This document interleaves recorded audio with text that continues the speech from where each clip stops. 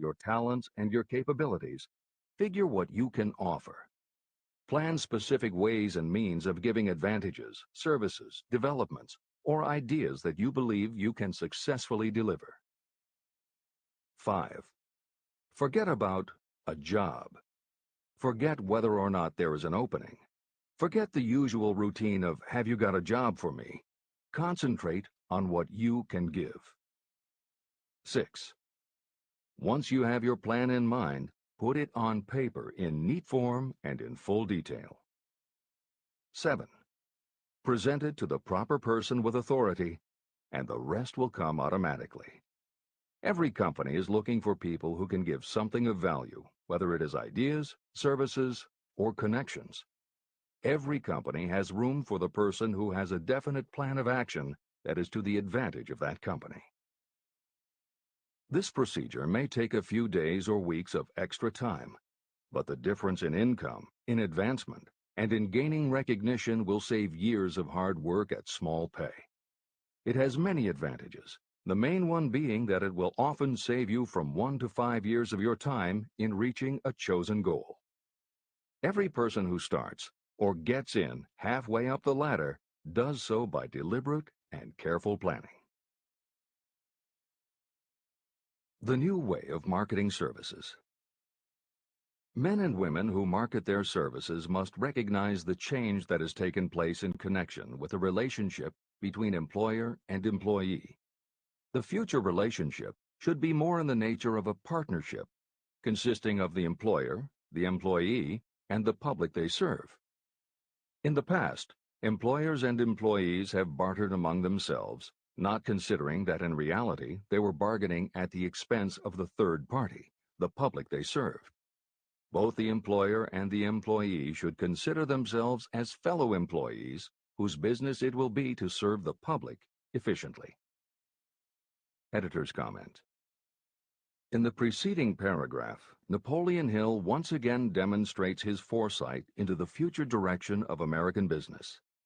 As you will recognize in the following section, the point he makes by citing the coal and gas companies would at a later time be equally applicable to the telephone monopolies, and later still to computer software and internet companies, and to cable television suppliers when competitors started to offer satellite TV. This snapshot of how and why business has changed should provide you with a blueprint for the attitude you must adopt and the way you must conduct yourself if you are going to attain the success you're seeking. This is the end of the editor's comment. During the Depression, I spent several months in the anthracite coal region of Pennsylvania, studying conditions that all but destroyed the coal industry. The coal operators and the unions drove hard bargains in negotiating their labor contracts. The cost of the bargaining was passed on to the customer by adding to the price of the coal. However, in the end, they discovered their actions had worked against them. What their delays and high prices had actually accomplished was to open the market to their competitors. Inadvertently, they had built up a wonderful business for the manufacturers of oil-burning stoves and furnaces, as well as for the producers of oil. A similar experience happened to the gas companies. We can all remember the time when the gas meter reader pounded on the door hard enough to break the panels. When the door was opened, he pushed his way in uninvited with a scowl on his face that plainly said, "What the hell did you keep me waiting for?" All that has undergone a change. The meter man now conducts himself as a gentleman who is delighted to be at your service, sir. Before the gas companies learned that their scowling meter men were offending customers, their competitors, the polite salesmen of oil burners came along and did a land office business. These illustrations are mentioned here to show that we are where we are and what we are because of our own conduct. If there is a principle of cause and effect that controls business, finance, and transportation, this same principle controls individuals and determines their economic status.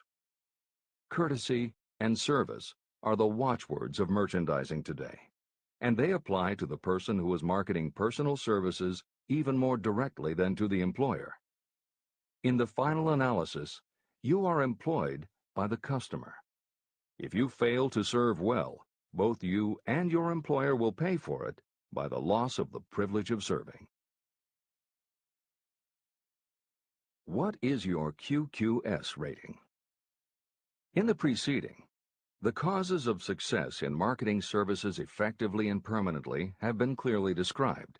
Unless those causes are studied, analyzed, understood, and applied, no one can market services effectively and permanently.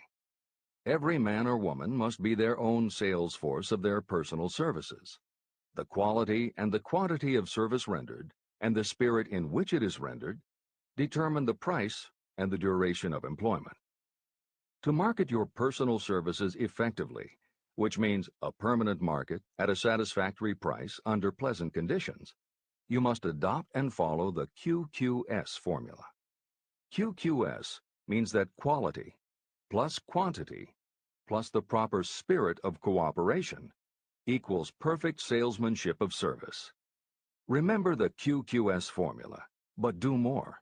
Apply it as a habit. Analyze the formula to make sure you understand exactly what it means.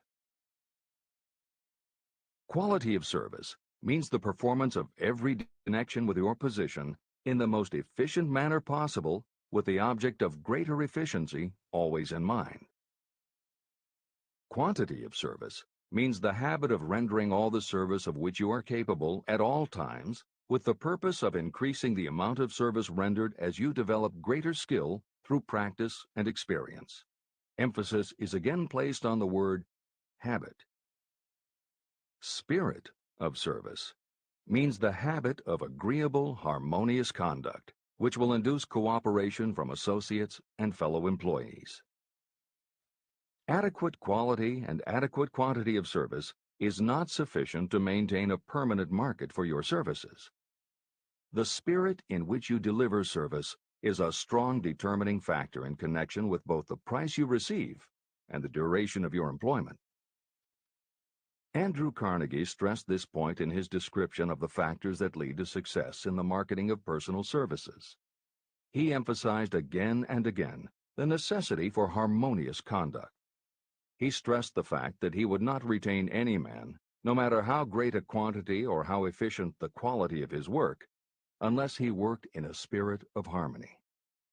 Mr. Carnegie insisted upon his people working with each other in an agreeable manner.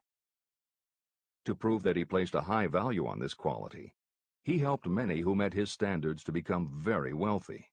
Those who did not conform had to make room for others who did. The importance of a pleasing personality has been stressed because it is so important in rendering service in the proper spirit. If you have a personality that pleases, and you render service in a spirit of harmony, these assets often make up for what you may lack in both the quality and the quantity of service you render. Nothing, however, can be successfully substituted for pleasing conduct. The capital value of your services. The person whose income is derived entirely from the sale of personal services is a merchant, just like the person who sells hard goods, and such a person is subject to exactly the same rules of conduct as the merchant who sells merchandise. I emphasize this because many people who live by the sale of personal services make the mistake of considering themselves free from the rules of conduct and the responsibilities attached to those who are engaged in marketing commodities. The day of the go-getter has been supplanted by the go-giver. The actual capitalized value of your brainpower may be determined by the amount of income you can produce by marketing your services. A fair estimate of the capital value of your brainpower may be made by using the following assumptions. Money, the amount of capital, can be borrowed from a bank at a certain rate of interest. Money is worth no more than brains, and it is often worth much less. Therefore, if your brainpower is as valuable as money, in effect, you should be lending your brainpower, your amount of capital, at least at the same rate that banks charge to lend money. This means that what you earn in a year, your income, is comparable to what a bank earns from a loan in a year, the interest they charge. You can then calculate the capital value of your brainpower using this formula. Divide 100 by the current rate of interest that banks charge for lending money. Then multiply the result by the amount of your annual income. As an example, assume that the current interest rate is 5%. Assume your annual income is $50,000. The formula would be as follows. 100 divided by 5 equals 20, and 20 multiplied by 50,000 equals $1 million. Therefore, if you lend out your brain power, your capital, at the same rate as the bank lends money, 5% interest, your brain power is worth $1 million. Competent brains, if effectively marketed, represent a much more desirable form of capital than the money that is required to conduct a business dealing in commodities. This is true because brains are a form of capital that cannot be permanently depreciated by economic depressions, nor can this form of capital be stolen or spent. Moreover, the money that is essential for the conduct of business is as worthless as a sand dune until it has been mixed with efficient brains. The 31 major causes of failure. Life's greatest tragedy consists of men and women who earnestly try and fail. The tragedy lies in the overwhelmingly large majority of people who fail as compared with the few who succeed. I have had the privilege of analyzing several thousand men and women, 98% of whom were classed as failures. My analysis proved that there are 13 major principles through which people accumulate fortunes. Each of the 13 principles of success has its own chapter in this book, and there are 31 major reasons for failure. The 31 causes of failure are listed below. As you go through the list, measure yourself point by point. It will help you to discover how many of these causes of failure stand between you and success. 1. Unfavorable hereditary background. There is little, if anything, that can be done for people who are born with a deficiency in brain power. This is the only one of the 31 causes of failure that may not be easily corrected by any individual.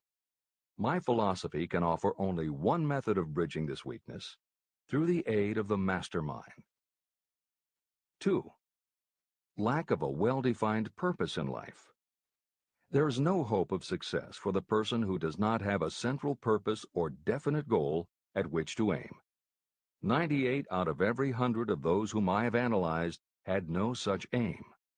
Perhaps this was the major cause of their failure. 3. Lack of ambition to aim above mediocrity. I can offer no hope for those who are so indifferent they do not want to get ahead in life and are not willing to pay the price. 4. Insufficient education. This is a handicap that may be overcome with comparative ease. Experience has proven that the best educated people are often those who are self-made or self-educated.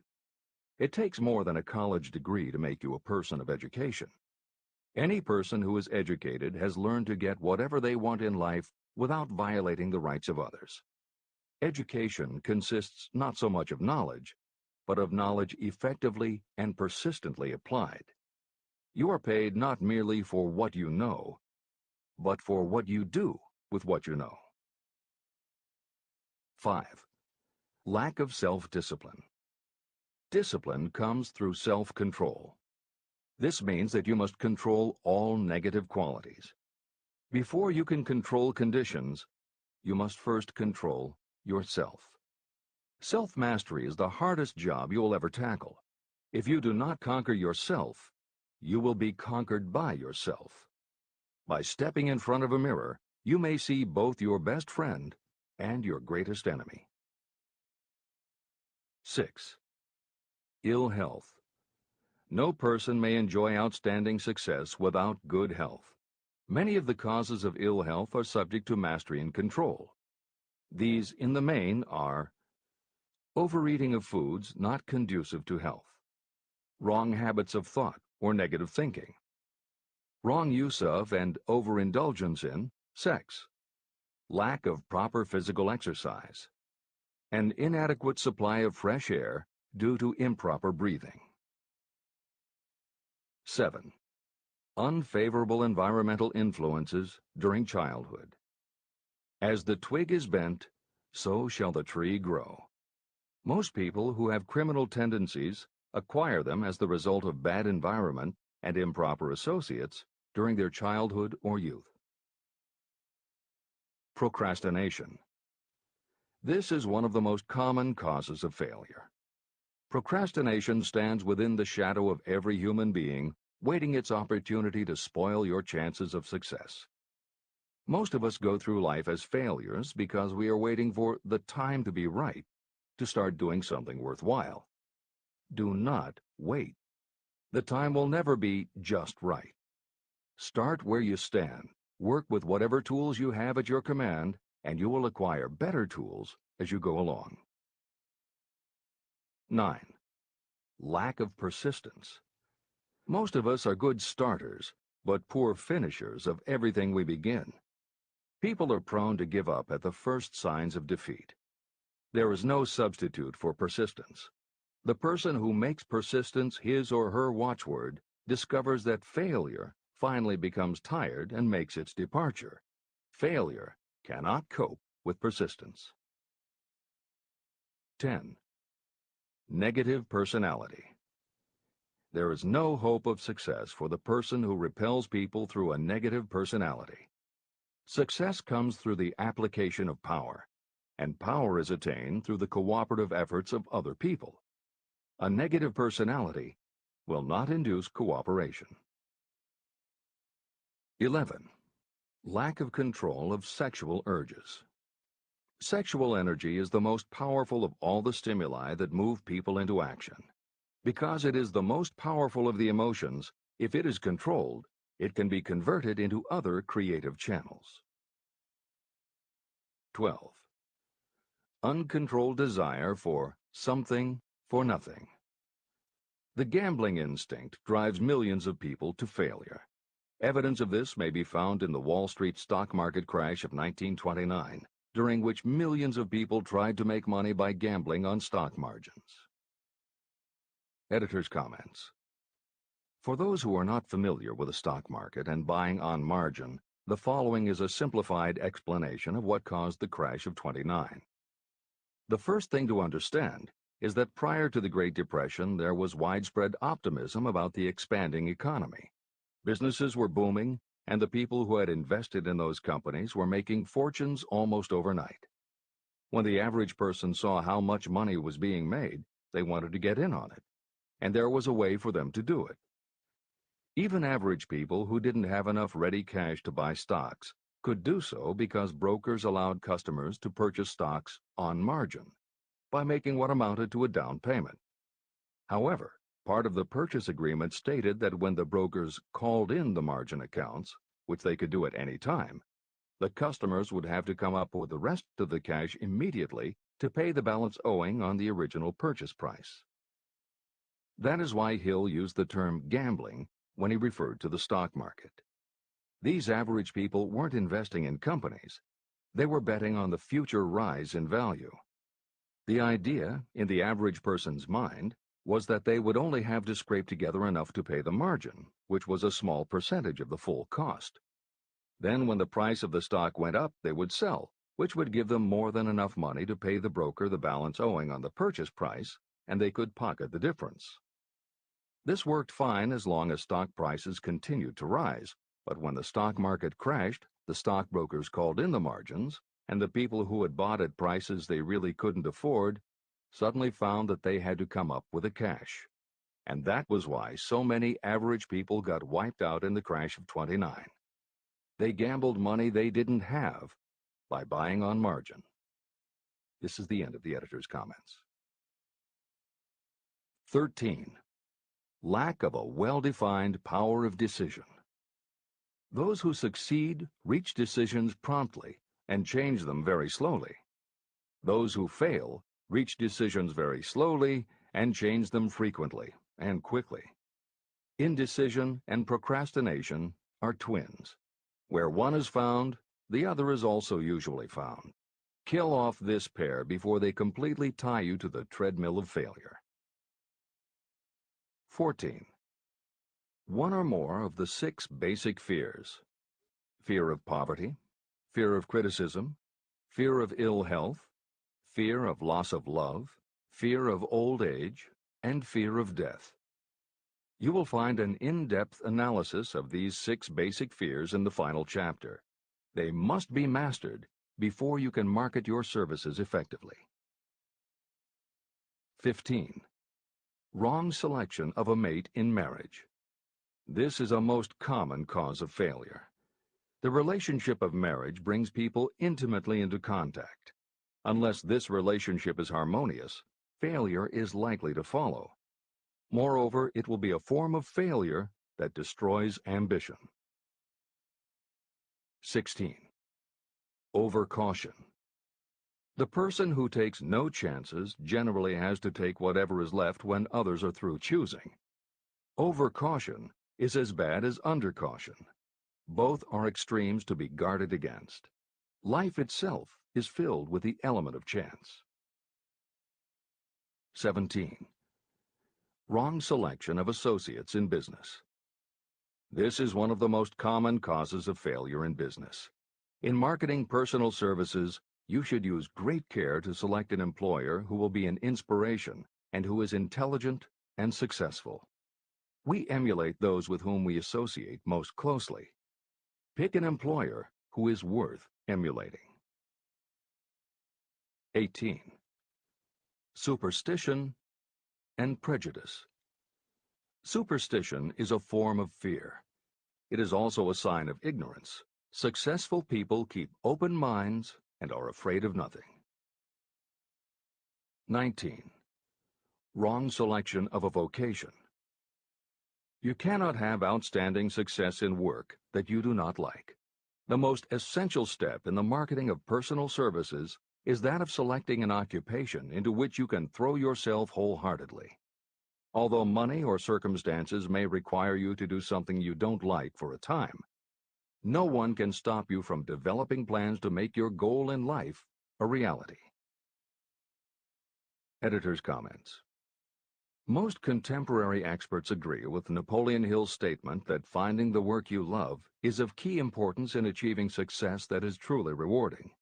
This concept coincides so well with modern attitudes that it has inspired a number of books, including Feel the Fear and Do It Anyway by Susan Jeffers, Wishcraft by Barbara Sher, and Do What You Love, The Money Will Follow by Marcia Sinitar.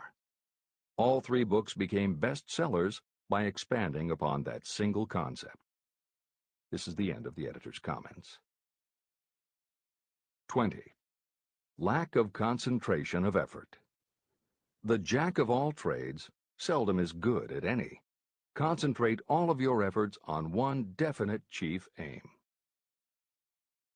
21. The habit of indiscriminate spending. You cannot succeed if you are eternally in fear of poverty. Form the habit of systematic saving by putting aside a definite percentage of your income. Money in the bank gives you a very safe foundation of courage when bargaining for the sale of personal services. Without money, you must take what you are offered and be glad to get it. 22. Lack of enthusiasm. Without enthusiasm, you cannot be convincing. Moreover, enthusiasm is contagious, and the person who has it under control is generally welcome in any group of people. 23. Intolerance. The person with a closed mind on any subject seldom gets ahead. Intolerance means that you have stopped acquiring knowledge. The most damaging forms of intolerance are those connected with religious, racial, and political differences of opinion. 24. Intemperance. The most damaging forms of intemperance are connected with overeating, alcohol, drugs, and sexual activities. Overindulgence in any of these can be fatal to success. 25. Inability to cooperate with others.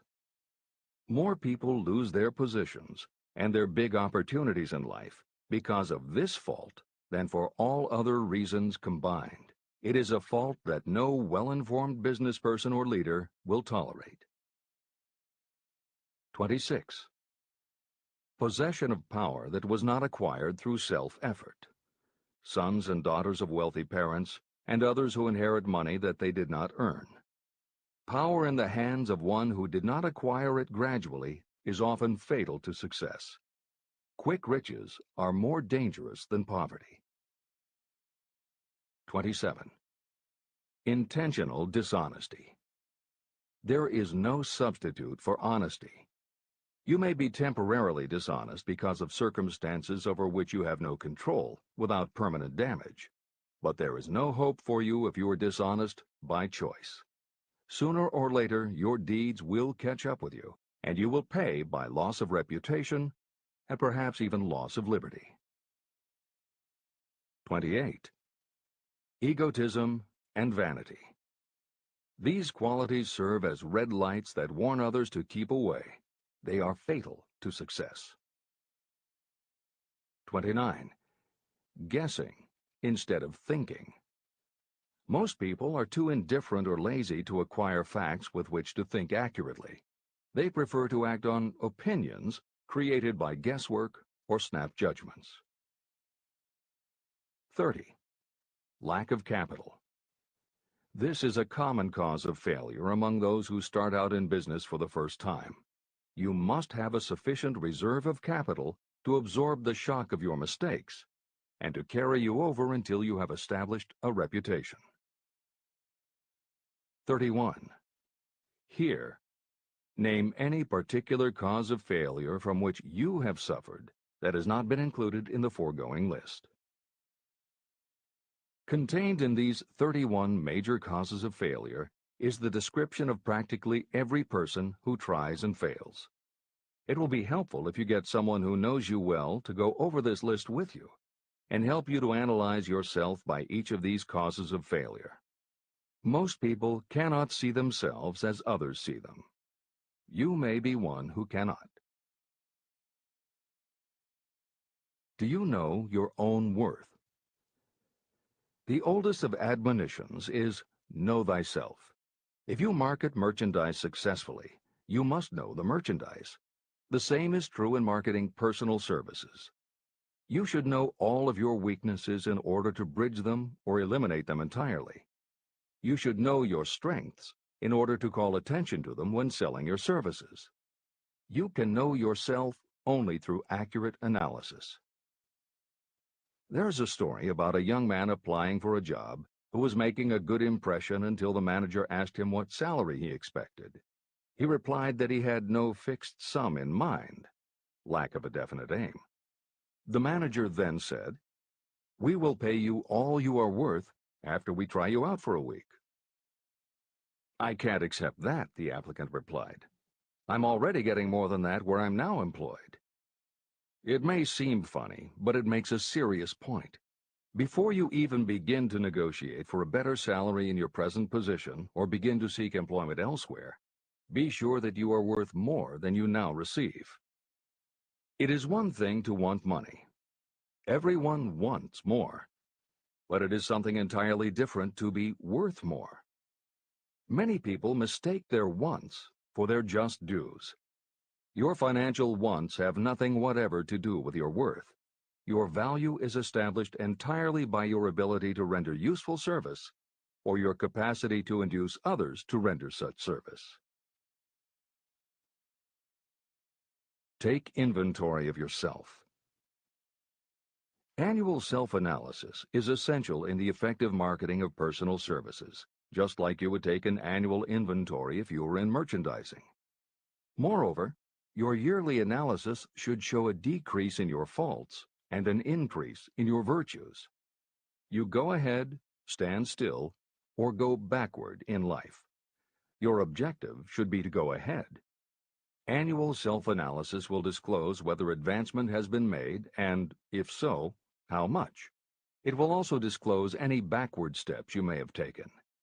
The effective marketing of personal services requires you to move forward, even if the progress is slow. Your annual self-analysis should be made at the end of each year, so you can include in your New Year's resolutions any improvements that the analysis indicates should be made. Take this inventory by asking yourself the following questions, and by checking your answers with the aid of someone who will not permit you to deceive yourself.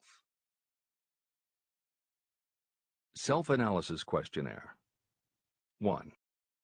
Have I attained the goal that I established as my objective for this year? You should work with a definite yearly objective to be attained as a part of your major life objective. 2. Have I delivered service of the best possible quality of which I was capable, or could I have improved any part of this service? 3. Have I delivered service in the greatest possible quantity of which I was capable? 4. Has the spirit of my conduct been harmonious and cooperative at all times? 5. Have I permitted the habit of procrastination to decrease my efficiency, and if so, to what extent? 6. Have I improved my personality, and if so, in what ways? 7. Have I been persistent in following my plans through to completion? 8. Have I reached decisions promptly and definitely on all occasions? 9. Have I permitted any of the 6 basic fears to decrease my efficiency? 10. Have I been either overcautious or undercautious? 11. Has my relationship with my associates in work been pleasant or unpleasant? If it has been unpleasant, has the fault been partly or wholly mine? 12. Have I dissipated any of my energy through lack of concentration of effort? 13. Have I been open-minded and tolerant in connection with all subjects? 14. In what ways have I improved my ability to render service? 15. Have I been intemperate in any of my personal habits? 16. Have I expressed, either openly or secretly, any form of egotism? 17. Has my conduct toward my associates been such that they respect me? 18. Have my opinions and decisions been based upon guesswork or accuracy of analysis and thought? 19. Have I followed the habit of budgeting my time, my expenses, and my income, and have I been conservative in these budgets? 20. How much time have I devoted to unprofitable effort which I might have used to better advantage? 21. How may I rebudget my time and change my habits so I will be more efficient during the coming year? 22. Have I been guilty of any conduct that was not approved by my own conscience? 23. In what ways have I rendered more service and better service than I was paid to render? 24. Have I been unfair to anyone, and if so, in what way? 25.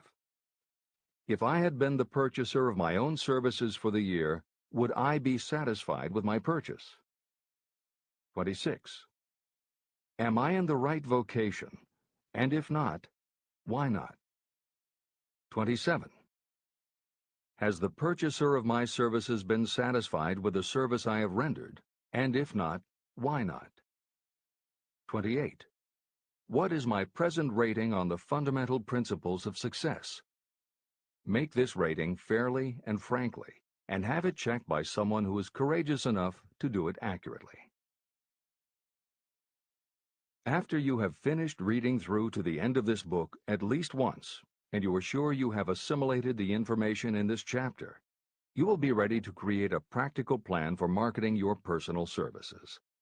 In this chapter, you should have found adequate descriptions of every principle essential in planning the sale of personal services. These include the major attributes of leadership, the most common causes of failure in leadership, a description of the fields of opportunity for leadership, the main causes of failure in all walks of life, and the important questions that should be used in self-analysis. This extensive and detailed presentation has been included because it will be needed by you if you are going to earn your riches by marketing your personal services. Those who have lost their fortunes and those who are just beginning to earn money have nothing but personal services to offer in return for riches. Therefore, it is essential that you have real, practical information that you'll need to market your services to best advantage. Complete assimilation and understanding of the information will help you to market your services, and it will help you to become more analytical and capable of judging people. The information will be priceless to you if you work in an executive position where you select employees. Where and how to find opportunities to accumulate riches. Now that we have analyzed the principles by which riches may be accumulated, you naturally ask, where can I find the opportunities to apply these principles? Very well. Let us take inventory and see what the United States of America offers the person seeking riches. To begin with, remember that we live in a country where every law-abiding citizen enjoys freedom of thought and freedom of deed unequaled anywhere in the world. Most of us have never taken inventory of the advantages of this freedom. We have never compared our unlimited freedom with a curtailed freedom in other countries. Here we have freedom of thought, freedom in the choice and enjoyment of education, freedom in religion, freedom in politics, freedom in the choice of a business, profession, or occupation, freedom to accumulate and own all the property we can accumulate, freedom to choose our place of residence, freedom in marriage, freedom through equal opportunity to all races, freedom of travel from one state to another, freedom in our choice of foods, and freedom to aim for any station in life for which we have prepared ourselves, even for the presidency of the United States. We have other forms of freedom, but this list gives an overview of the most important freedoms that offer you the opportunity to think and grow rich. The United States is the only country guaranteeing to every citizen, whether native-born or naturalized, so broad and varied a list of freedoms. Next, let us recount some of the blessings that our widespread freedom has placed within our hands. Take the average American family of average income and sum up the benefits available to every member of the family in this land of opportunity and plenty. Food. Next to freedom of thought and deed comes food, clothing, and shelter, the three basic necessities of life. Because of our universal freedom, the average American family has available at its door the choicest selection of food to be found anywhere in the world, and at prices within its financial range. Shelter. This family lives in a comfortable apartment or house, complete with light, heat, water, and many conveniences. The toast they had for breakfast was toasted in an electric toaster, which cost but a few dollars. The apartment is cleaned with a vacuum cleaner that is run by electricity. Hot and cold water is available at all times in the kitchen and the bathroom. The food is kept cool in a refrigerator. Clothes are washed and dried, dishes are cleaned, and numerous labor-saving devices are run on power obtained by putting a plug into a wall socket. The family receives entertainment and information from all over the world 24 hours a day if they want it, by merely flipping a switch on their radio or television or computer.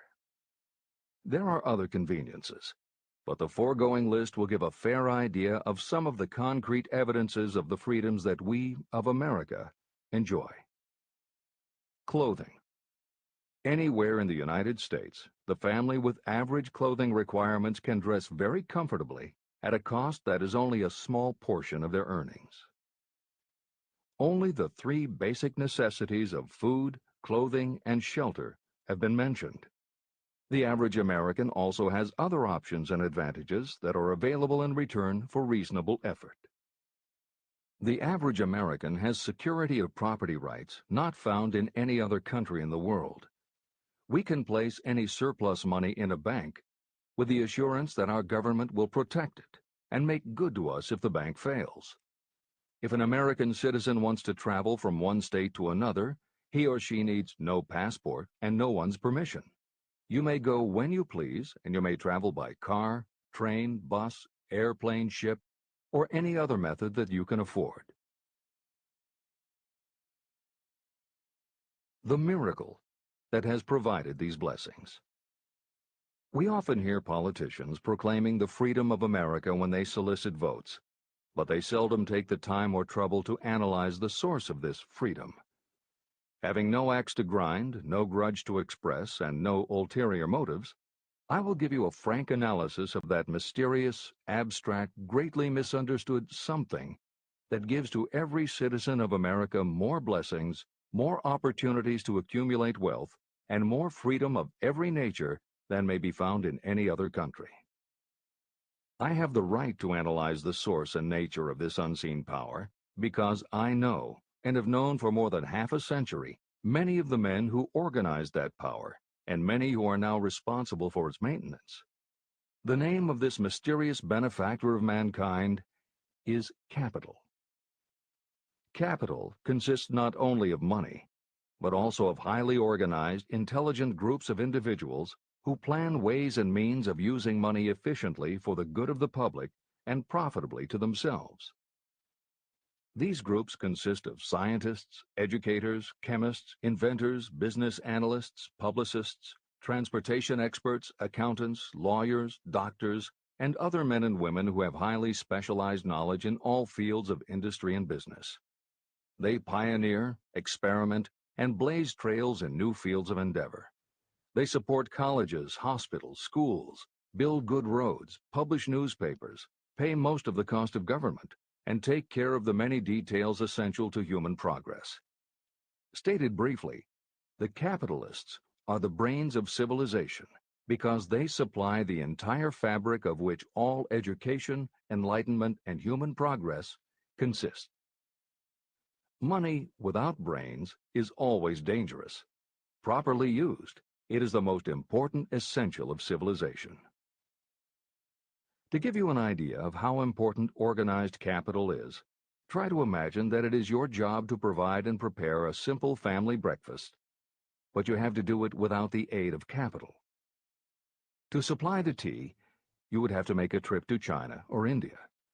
Unless you are an excellent swimmer, you would become rather tired before making the round trip. Then, too, another problem would confront you. What would you use for money, even if you had the physical endurance to swim the ocean? To supply sugar, you would have to take another swim to the Caribbean islands, or a long walk to the sugar beet section of Utah. But even then you might come back without the sugar because organized effort and money are necessary to produce sugar, to say nothing of what is required to refine, transport, and deliver it to the breakfast table anywhere in the United States. Eggs you could obtain easily enough from nearby farms, but you might have a very long walk to Florida or California and back before you could serve grapefruit juice. You would have another long walk to Kansas or one of the other wheat-growing states when you went after wheat bread.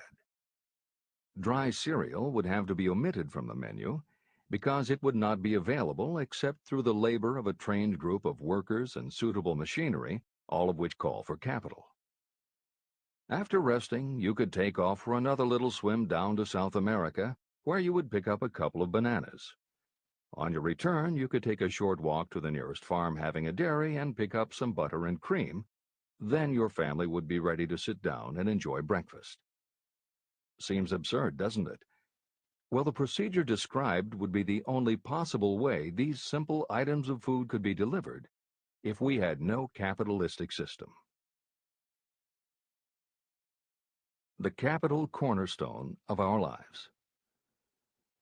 The sum of money required for the building and maintenance of the planes, trucks, trains, and cargo ships used in the delivery of that simple breakfast is so huge that it staggers imagination. It runs into billions of dollars. Not to mention the armies of trained employees required to run all those planes, trucks, ships, and trains. But transportation is only a part of the requirements of modern civilization in capitalistic America. Before there can be anything to haul, something must be grown from the ground, or manufactured and prepared for market. This calls for more billions of dollars for equipment, machinery, packaging, marketing, and to pay the wages of millions of men and women. Transportation systems do not spring up from the earth and function automatically. They come in response to the call of civilization. They come through the labor and ingenuity and organizing ability of people who have imagination, faith, enthusiasm, decision, and persistence. These men and women are known as capitalists. They are motivated by the desire to build, construct, achieve, render useful service, earn profits, and accumulate riches. And because they render service without which there would be no civilization, they earn for themselves great riches. Just to keep the record simple and understandable, I will add that these capitalists are the same men and women who are often denounced as the greedy establishment or Wall Street. I'm not attempting to present a case for or against any group or any system of economics. The purpose of this book, a purpose to which I have faithfully devoted more than half a century, is to present to anyone who wants the knowledge the most dependable philosophy through which individuals may accumulate riches in whatever amounts they desire. The reasons I have analyzed the economic advantages of the capitalistic system are: 1. To point out that all who seek riches must recognize and adapt themselves to the system that controls all approaches to fortunes, large or small. 2. To present the side of the picture opposite to the one portrayed by politicians and demagogues and the media, who often refer to organized capital as if it were something poisonous. This is a capitalistic country. It was developed through the use of capital. We who claim the right to partake of the blessings of freedom and opportunity, we who seek to accumulate riches here, should know that neither riches nor opportunity would be available to us if organized capital had not provided these benefits. There is only one dependable method of accumulating and legally holding riches, and that is by rendering useful service. No system has ever been created by which anyone can legally acquire riches through mere force of numbers, or without giving in return an equivalent value of one form or another. Your opportunities in the midst of riches. America provides all the freedom and all the opportunity to accumulate riches that any honest person may require. When you go hunting for game, you select hunting grounds where game is plentiful. When you are seeking riches, the same rule naturally applies. If it is riches you are seeking, do not overlook the possibilities of a country whose citizens are so rich that women alone spend billions of dollars each year for cosmetics and other beauty products.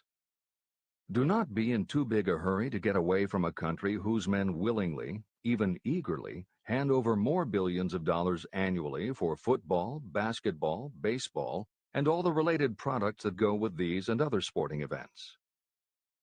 Only a few of the luxuries and non-essentials have been mentioned, but remember that the business of producing and marketing these few products gives regular employment to many millions of men and women, who receive for their services many millions of dollars monthly, and spend it freely for both the luxuries and the necessities. Especially, remember that behind all this exchange of merchandise and personal services is an abundance of opportunity to accumulate riches. Here, our American freedom comes to your aid. There is nothing to stop you or anyone from engaging in any portion of the effort necessary to carry on these businesses. If you have superior talent, training, experience, you may accumulate riches in large amounts. Those not so fortunate may accumulate smaller amounts.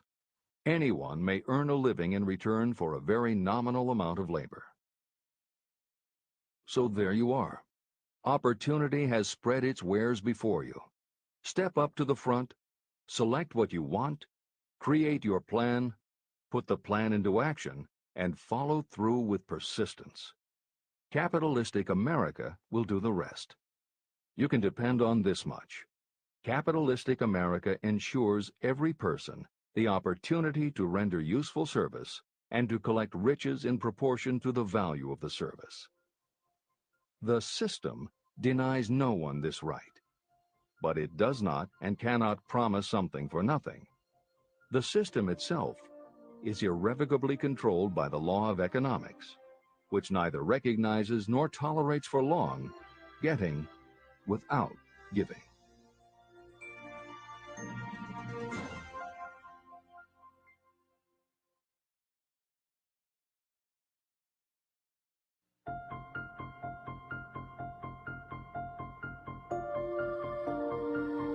Conceit is a fog that envelops a man's real character beyond his own recognition. It weakens his native ability and strengthens all his inconsistencies. Chapter 9. Decision, the mastery of procrastination. The seventh step toward riches. Analysis of over 25,000 men and women who had experienced failure reveals that lack of decision was near the head of the list of the 31 major causes of failure.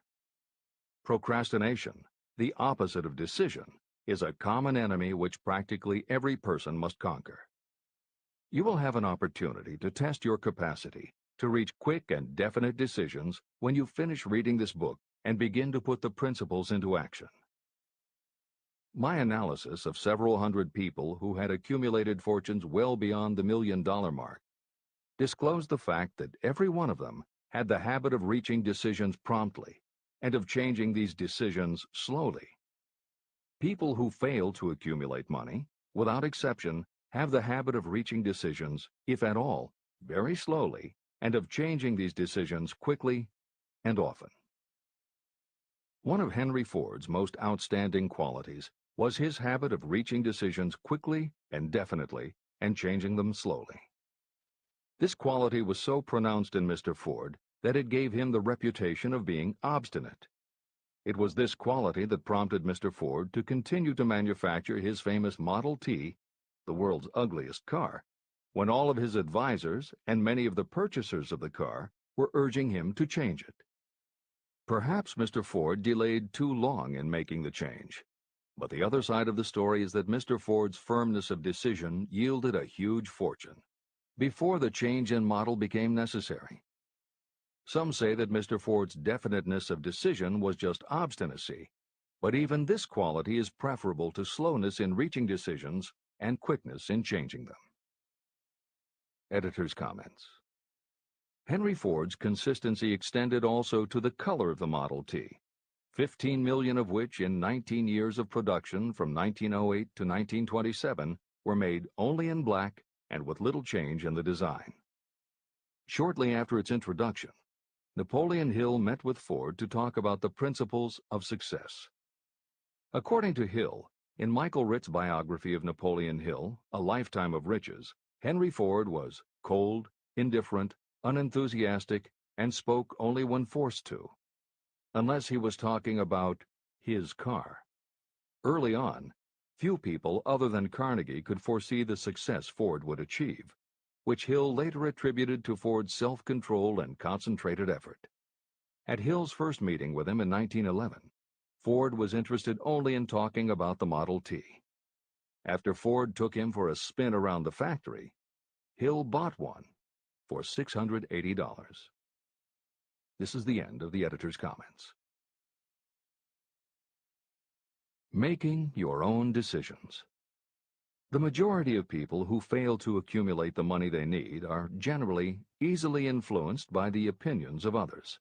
They permit gossip, rumors, other people's opinions, and the news reporters to do their thinking for them. Opinions are the cheapest commodities on earth. Everyone has a flock of opinions they are ready to tell anyone who will listen. If you are too influenced by other people's opinions when you reach decisions, you will not succeed in any undertaking, much less in that of transmuting your own desire into money. If you are influenced by the opinions of others, you will have no desire of your own. Keep your own counsel. Rely on yourself to reach your own decisions when you begin to put these principles into practice, and follow through on your decisions. Take no one into your confidence except the members of your mastermind group, and be very sure that you choose for your group. The way I do this beat gon' have them bodies jump in, and afterwards the beat with me because I got her blushing. I mean it happen every time that I be in discussion, and actually dog, it's starting to get disgusting. The way I filter through their mind gon' make it meditate. The way I'm thugging on the spine gon' make a nigga hate. Usually wouldn't happen, but I don't care today. It usually wouldn't happen, but I don't care today, dog. Usually when I'm rapping, I got so much to say. Usually calling and texting, but baby, not today.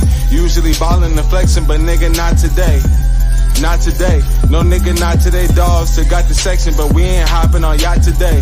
I get it poppin', this energy start a damn parade. Dropping my phone and making time for the love and hate. Not today, no nigga, not today, dog. I look at it from a prospect of what can I do and when am I gonna do it to change my situation, you know? This that iced out new sprinter, no pretending. I promise from all this winning, this energy have been getting from G.O.D. independent. She look me in my eyes and tell me she wanna ride, but not today, missy. But my dog's finna chase, so not today, kitty. Yeah, I'm usually off the chain, but not today, pretty. Not today. No nigga, not today, dog.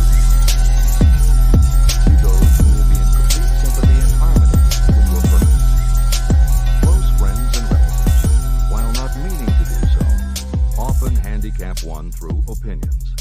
And for some reason, even friends often seem to think that ridiculing you and your plans is funny. Thousands of men and women carry inferiority complexes with them all through life because some well-meaning but ignorant person destroyed their confidence through opinions or ridicule. You have a brain and mind of your own. Use it and reach your own decisions. If you need facts or information from others to help you reach decisions, acquire the facts or information you need quietly, without disclosing your purpose.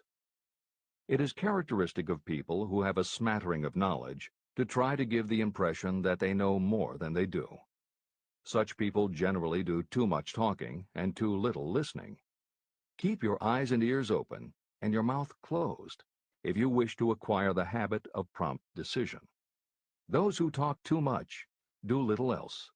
If you talk more than you listen, you may miss some important piece of knowledge that might have been very useful to you. By talking too much, you may also disclose your plans and purposes to people who will take great delight in defeating you because they envy you. Remember, every time you open your mouth in the presence of a person who really has knowledge, you tip your hand and show that person your exact stock of knowledge, or you tip your hand to your lack of it. The mark of genuine wisdom is modesty and silence. Keep in mind that every person is, like you, seeking the opportunity to accumulate money. If you talk about your plans too freely, you may be surprised when you learn that some other person has beat you to it by using the plans you bragged about. Let one of your first decisions be to keep a closed mouth and open ears and eyes. As a reminder to yourself, copy the following epigram in large letters and place it where you will see it daily. Tell the world what you intend to do, but first, show it. This is the equivalent of saying that deeds and not words are what count most. The value of decisions depends upon the courage required to render them. The great decisions that served as the foundation of civilization were reached by assuming great risks, which often meant the chance of death. Lincoln's decision to issue his famous Proclamation of Emancipation, which gave freedom to African Americans, was rendered with full understanding that his act would turn thousands of friends and political supporters against him. When the rulers of Athens gave Socrates the choice of disclaiming his teachings or being sentenced to death, Socrates' decision to drink the cup of poison, rather than compromise in his personal belief, was a decision of courage. It turned time ahead 1,000 years and gave to people then unborn the right to freedom of thought and of speech. 56. Who risked the gallows? The greatest decision of all time, as far as any American citizen is concerned, was reached in Philadelphia on July 4, 1776, when 56 men signed their names to a document that they well knew would bring freedom to all Americans, or leave every one of the 56 hanging from a gallows. You have heard of this famous document, the Declaration of Independence. But have you taken from it the great lesson in personal achievement it so plainly taught? We all remember the date of this momentous decision, But few of us realize what courage that decision required. We remember our history as it was taught. We remember dates and the names of the men who fought. We remember Valley Forge and Yorktown. We remember George Washington and Lord Cornwallis. But we know little of the real forces behind these names, dates, and places. We know even less of that intangible power that ensured freedom long before Washington's armies reached Yorktown. It is nothing short of tragedy that the writers of history have missed entirely even the slightest reference to the irresistible power that gave birth and freedom to the nation destined to set up new standards of independence for all the peoples of the earth. I say it is a tragedy because it is the same power that must be used by every individual who overcomes the difficulties of life and forces life to pay the price asked. Let us briefly review the events that gave birth to this power. The story begins with an incident in Boston on March 5th, 1770. British soldiers were patrolling the streets, openly threatening the citizens by their presence. The colonists resented armed men marching in their midst. They began to express their resentment openly, hurling stones as well as epithets at the marching soldiers, until the commanding officer gave orders. Fix bayonets, charge. The battle was on. It resulted in the death and injury of many. The incident aroused such resentment that the Provincial Assembly, made up of prominent colonists, called a meeting for the purpose of taking definite action. Two of the members of that assembly were John Hancock and Samuel Adams. They spoke up courageously and declared that a move must be made to eject all British soldiers from Boston. Remember this: a decision in the minds of two men might properly be called the beginning of the freedom that we of the United States now enjoy. Remember, too, that the decision of these two men called for faith and courage because it was dangerous. Before the assembly adjourned, Samuel Adams was appointed to call on Hutchinson, the governor of the province, and demand the withdrawal of the British troops. The request was granted, and the troops were removed from Boston, but the incident was not closed. It had caused a situation that was destined to change the entire trend of civilization. Richard Henry Lee became an important factor in this story because he and Samuel Adams corresponded frequently, sharing freely their fears and their hopes concerning the welfare of the people of their provinces. From this practice, Adams conceived the idea that a mutual exchange of letters between the 13 colonies might help to bring about the coordination of efforts so badly needed in connection with the solution of their problems. In March of 1772, 2 years after the clash with the soldiers in Boston, Adams presented this idea to the Assembly. He made a motion that a correspondence committee be established among the colonies, with definitely appointed correspondents in each colony, for the purpose of friendly cooperation for the betterment of the colonies of British America. It was the beginning of the organization of the far-flung power destined to give freedom to you and to me. A mastermind group had already been organized. It consisted of Adams, Lee, and Hancock. The Committee of Correspondence was organized. The citizens of the colonies had been waging disorganized warfare against the British soldiers through incidents similar to the Boston riot, but nothing of benefit had been accomplished. Their individual grievances had not been consolidated under one mastermind. No group of individuals had put their hearts, minds, souls, and bodies together in one definite decision to settle their difficulty with the British once and for all, until Adams, Hancock, and Lee got together. Meanwhile, the British were not idle. They too were doing some planning and masterminding, and they had the advantage of having behind them money and organized soldiery. A decision that changed history. The Crown appointed Gage to supplant Hutchinson as the governor of Massachusetts. One of the new governor's first acts was to send a messenger to call on Samuel Adams for the purpose of endeavoring to stop his opposition by fear. You will best understand the spirit of what happened from this quotation of the conversation between Colonel Fenton, the messenger sent by Gage, and Adams. Colonel Fenton: I have been authorized by Governor Gage to assure you, Mr. Adams, that the governor has been empowered to confer upon you such benefits as would be satisfactory, an obvious endeavor to win Adams by promise of bribing him, upon the condition that you engage to cease in your opposition to the measures of the government. It is the governor's advice to you, sir, not to incur the further displeasure of His Majesty. Your conduct has been such as makes you liable to penalties of an act of Henry VIII, by which persons can be sent to England for trial for treason or misprision of treason at the discretion of a governor of a province. But by changing your political course, you will not only receive great personal advantages, but you will make your peace with the king.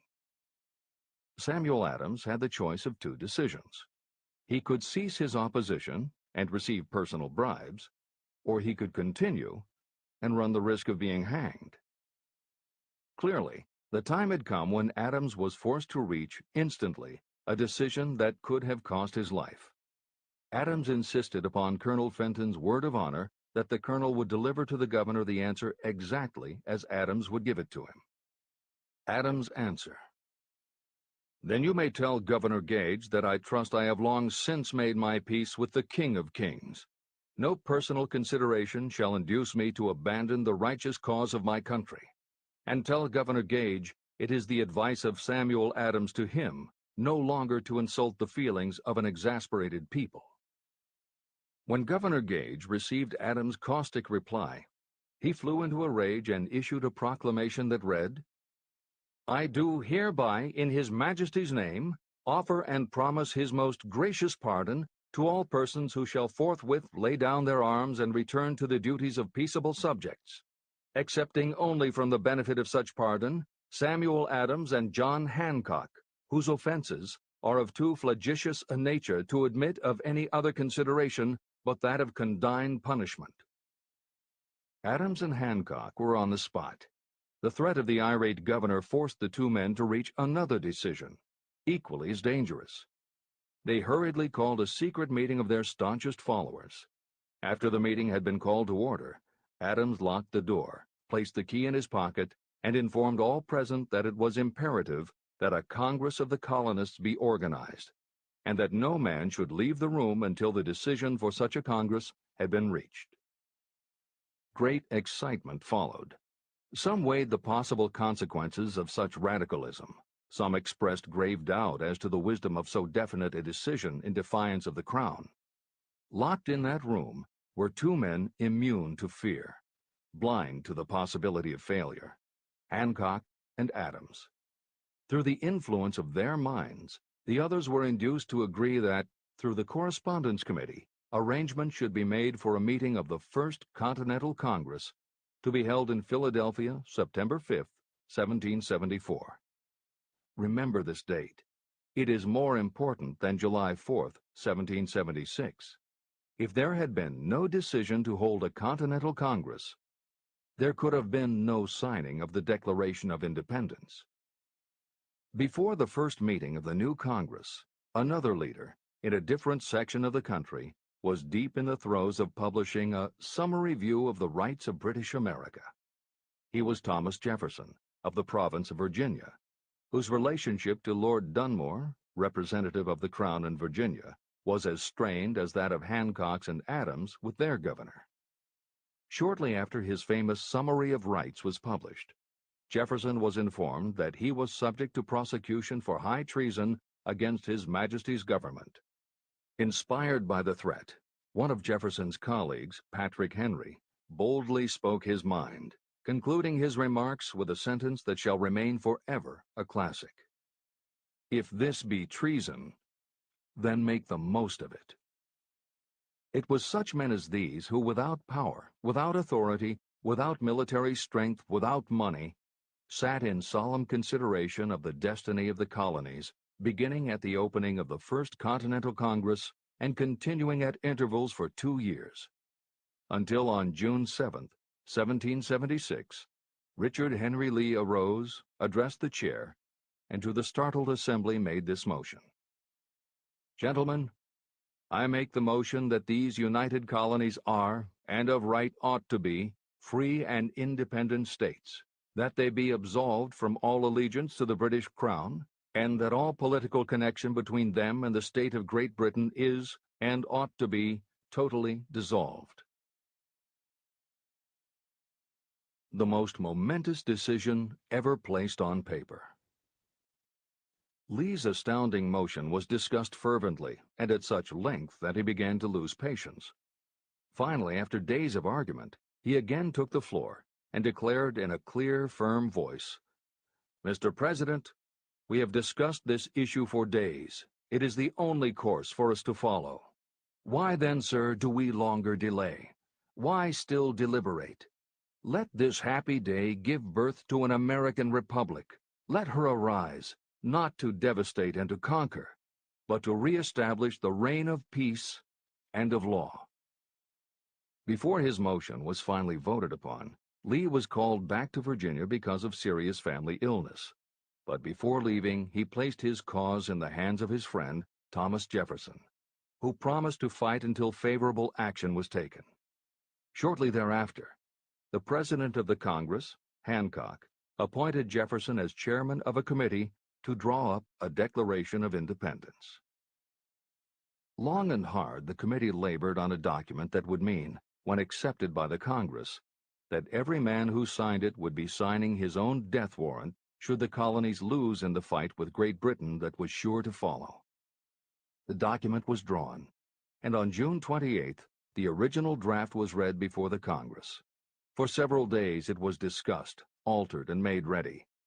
On July 4th, 1776, Thomas Jefferson stood before the Assembly and fearlessly read the most momentous decision ever placed on paper. When in the course of human events it becomes necessary for one people to dissolve the political bands which have connected them with another, and to assume among the powers of the earth the separate and equal station to which the laws of nature and of nature's God entitled them, a decent respect to the opinions of mankind requires that they should declare the causes which impel them to the separation. When Jefferson finished, the document was voted upon, accepted, and signed by the 56 men, every one staking his own life upon his decision to write his name.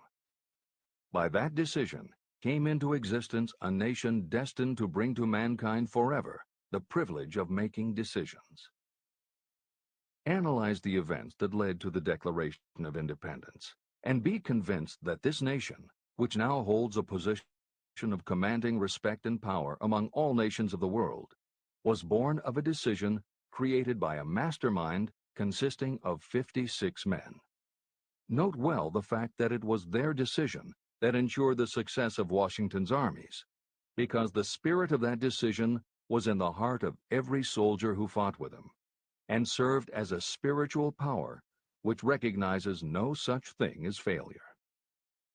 Note also, with great personal benefit, that the power that gave this nation its freedom is the same power that must be used by every individual who becomes self-determining. This power is made up of the principles described in this book. It will not be difficult to detect in the story of the Declaration of Independence at least 6 of these principles: desire, decision, faith, persistence, the mastermind, and organized planning. Know what you want, and you will generally get it. Throughout this philosophy, you'll find the suggestion that thought, backed by strong desire, will transmute itself into its physical equivalent. The story of the founding of America and the story of the organization of the United States Steel Corporation are perfect examples of the method by which thought makes this astounding transformation. In your search for the secret of the method, do not look for a miracle, because you will not find it. You will find only the eternal laws of nature. These laws are available to every person who has the faith and the courage to use them. They may be used to bring freedom to a nation or to accumulate riches. Those who reach decisions promptly and definitely know what they want and generally get it. The leaders in every walk of life decide quickly and firmly. That is the major reason why they are leaders. The world has a habit of making room for the people whose words and actions show that they know where they are going. Indecision is a habit that usually begins when a person is young. It becomes more and more of a habit as the youth goes through grade school, high school, and even through college without definiteness of purpose. The habit of indecision goes with the student into the occupation he or she chooses. Generally, a young person just out of school seeks any job that can be found. Young people take the first job they can find because they have fallen into the habit of indecision. The vast majority of people working today are in the positions they hold because they lack the definiteness of decision to plan a definite position and the knowledge of how to choose an employer. Definiteness of decision always requires courage, sometimes very great courage. The 56 men who signed the Declaration of Independence staked their lives on the decision to affix their signatures to that document. The person who reaches a definite decision to go after a specific job and make life pay the price he or she asks does not stake his or her life on that decision. They stake their economic freedom. Financial independence, riches, and desirable business positions are not within reach of the person who neglects or refuses to expect, plan, and demand these things. The person who desires riches in the same spirit that Samuel Adams desired freedom for the colonies is sure to accumulate wealth. No man achieves great success who is unwilling to make personal sacrifices. Chapter 10. Persistence. The sustained effort necessary to induce faith. The 8th step toward riches. Persistence is an essential factor in the procedure of transmuting desire into its monetary equivalent. The basis of persistence is the power of will. Willpower and desire, when properly combined, make an irresistible pair. Those who accumulate great fortunes are sometimes called cold-blooded or ruthless. Frequently, it is simply because their critics simply don't understand that what they have is a strong desire backed up by willpower, which they mix with persistence. It is the combination that ensures the attainment of their objectives. The majority of people are ready to throw their aims and purposes overboard and give up at the first sign of opposition or misfortune. A few carry on despite all opposition until they attain their goal. There may be no heroic connotation to the word persistence, but persistence does for your character what carbon does to iron. It hardens it to steel. The building of a fortune will involve the application of the entire 13 factors of this philosophy. These principles must be understood, and they must be applied with persistence by all who accumulate money. Your test of persistence. If you are reading this book with the intention of seriously applying the knowledge, the first test of your persistence will come when you begin to follow the 6 steps described in the 3rd chapter. Desire. Unless you are one of the few people who already have a definite goal and a definite plan for its attainment, you may read the instructions, but you will never actually apply them in your daily life. Lack of persistence is one of the major causes of failure. Moreover, my experience with thousands of people has proved that lack of persistence is a weakness common to the majority of people. However, it is a weakness that may be overcome by effort. The ease with which lack of persistence may be conquered will depend entirely upon the intensity of your desire. The starting point of all achievement is desire. Keep this constantly in mind. Weak desires bring weak results, just as a small amount of fire makes a small amount of heat. If you are lacking in persistence, this weakness may be remedied by building a stronger fire under your desires. Continue reading through to the end of this book. Then go back to Chapter 3 and start immediately to carry out the instructions for using the 6 steps. The eagerness with which you follow these instructions will indicate clearly how much or how little you really desire to accumulate money. If you find that you are indifferent, you may be sure that you have not yet acquired the money consciousness that you must possess before you can be sure of accumulating a fortune. Fortunes gravitate to those whose minds have been prepared to attract them, just as surely as water gravitates to the ocean. If you are weak in persistence, focus on the instructions in Chapter 11, Power of the Mastermind. Surround yourself with a mastermind group, and through the cooperation of the members of this group, you can develop persistence. You will find additional instructions for the development of persistence in Chapter 5, Autosuggestion, and in Chapter 13, The Subconscious Mind. Follow the instructions in these chapters until you build up habits that convey to your subconscious mind a clear picture of the object of your desire. From that point on, you will not be handicapped by lack of persistence.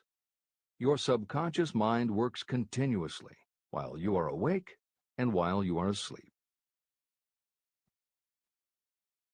Are you money conscious or poverty conscious? Occasional effort to apply the rules will be of no value to you. To get results, you must apply all of the rules until they become a fixed habit with you. In no other way can you develop the necessary money consciousness. Just as money is attracted to those who have deliberately set their mind on it, poverty is attracted to those whose mind is open to it. And although money consciousness must be developed intentionally, poverty consciousness develops without conscious application of habits favorable to it. Poverty consciousness will seize the mind that is not occupied with money consciousness. If you understand the point of the preceding paragraph, you will understand the importance of persistence in the accumulation of a fortune. Without persistence, you will be defeated even before you start. With persistence, you will win. If you have ever had a nightmare, you will realize the value of persistence. You are lying in bed, half awake, with a feeling that you are about to smother. You are unable to turn over or to move a muscle. You realize that you must begin to regain control over your muscles. Through persistent effort of willpower, you finally manage to move the fingers of one hand. By continuing to move your fingers, you extend your control to the muscles of one arm until you can lift it. Then you gain control of the other arm. You finally gain control over the muscles of one leg, and then extend it to the other leg. Then, with one supreme effort of will, you regain complete control over your muscular system and snap out of your nightmare. You did it step by step. You may find it necessary to snap yourself out of your mental inertia in a similar way. First, by moving slowly, then increasing your speed until you gain complete control over your will. Be persistent, no matter how slowly you may have to move at first. With persistence will come success. Snap out of mental inertia. If you select your mastermind group with care, you will have in it at least one person who will aid you in the development of persistence. Some people who have accumulated great fortunes did so because of necessity. They developed the habit of persistence because circumstances forced them to become persistent. Those who have cultivated the habit of persistence seem to enjoy insurance against failure. No matter how many times they are defeated, they finally arrive up toward the top of the ladder. Sometimes it appears that there is a hidden guide whose duty is to test us through all sorts of discouraging experiences. Those who pick themselves up after defeat and keep on trying finally arrive, and the world says, "I knew you could do it." The hidden guide lets no one enjoy great achievement without passing the persistence test. Those who can't take it simply do not make the grade. Those who can take it are rewarded for their persistence, and in return they get the goal they are pursuing. But that is not all. They receive something infinitely more important than material compensation: the knowledge that every failure brings with it the seed of an equivalent advantage. Persist past your failures. The people who learn from experience the importance of persistence will not accept defeat as being anything more than temporary. They are the ones whose desires are so persistently applied that defeat is finally changed into victory. we see that an overwhelmingly large number of people go down in defeat, never to rise again. We also see the few who take the punishment of defeat as an urge to greater effort. But what we do not see, what most of us never suspect of existing, is the silent but irresistible power that comes to the rescue of those who fight on in the face of discouragement. If we speak of this power at all, we call it persistence and let it go at that. One thing is sure, if you do not have persistence, you will not achieve noteworthy success in any calling. As I'm writing these lines, I can look out the window and see, less than a block away, the great mysterious Broadway, the graveyard of dead hopes and the front porch of opportunity. From all over the world, people have come to Broadway seeking fame, fortune, power, love, or whatever it is that human beings call success. Once in a great while, someone steps out from the long procession of seekers, and the world hears that another person has conquered Broadway. But Broadway is not easily nor quickly conquered. Broadway acknowledges talent, recognizes genius, and pays off in money only after a person has refused to quit. The secret is always inseparably attached to one word: persistence. Editor's comments. Today we think of making it on Broadway in terms of the theater, but here Napoleon Hill uses Broadway as a metaphor for the New York arts, publishing, and entertainment industries in general.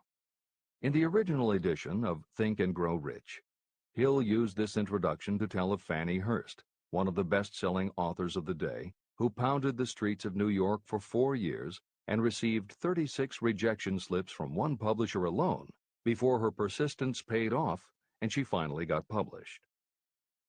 Although Napoleon Hill chose Fannie Hurst to illustrate his point about overcoming poverty and adversity, he knew all about both from personal experience. Hill's own story is one of very humble beginnings and devastating failures that would have defeated most people. It was only through his extraordinary persistence that the original edition of the book you hold in your hands was published. And for that reason, the editors of this edition have included this brief biography of Napoleon Hill.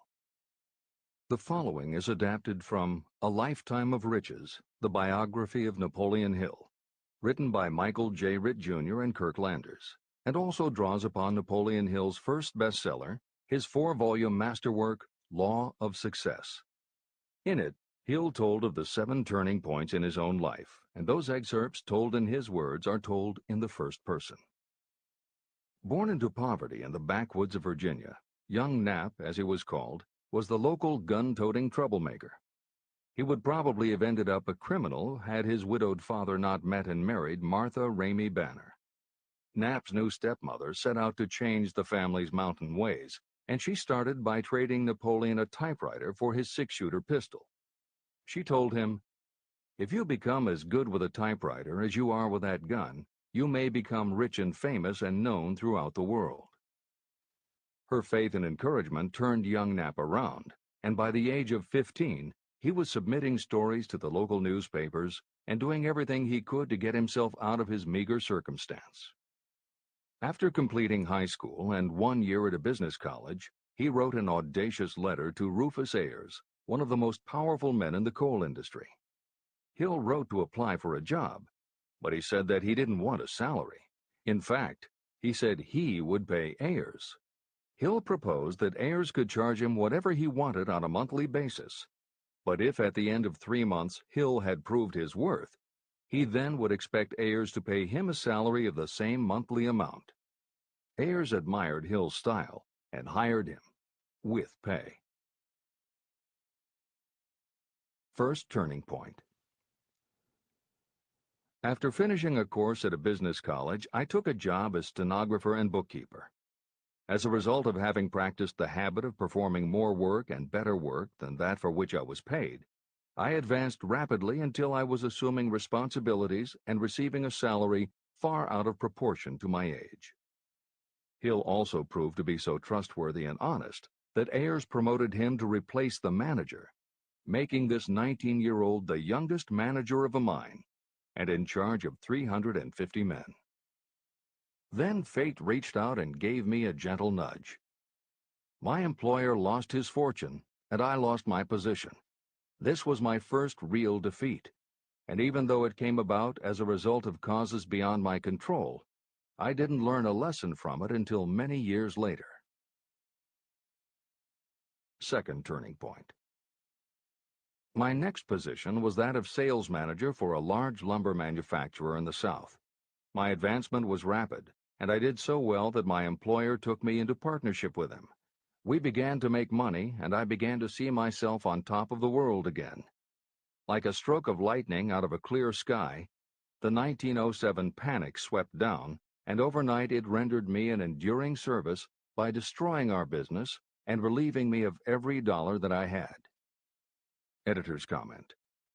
The panic Hill refers to began in the summer of 1907, when a number of banks and stock brokerages declared bankruptcy. Word spread to the general public, and it created a run on the banks as depositors lined up to demand that they be given the money they had on deposit. Banks called in loans to meet the demand for cash, but those borrowers couldn't find buyers for their goods or property, so they couldn't pay back their loans. When the banks couldn't get back the money they had loaned, they repossessed the homes or businesses that the borrowers had put up as collateral. Businesses were closed, farmers were evicted from their land, jobs were lost, so even more banks were forced to close, and it just kept getting worse. America was caught in a downward spiral that was reversed only when the major Wall Street bankers and financial executives, who were themselves in danger of losing their businesses, stepped in to shore up troubled banks. It was in large part because of the bank panic of 1907 that legislation was enacted in 1913 to create the Federal Reserve System. This is the end of the editor's comments. Third turning point. This was my first serious defeat. I mistook it then for failure, but it was not. And before I complete this lesson, I will tell you why it was not. It required the 1907 panic and the defeat that it brought me to redirect my efforts from the lumber business to the study of law. I entered law school with the firm belief that I would emerge doubly prepared to catch up with the end of the rainbow and claim my pot of gold. Napoleon Hill planned to put himself and his brother through law school by writing articles for Bob Taylor's magazine.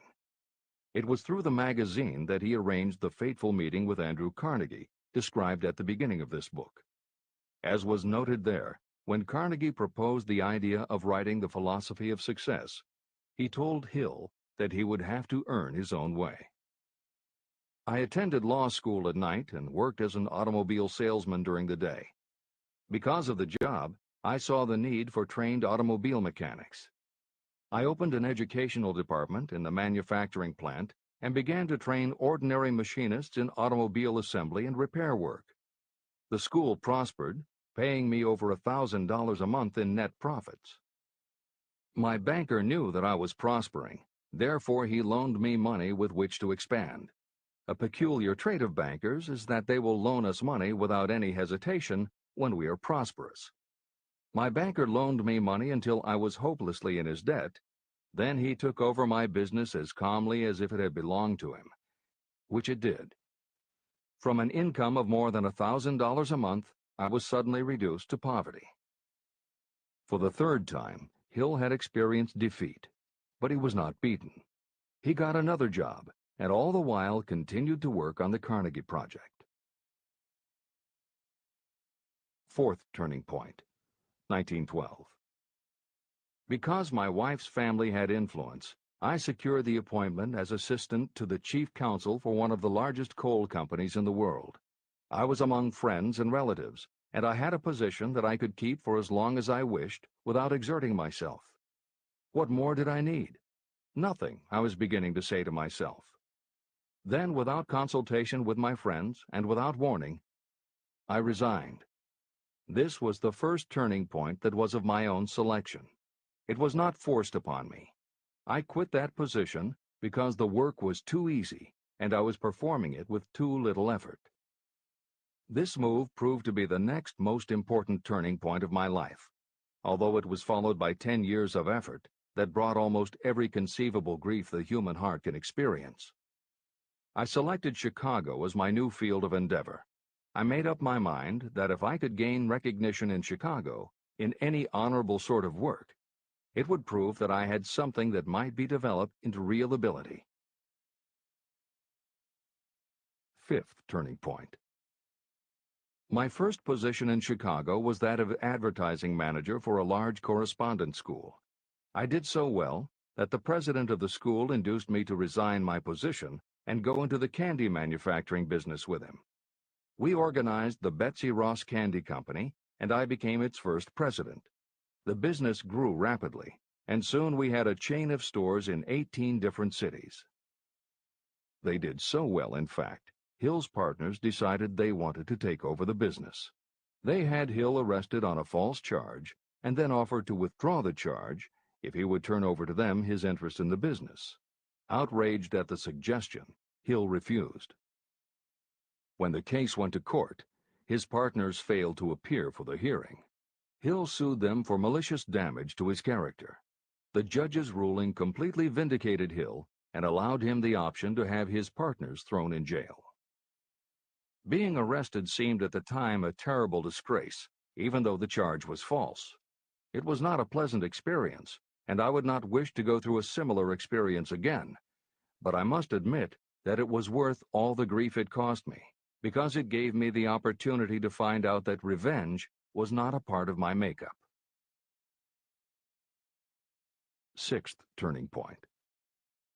This turning point came shortly after my dreams of success in the candy business had been shattered, when I turned my efforts to teaching advertising and salesmanship as a department of one of the colleges in the Midwest.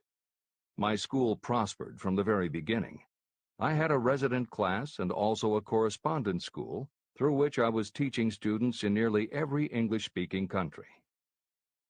It was 1917.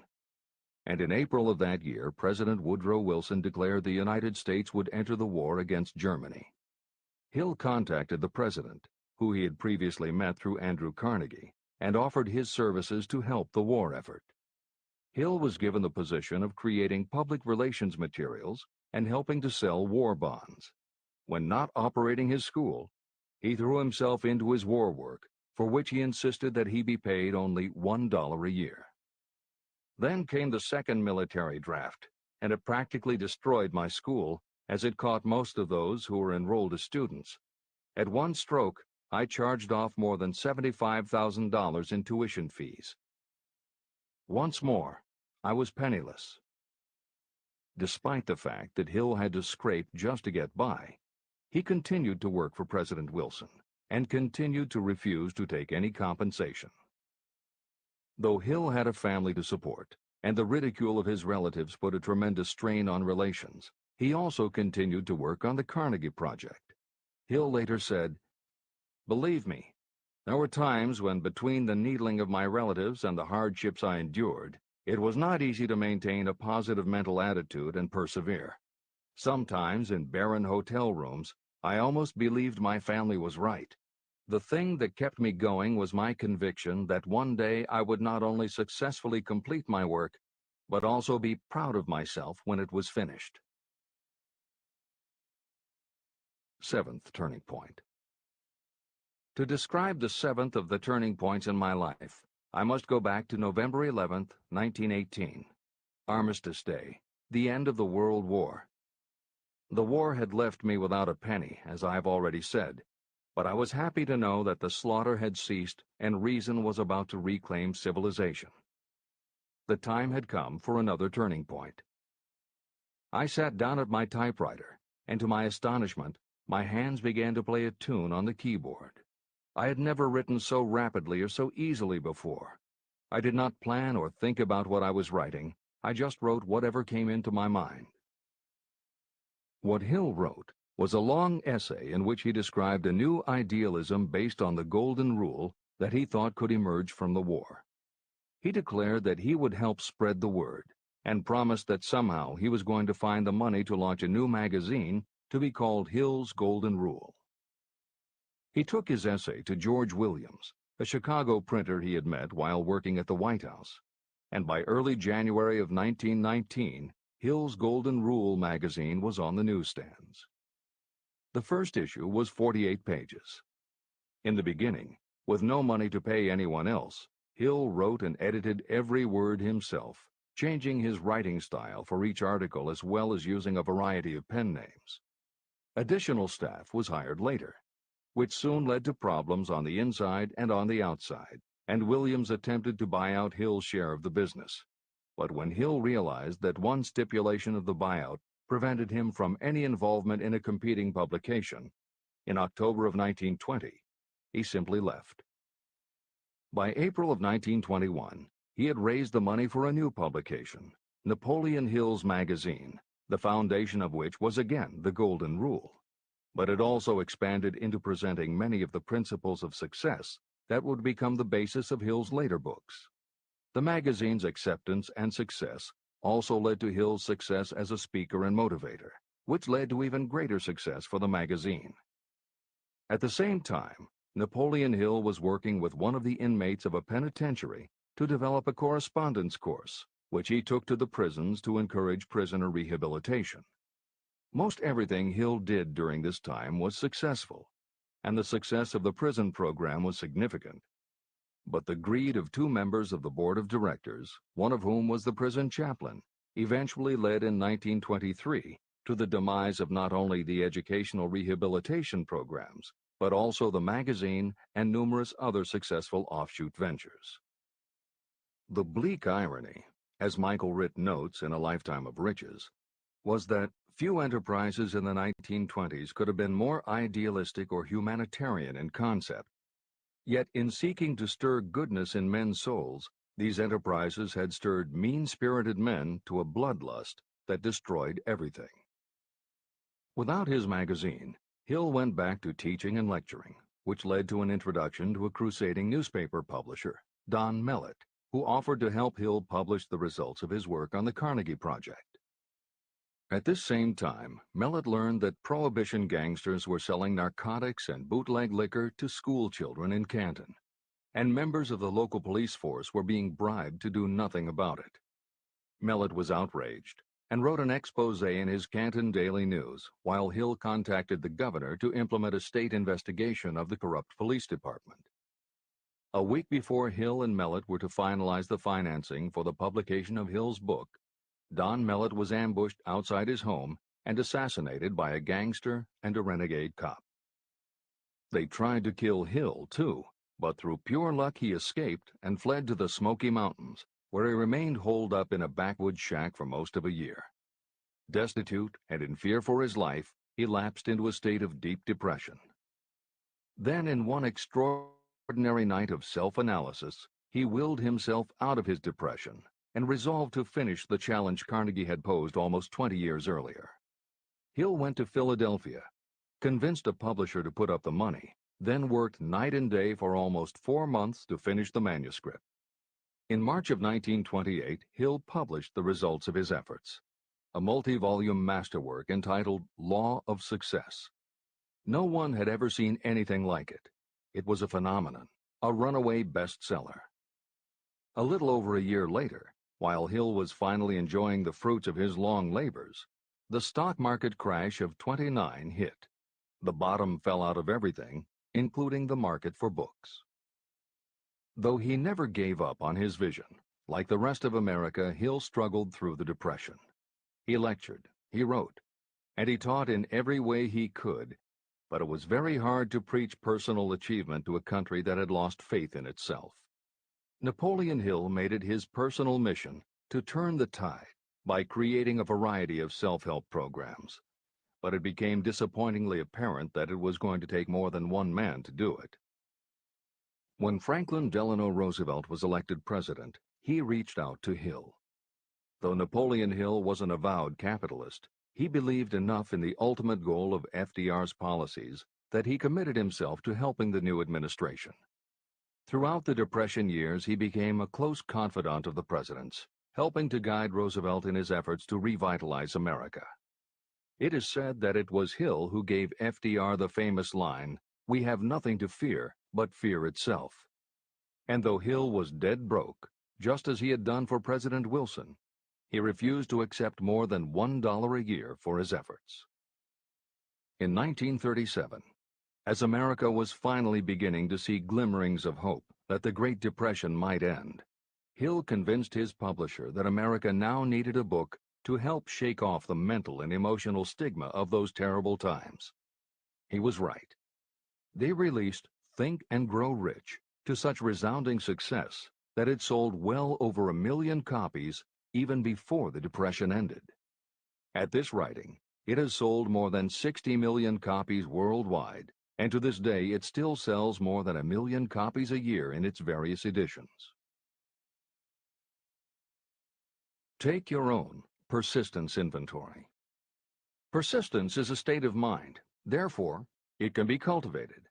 Like all states of mind, persistence is based upon definite causes, among them these. Definiteness of purpose. Knowing what you want is the first and most important step toward the development of persistence. A strong motive will force you to surmount difficulties. Desire. It is comparatively easy to acquire and maintain persistence in pursuing the object of intense desire. Self-reliance.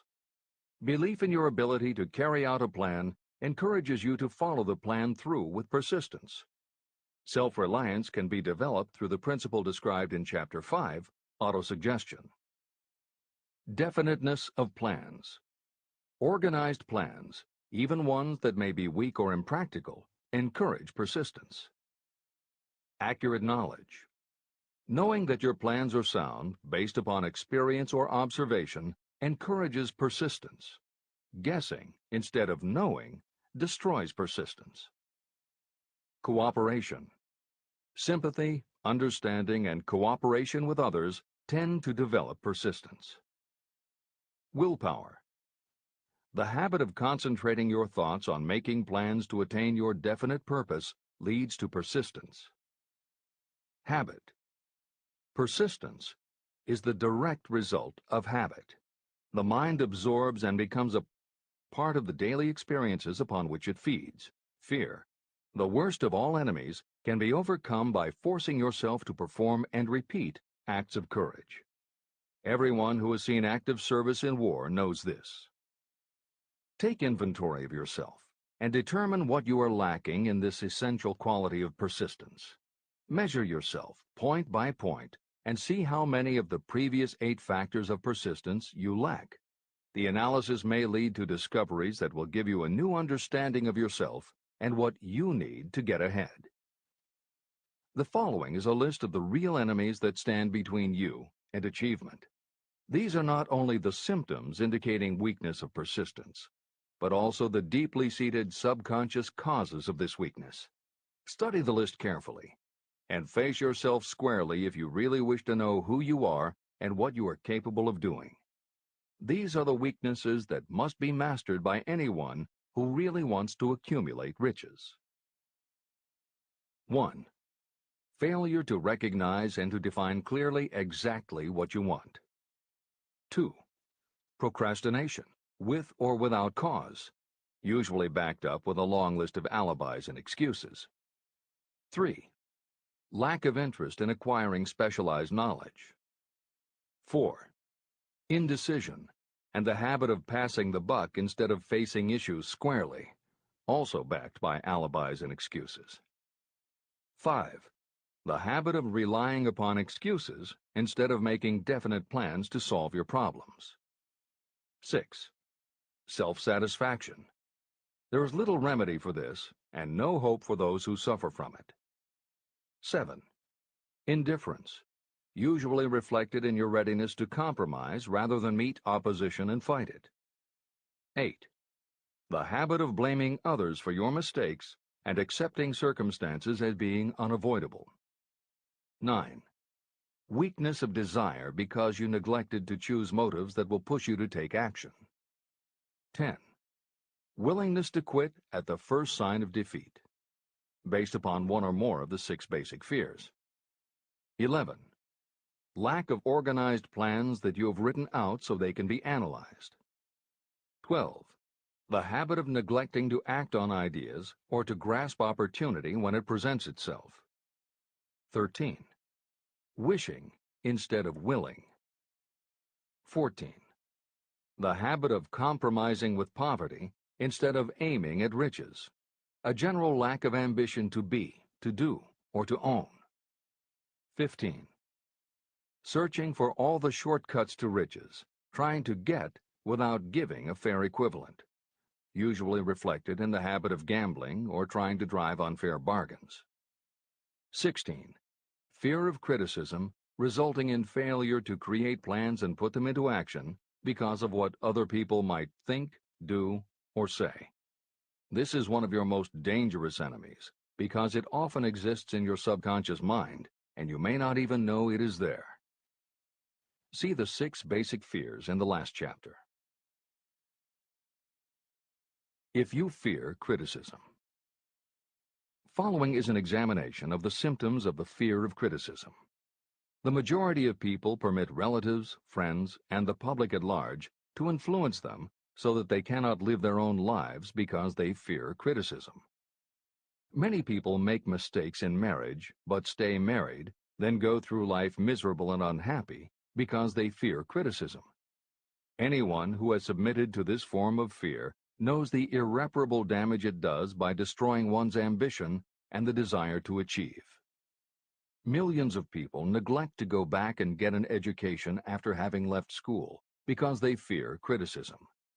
Countless numbers of men and women permit relatives to wreck their lives in the name of family duty because they fear criticism. Duty does not require you to submit to the destruction of your personal ambitions and the right to live your own life in your own way.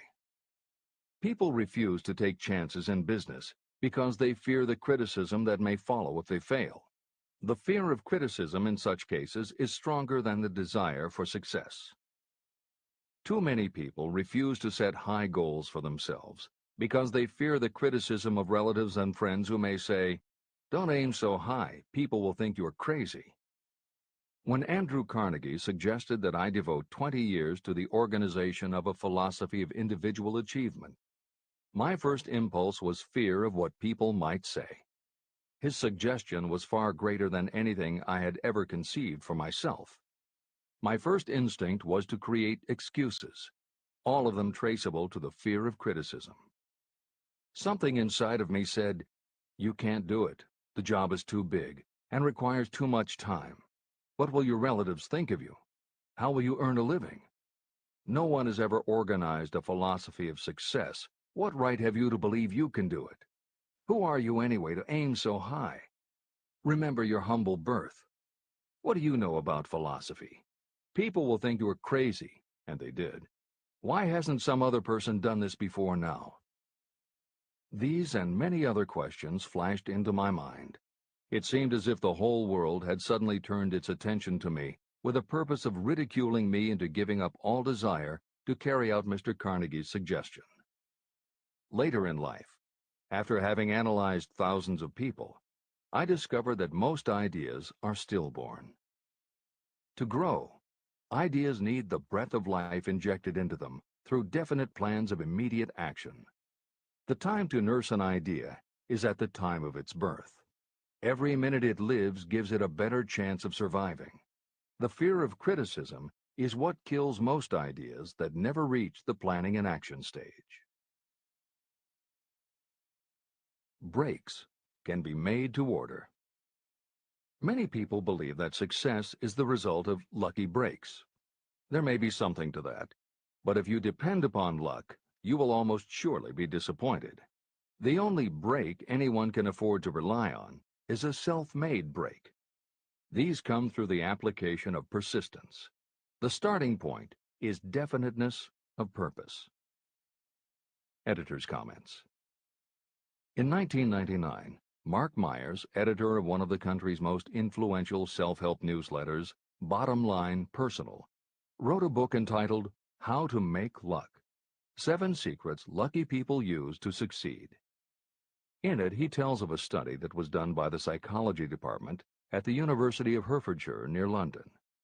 They assembled a group of people, half of whom either thought themselves lucky or were considered to be lucky by others. The other half of the group believed they were unlucky. They were all brought to campus to watch a computerized random coin toss. Each person watched as a cartoon elf came on screen and flipped a coin. Each was asked to call heads or tails. The results of the experiment proved that the unlucky group guessed right approximately the same number of times as the lucky group. In follow-up interviews, the researchers concluded that the only difference between so-called lucky and unlucky people was that the lucky people tended to remember the good things that had happened in their lives, and those that thought they were unlucky tended to dwell on the bad things. The scientific fact is that luck, in terms of calling a coin toss, spinning a wheel, or turning a card, is completely random, and there's nothing we can do about it. All we can control is what we say and do. Everything else that happens to us depends upon the actions of others and the random world in which we live. Then why do some people seem to be so lucky and get all the lucky breaks? Myers says it is because, unlike luck, lucky breaks are something you can control. And lucky people, whether they know it or not, have taken specific steps to make their good luck. You can influence lucky breaks in two ways. You have to intentionally put yourself in luck's way, and you must make people want to help you because they believe that you deserve their help. Once you've let the world know you are ready for a break, luck is largely a matter of being introduced to opportunities by people who open doors for us. I got some big shoes for a big buck, like I can't lose. Look, I be going up these days. That mean I move through this maze like the Matrix, just like some latex. I be protecting. Of course they showing me love after neglecting. Confidence turned to common sense, and the common sense be kinda lit. It bringing compliments every season. We don't stop until your heartbeat drop. Come on, like when the ball drop at New Year's Eve. I got some big shoes, my balls dropped at 13. They try and cut me down cause I be shining like Christmas tree. I always been a star, maybe I gotta be. And I don't go too hard unless I got to. Like Tupac too, I keep a fine boo. And yeah, she talk smooth, cause she my little dog, she my best friend. And I got big shoes, this ain't no size 10. The way I'm rocking it, the way I'm walking in, the way I'm walking in. She my little dog, she my best friend. And I got big shoes, this ain't no size 10. The way I'm rocking it, the way I'm walking in, the way I'm walking in. I be blocking them when I see that they copying and pasting. Shit the DM, I ain't respond, so they erase it. Boy, move at your own damn pace, nigga, just face it. Cause you be in my ear all day, talking that basic. My boo bought me big ass shoes and I don't lace them. How could I replace her? I mean, she do so much for me. I be hugging the beat, I be loving the beat. She be chopping to me. I said, damn, I'm gon' high walk across the street. And afterwards, she be running and jumping on me. Cause she my little dog, she my best friend. And I got big shoes, this ain't no size 10. The way I'm rocking it, the way I'm walking in, the way I'm walking in.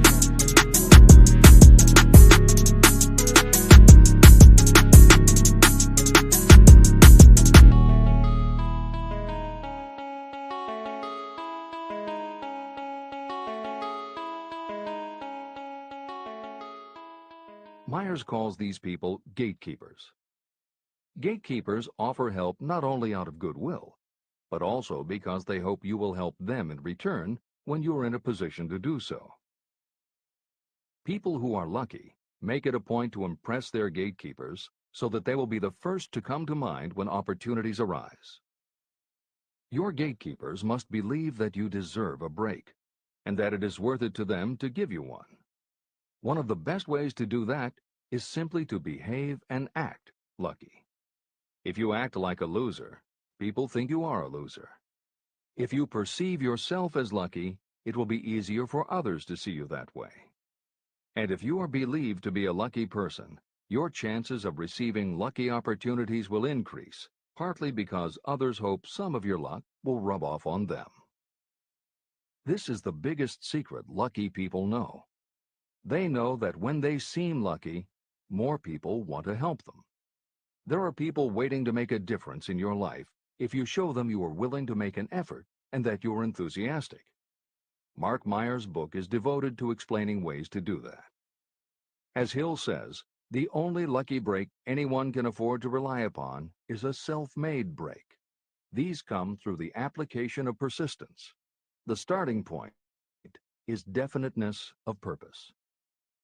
This is the end of the editor's comments.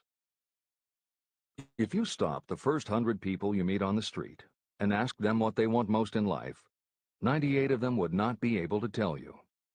If you press them for an answer, some will say security, many will say money, a few will say happiness, and others will say fame and power. Some might tell you they want social recognition, ease in living, the ability to sing, dance, or write. But none of them will be able to give you the slightest indication of a plan by which they hope to attain these vaguely expressed wishes. Riches do not respond to wishes. They respond only to definite plans backed by definite desires through constant persistence. How to develop persistence. There are 4 simple steps that lead to the habit of persistence. They call for no great amount of intelligence, no particular amount of education, and little time or effort. These necessary steps are: 1. A definite purpose, backed by a burning desire for its fulfillment. 2. A definite plan, expressed in continuous action. 3. A mind closed tightly against all negative and discouraging influences, including negative suggestions of relatives, friends, and acquaintances. 4. A friendly alliance with one or more persons who will encourage you to follow through with both plan and purpose. These 4 steps are essential for success in all walks of life. An important purpose of the 13 principles of this philosophy is to enable you to take those 4 steps as a matter of habit. They are steps by which you may control your economic destiny. They are steps that lead to freedom and independence of thought. They are steps that lead to riches, in small or great quantities. They are steps that lead the way to power, fame, and worldly recognition. They are 4 steps that guarantee favorable breaks. They are steps that convert dreams into physical realities. They are steps that lead also to the mastery of fear, discouragement, indifference. There is a magnificent reward for anyone who learns to take these 4 steps. It is the privilege of writing your own ticket and of making life yield whatever price is asked. How to master difficulties. What mystical power gives people of persistence the capacity to master difficulties? Does the quality of persistence set up in your mind some form of spiritual, mental, or chemical activity that gives you access to supernatural forces? Does infinite intelligence throw itself on the side of the person who still fights on when the whole world seems to be against them? These and many other similar questions were in my mind as I watched Henry Ford start from scratch and build an industrial empire with little more than persistence. Or Thomas A. Edison, who, with less than 3 months of schooling, became the world's leading inventor.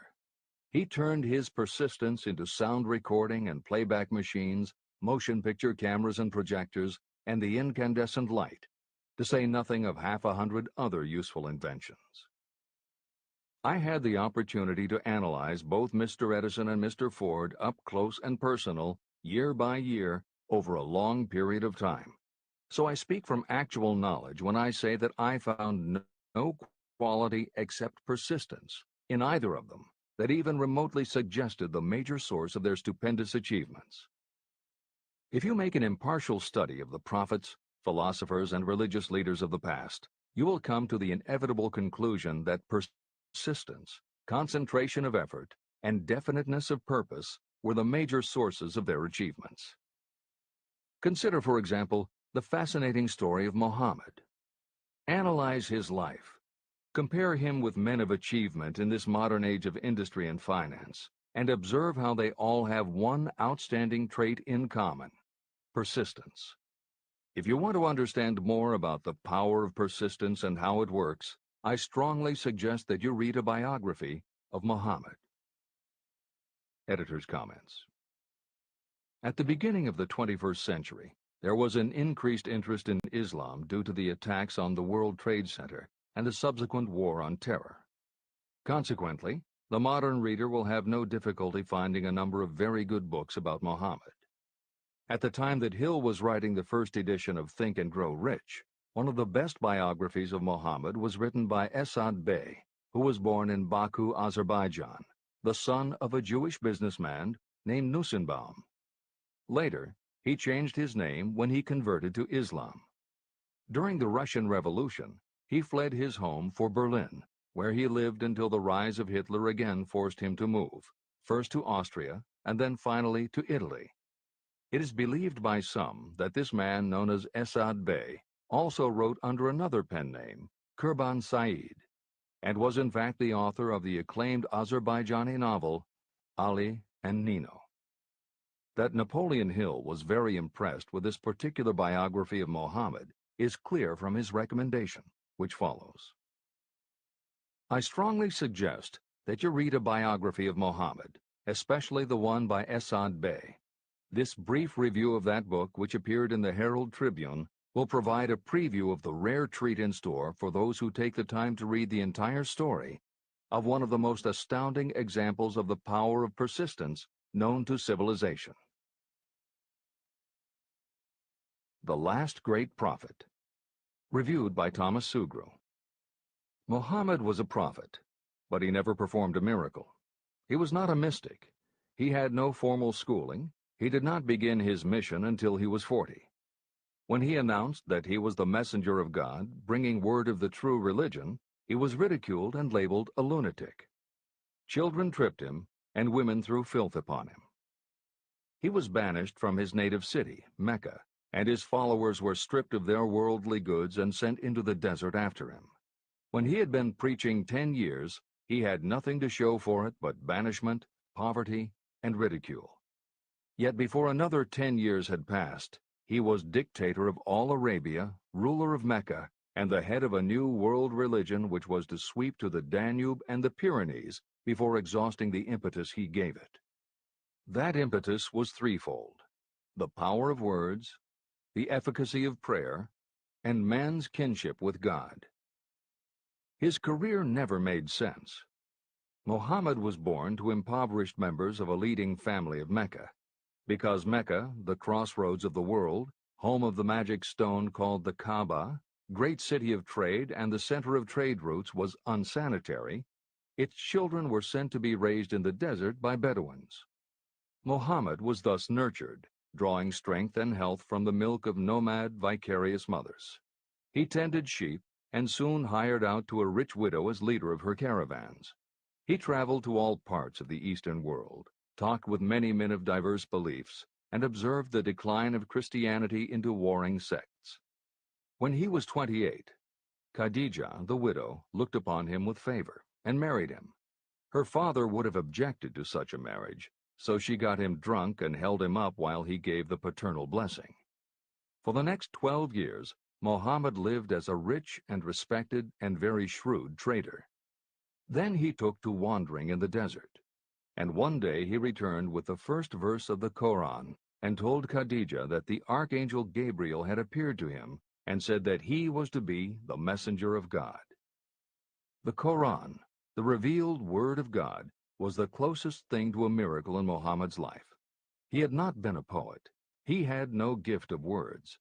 Yet the verses of the Koran, as he received them and recited them to the faithful, were better than any verses which the professional poets of the tribes could produce. This, to the Arabs, was a miracle. To them, the gift of words was the greatest gift. The poet was all-powerful.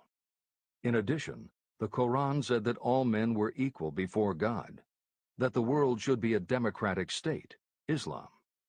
It was this political heresy, plus Muhammad's desire to destroy all the 360 idols in the courtyard of the Kaaba, which brought about his banishment. The idols brought the desert tribes to Mecca, and that meant trade. So the businessmen of Mecca, the capitalists, of which he had been one, set upon Muhammad. Then he retreated to the desert and demanded sovereignty over the world. The rise of Islam began. Out of the desert came a flame which would not be extinguished. A democratic army, fighting as a unit and prepared to die without wincing. Muhammad had invited the Jews and Christians to join him, for he was not building a new religion. He was calling all who believed in one God to join in a single faith. If the Jews and Christians had accepted his invitation, Islam would have conquered the world. They didn't. They would not even accept Muhammad's innovation of humane warfare. When the armies of the Prophet entered Jerusalem, not a single person was killed because of his faith. When the Crusaders entered the city, centuries later, not a Muslim man, woman, or child was spared. But the Christians did accept one Muslim idea, the place of learning, the university.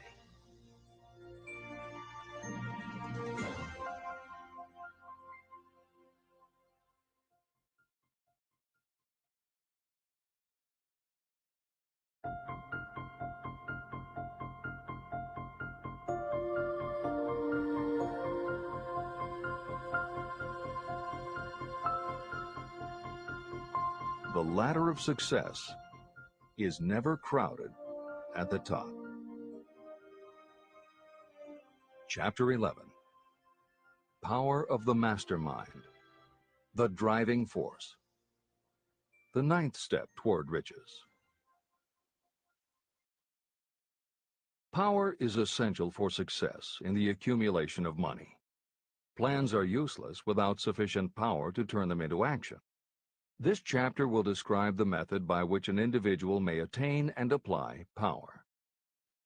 Power may be defined as organized and intelligently directed knowledge. Power, as the term is used here, refers to organized effort, sufficient to enable an individual to transmute desire into its monetary equivalent. Organized effort is produced through the coordination of effort of two or more people who work toward a definite end in a spirit of harmony. Power is required to accumulate money. Power is necessary to keep the money after it has been accumulated. How can power be acquired? If power is organized knowledge, let us examine the sources of knowledge.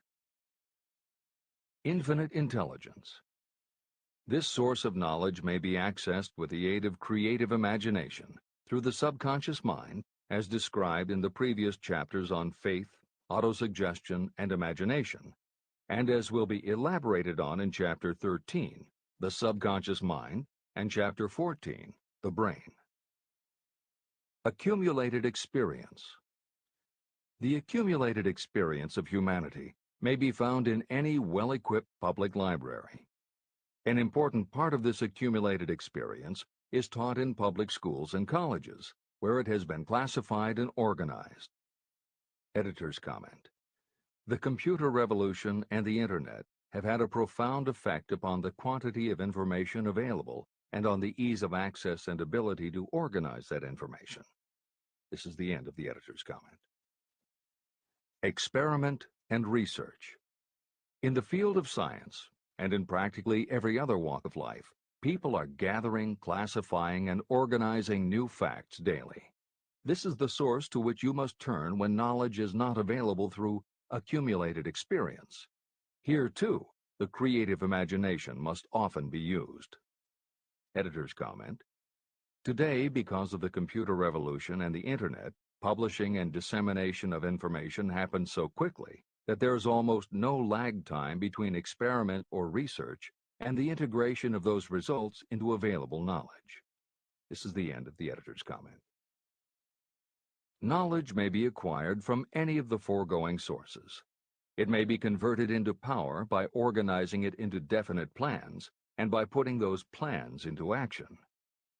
If you examine the three sources of knowledge, you will see how difficult it would be if you had to depend upon just your own efforts to assemble all the knowledge you need and turn it into definite plans of action. If your plans are big and comprehensive, generally you will have to get others to cooperate with you if you are going to organize your knowledge so that you can turn your plans into power. Gaining power through the mastermind. The mastermind may be defined as coordination of knowledge and effort in a spirit of harmony between two or more people for the attainment of a definite purpose. No individual may have great power without utilizing the mastermind. In Chapter 8, Organized Planning, I commented on how to create plans for translating desire into its monetary equivalent. If you carry out these instructions with persistence and intelligence, and use discrimination in choosing your mastermind group, your objective will have been halfway reached even before you begin to recognize it. Editor's comments. In the following section, Hill describes the two kinds of power that an individual can access by assembling a mastermind alliance and working with that group. The first kind of power that he mentions is economic power, which needs no comment from the editors. However, to describe the second kind of power, for want of a better term, Hill uses the term psychic. Because this word has taken on connotations that Hill never intended, this concept deserves clarification before you read on. As is obvious throughout this book, Napoleon Hill was a very practical man.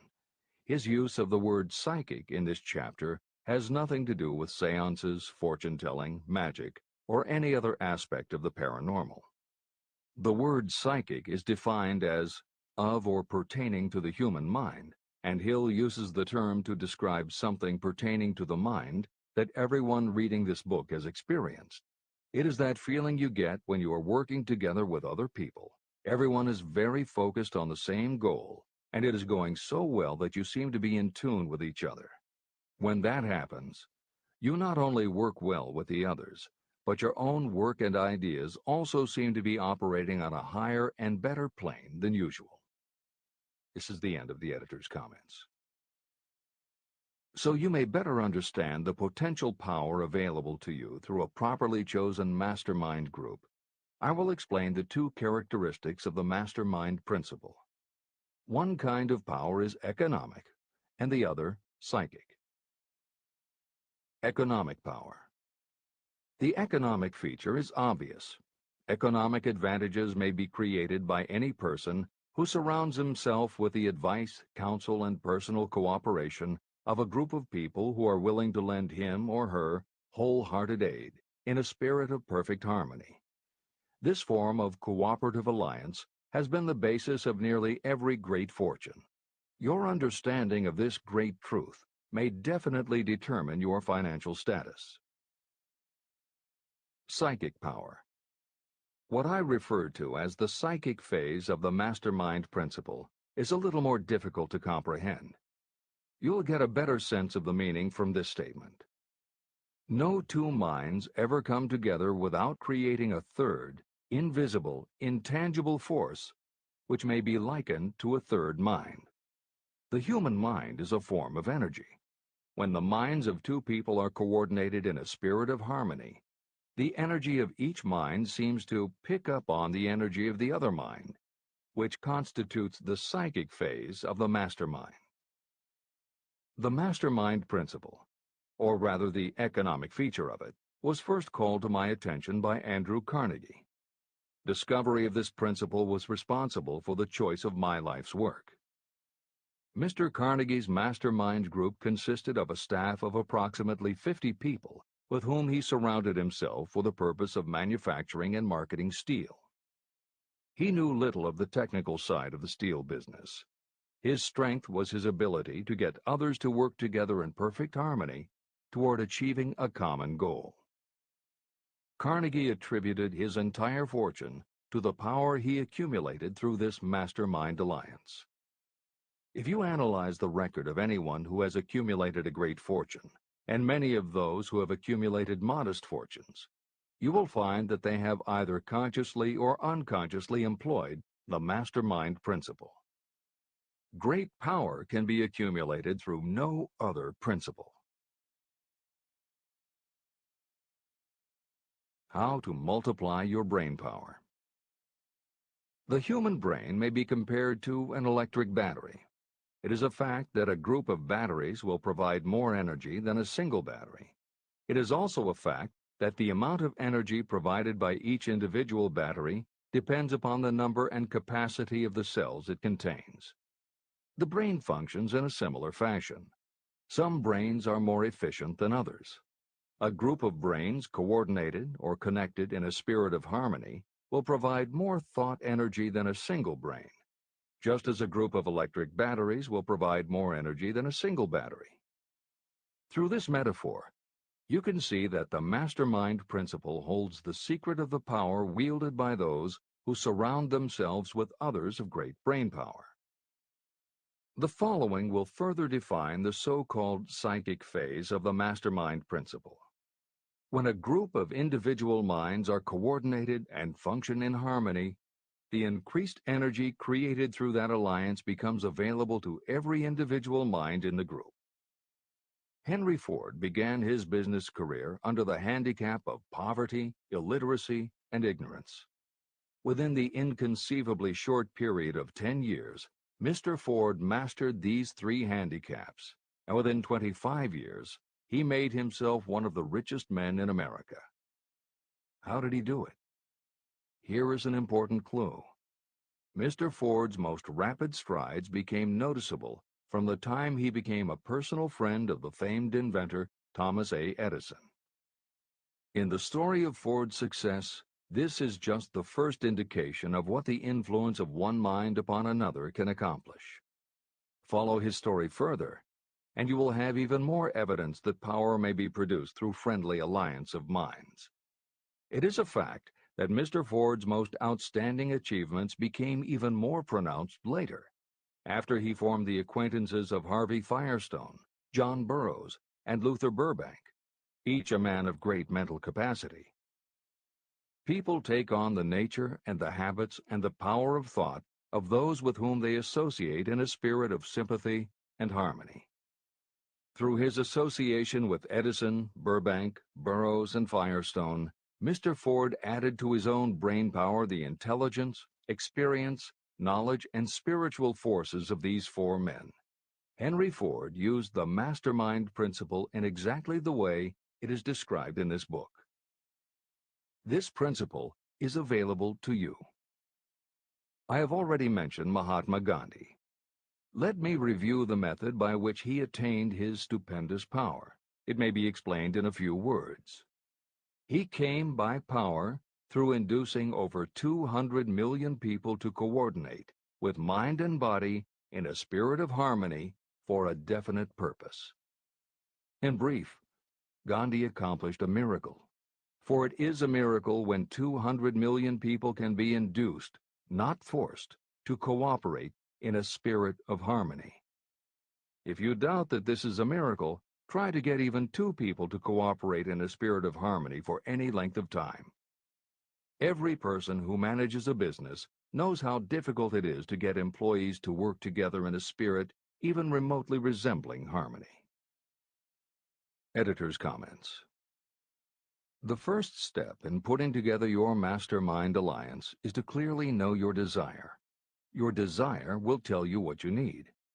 It could be a small group, just 2 or 3 people, as was the case with Stephen Jobs and Steve Wozniak when they formed Apple, Bill Gates and Paul Allen launching Microsoft, or Steven Spielberg, Jeffrey Katzenberg, and David Geffen creating DreamWorks SKG. Or it could be a large group, such as the Mastermind Alliance of 30 regional directors of Century 21 Real Estate, which founder Arthur Bartlett firmly believes was essential to the company's success. Napoleon Hill suggests that in most cases, it should be a dozen people or less, and generally the smaller the better. Choosing the people means finding those who not only share your vision, but who will also share their ideas, information, and contacts with you. They will let you use the full strength of their experience, training, and knowledge as if it were your own, and they will do it in a spirit of perfect harmony. The question that immediately comes to every reader's mind is, where do I find people who will help me to that degree? Napoleon Hill cannot answer that question for you, but he does tell you what to look for. Where you look is up to you. And if you really do have the desire to succeed, you will start looking and you won't give up until you find the right people. Napoleon Hill's description of the mastermind that appears below is augmented with additional material from articles and speeches he wrote after the publication of Think and Grow Rich. These were compiled for publication by Hill's friend, mentor, and business associate, W. Clement Stone, and appear in two books, Napoleon Hill's Keys to Success and Believe and Achieve. This is the end of the editor's comments. Finding your mastermind members. Ally yourself with a group of as many people as you may need in order to assemble a mastermind that will assist you in creating and carrying out your plan or plans for the accumulation of money. Compliance with this instruction is absolutely essential. Choose to associate with people who share common values, goals, and interests, yet who each have a strong desire to contribute to the overall effort. Trial and error will be part of the process, but there are two qualities to keep foremost in your mind. The first is ability to do the job. Do not select people for your alliance merely because you know them and like them. Such people are valuable to you because they improve the quality of your life, but they are not necessarily suited to a mastermind alliance. Your best friend may not be the most knowledgeable marketing professional, but perhaps he or she can introduce you to someone who is. The second quality is the ability to work in a spirit of harmony with others. There must be a complete meeting of minds without any reservations. Personal ambition must be subordinate to the achievement of the purpose of the alliance. This includes your own. You must also insist upon confidentiality. Some people can give away an idea simply because they love to talk. You don't need them in your group. Attune yourself to every member of the group. Try to imagine how you would react in a given situation if you were in his or her shoes. Pay attention to body language. Sometimes facial expressions and movements say far more about what a person feels than the words that come out of his or her mouth. Be sensitive to what is not being said. Sometimes what is left out is far more important than what is included. Don't try to force the group along too quickly. Allow for those who want to test ideas by playing devil's advocate. Compensating your mastermind. Before forming your mastermind alliance, decide what advantages and benefits you may offer the individual members of your group in return for their cooperation. No one will work indefinitely without some form of compensation. No intelligent person should request or expect another to work without adequate compensation. Wealth will obviously have the most appeal to your members. Be fair and generous in your offer. Recognition and self-expression may be just as important as money to some of your members. Remember that in such partnerships, the principle of going the extra mile, doing more and better than paid for, is especially important. As the leader, you should set an example for the others to follow. Each member must agree at the outset on the contribution each will make and on the division of benefits and profits. Otherwise, be assured that dissension will arise, you will have wasted everyone's time, you will ruin friendships, and your venture will be destroyed. Meeting with your mastermind. Arrange to meet with the members of your mastermind group at least twice a week, and more often if possible, until you have jointly perfected the necessary plan or plans for the accumulation of money. The first meeting will be involved in sorting out strengths and weaknesses, and in fine-tuning your plans. Your alliance must be active to do any good. Establish specific responsibilities and action steps to be taken. As your mastermind matures and harmony grows among the members, you will find that the meetings create a flow of ideas into every member's mind. Don't let the meetings become so regular and formalized that they inhibit phone calls and other less formal contact. Mastermind maintenance. Maintain perfect harmony between yourself and every member of your mastermind group. If you fail to carry out this instruction to the letter, you may expect to meet with failure. The mastermind principle cannot work where perfect harmony does not prevail. Create a non-threatening environment. Explore all ideas with equal interest and concern for the originator's feelings. Everyone must deal with everyone else on a completely ethical basis. No member should seek unfair advantage at the expense of others. As the leader, you must inspire confidence in your members by your dedication to your desire, which is the object of the group. The members must know with certainty that you are reliable, trustworthy, and loyal. When you are finally ready to present the results of your efforts to investors, buyers, or the public, you may face your greatest leadership challenge in maintaining the harmony of your mastermind. The group's efforts will now be judged by outsiders, and facing judgment takes courage and persistence. The courage of separate individuals is nothing compared with that of a united team. The more you are able to maintain harmony, the greater the power, and the greater the power, the more resistance you can overcome. Marriage and the mastermind. A mastermind alliance with the person you love most deeply is of untold importance. If you are married and have not built your relationship on the same principles of harmony that are crucial to any alliance, you may have some reselling to do with your spouse. Set aside time each day to talk about what you want to achieve and how you are going about it. Rely on your definiteness of purpose to build your persuasive abilities, to convince your partner of the benefits of the work you are doing. It is very unlikely that your work will not affect your husband or wife in some significant way, and you absolutely must not drag your partner unwillingly into any adventure.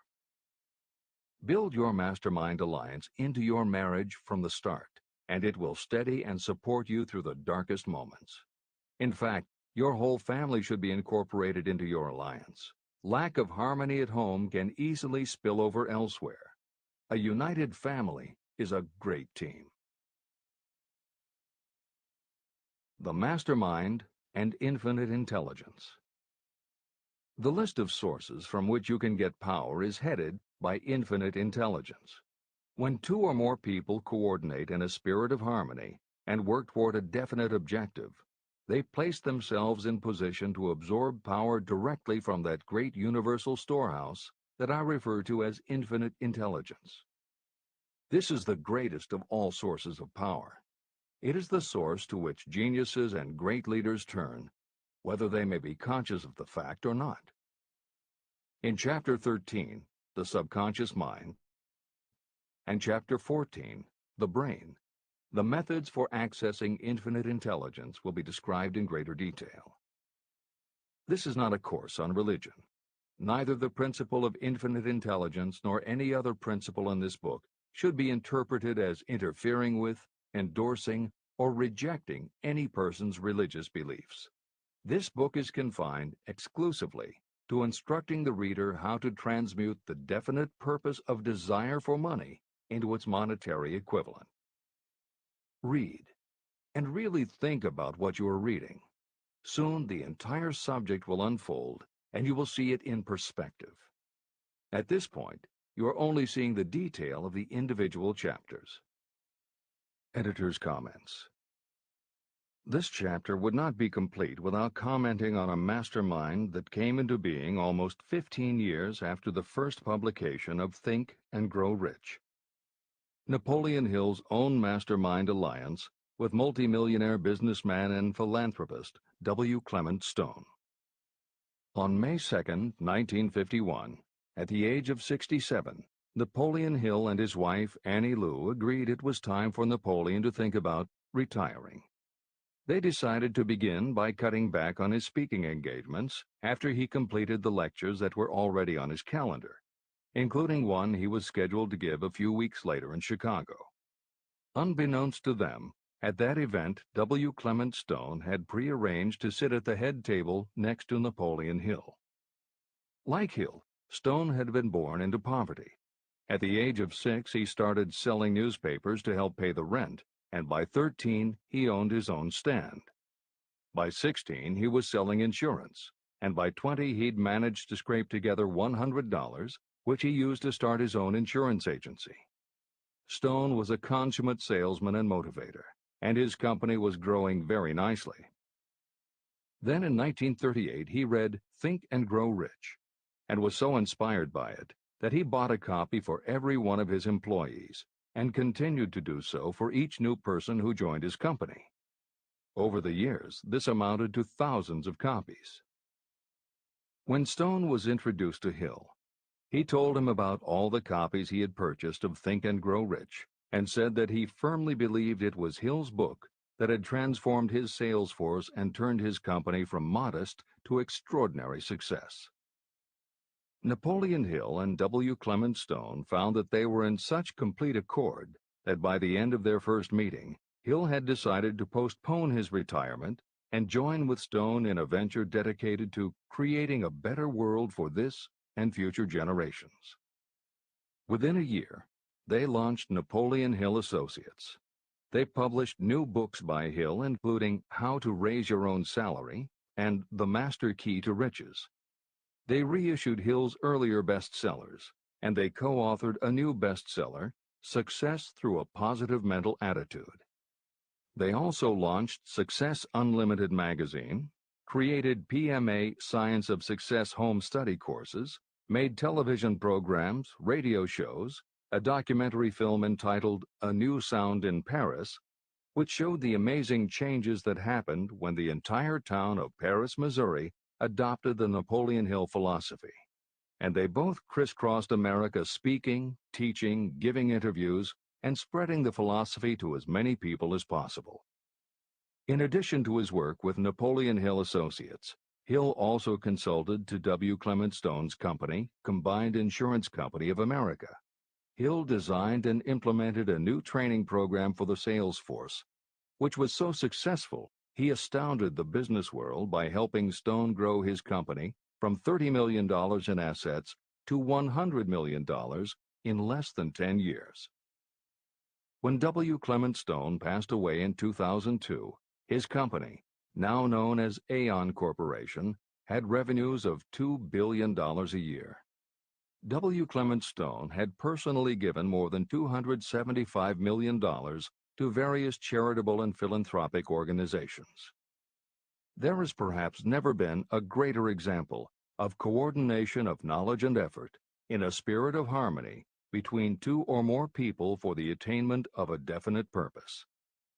The sheer volume of work and scope of influence achieved in a 10-year period by Napoleon Hill and W. Clement Stone leaves little question as to the power and importance of a mastermind alliance. This is the end of the editor's comments. The power of positive emotions.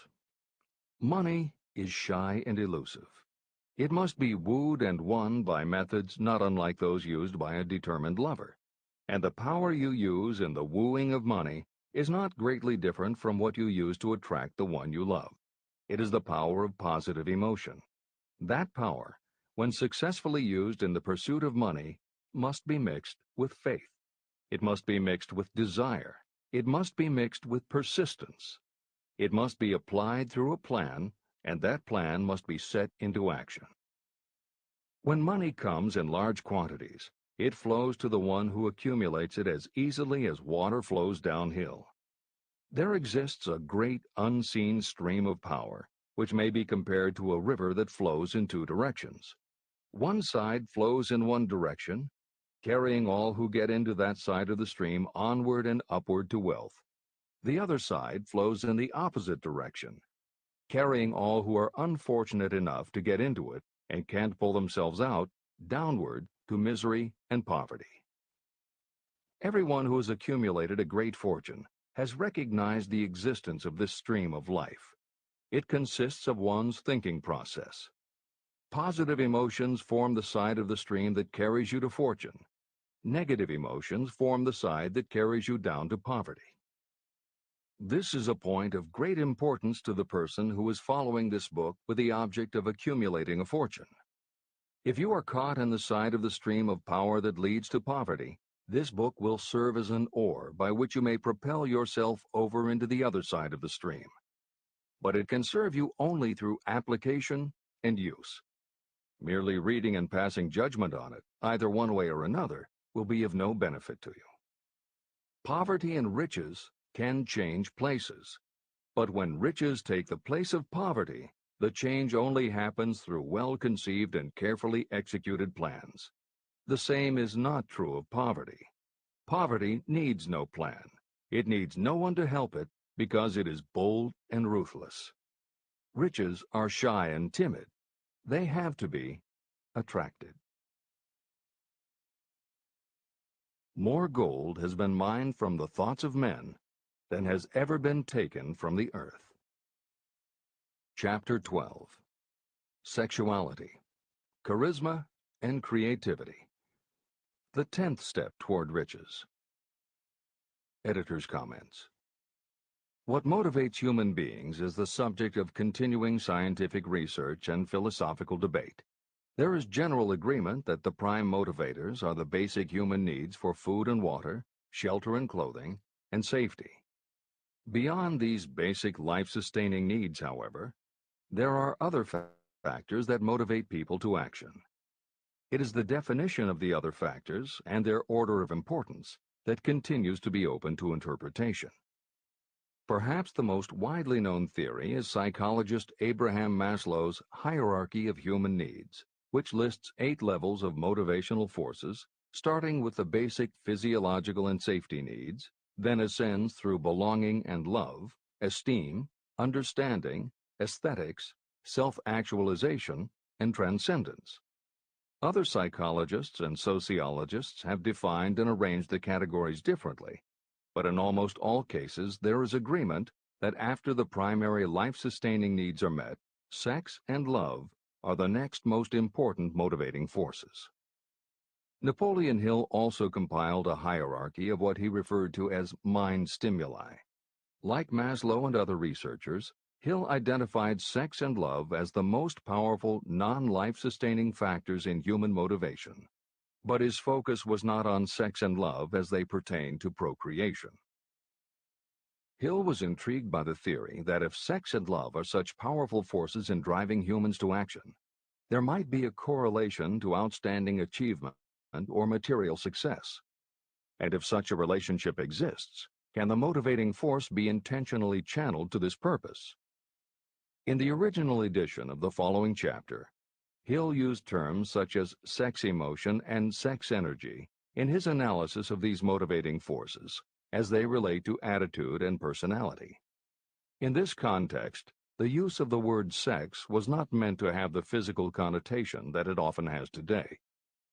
Today, these concepts would be conveyed by words such as sexuality, passion, or charisma. In this edition, where appropriate, the editors have opted for the modern usage of these and similar terms. This is the end of the editor's comments. Charisma. The world is ruled, and the destiny of civilization is established by the human emotions. People are influenced more by feelings than by reason. Your creativity is set into action entirely by emotions and not by cold reason. The human mind responds to stimuli, through which it may be keyed up in such a way that it takes on characteristics such as enthusiasm, creative imagination, and intense desire.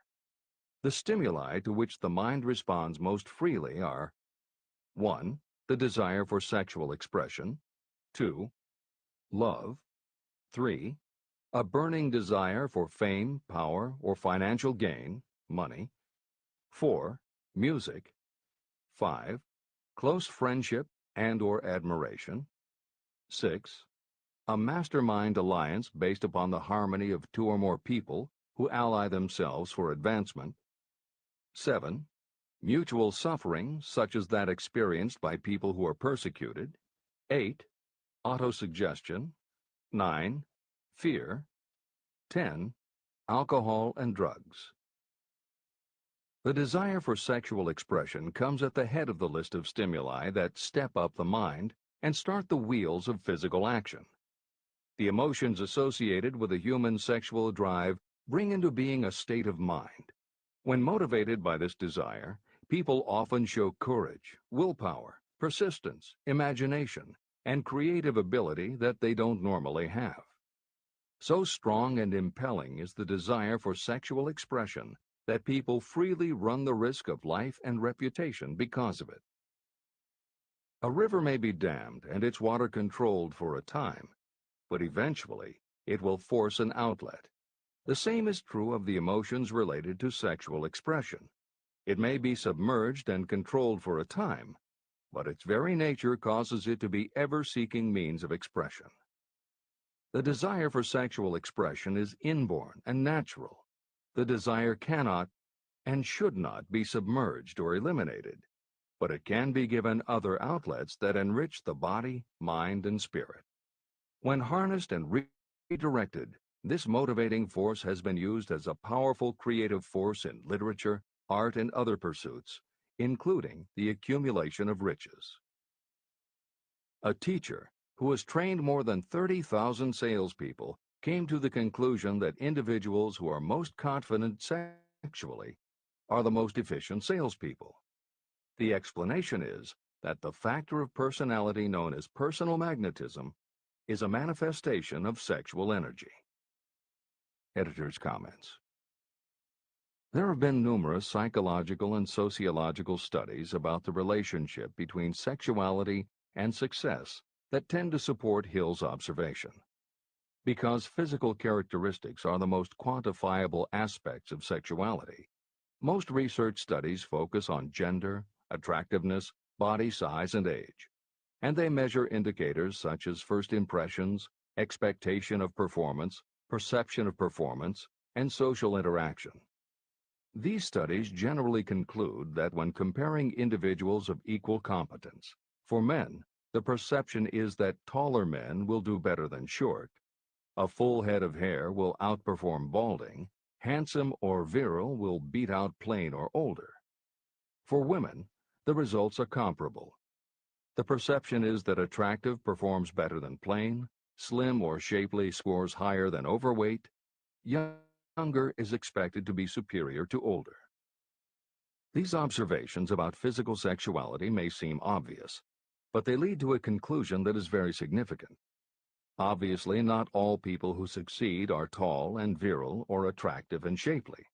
It is also a fact that the success of those who are short, balding, plump, or plain isn't always due to superior skill or luck.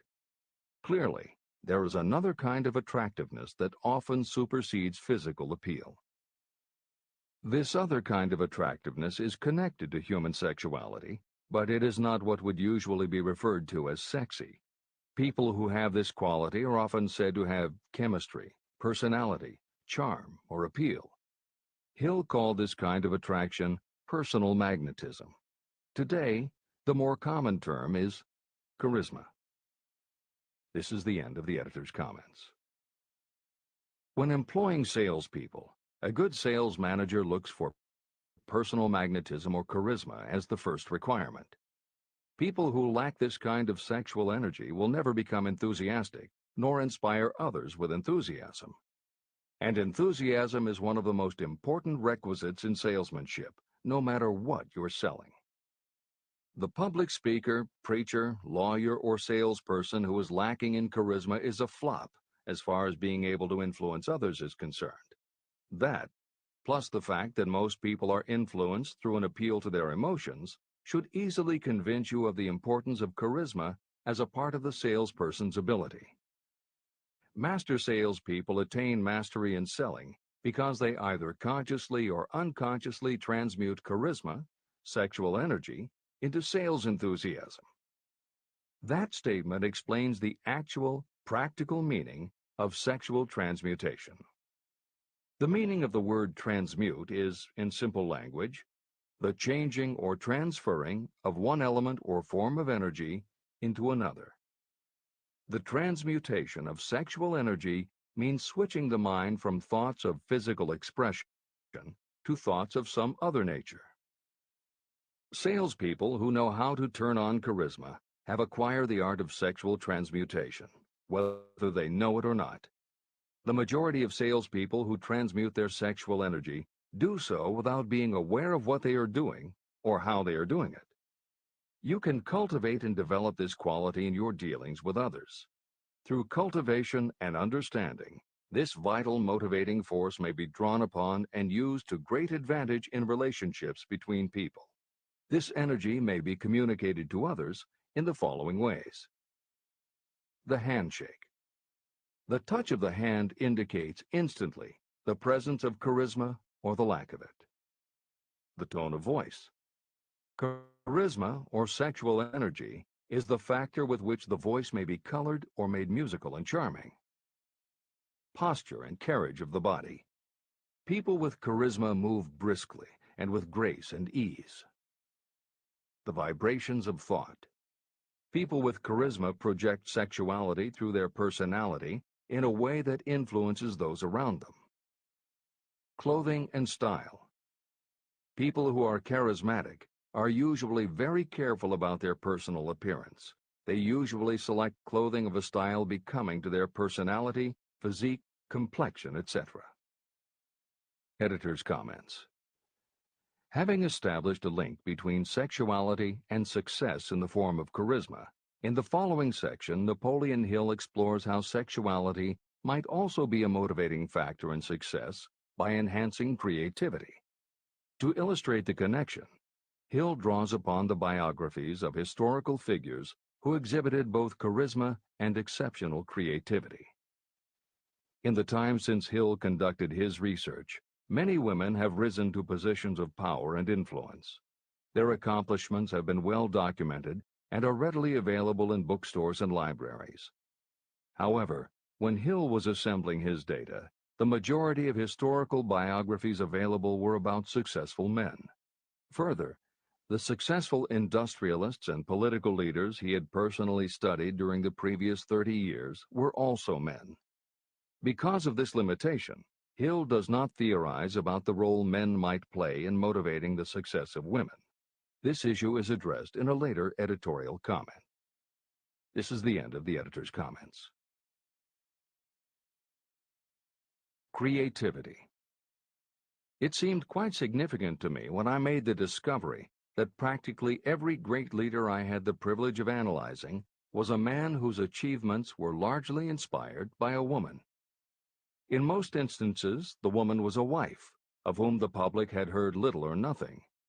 In a few of the cases I studied, the source of inspiration was the other woman.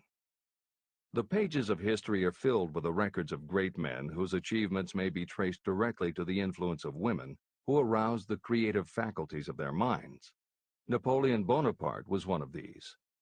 When inspired by his first wife, Josephine, he was irresistible and invincible.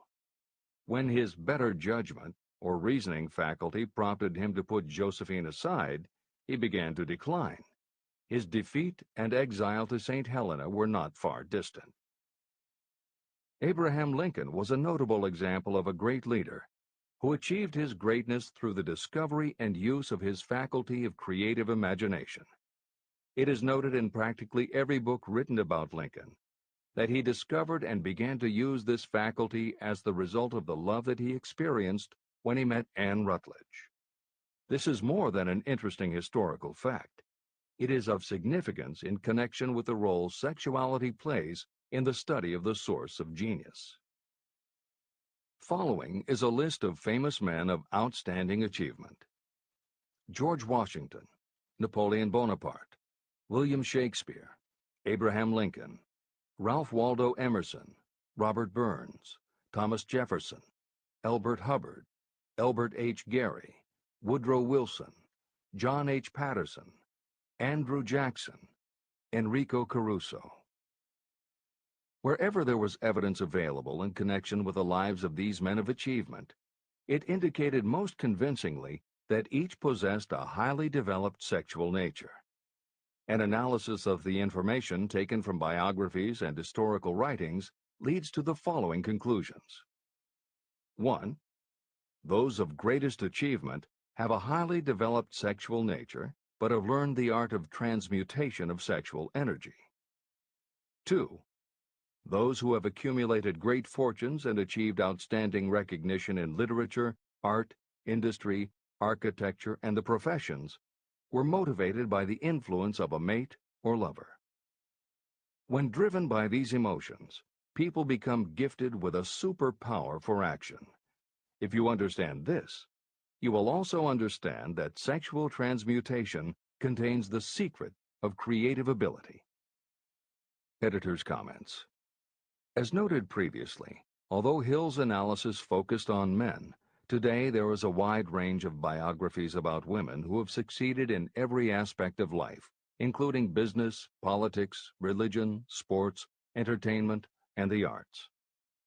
Bearing in mind that biographical information is always subjective, the reader can now find ample material from which to draw a conclusion as to whether Hill's theory about sexuality as a motivating force is equally evident in women. Napoleon Hill had to do an in-depth analysis of biographies in searching for indications that the subject's sexuality had a correlation to their success. Today, we just turn on the television, and we're inundated with intimate details about both men and women, suggesting that the best and the brightest are apparently also the sexiest. Although scandals aren't usually cited as scientific proof, the exposés of some of the biggest entertainment and sports stars, high-profile CEOs of major companies, numerous politicians, and even a few presidents, all make at least a common-sense case for Hill's theory about the correlation between sexuality and success. This is the end of the editor's comments. Obviously, this does not mean that everyone who is highly sexed is a genius.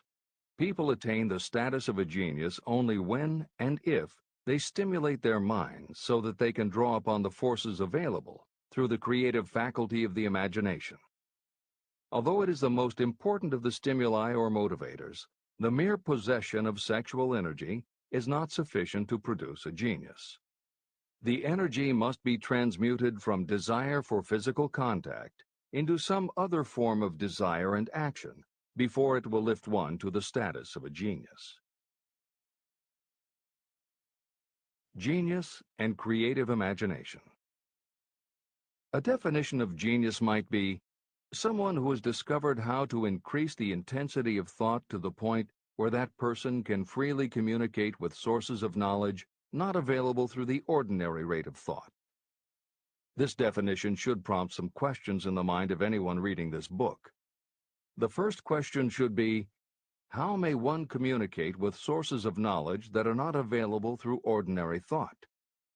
The next question should be, are there known sources of knowledge that are available only to geniuses, and if so, what are these sources and exactly how may they be reached? In the following, I will offer methods so that you can experiment and prove to yourself that this is true.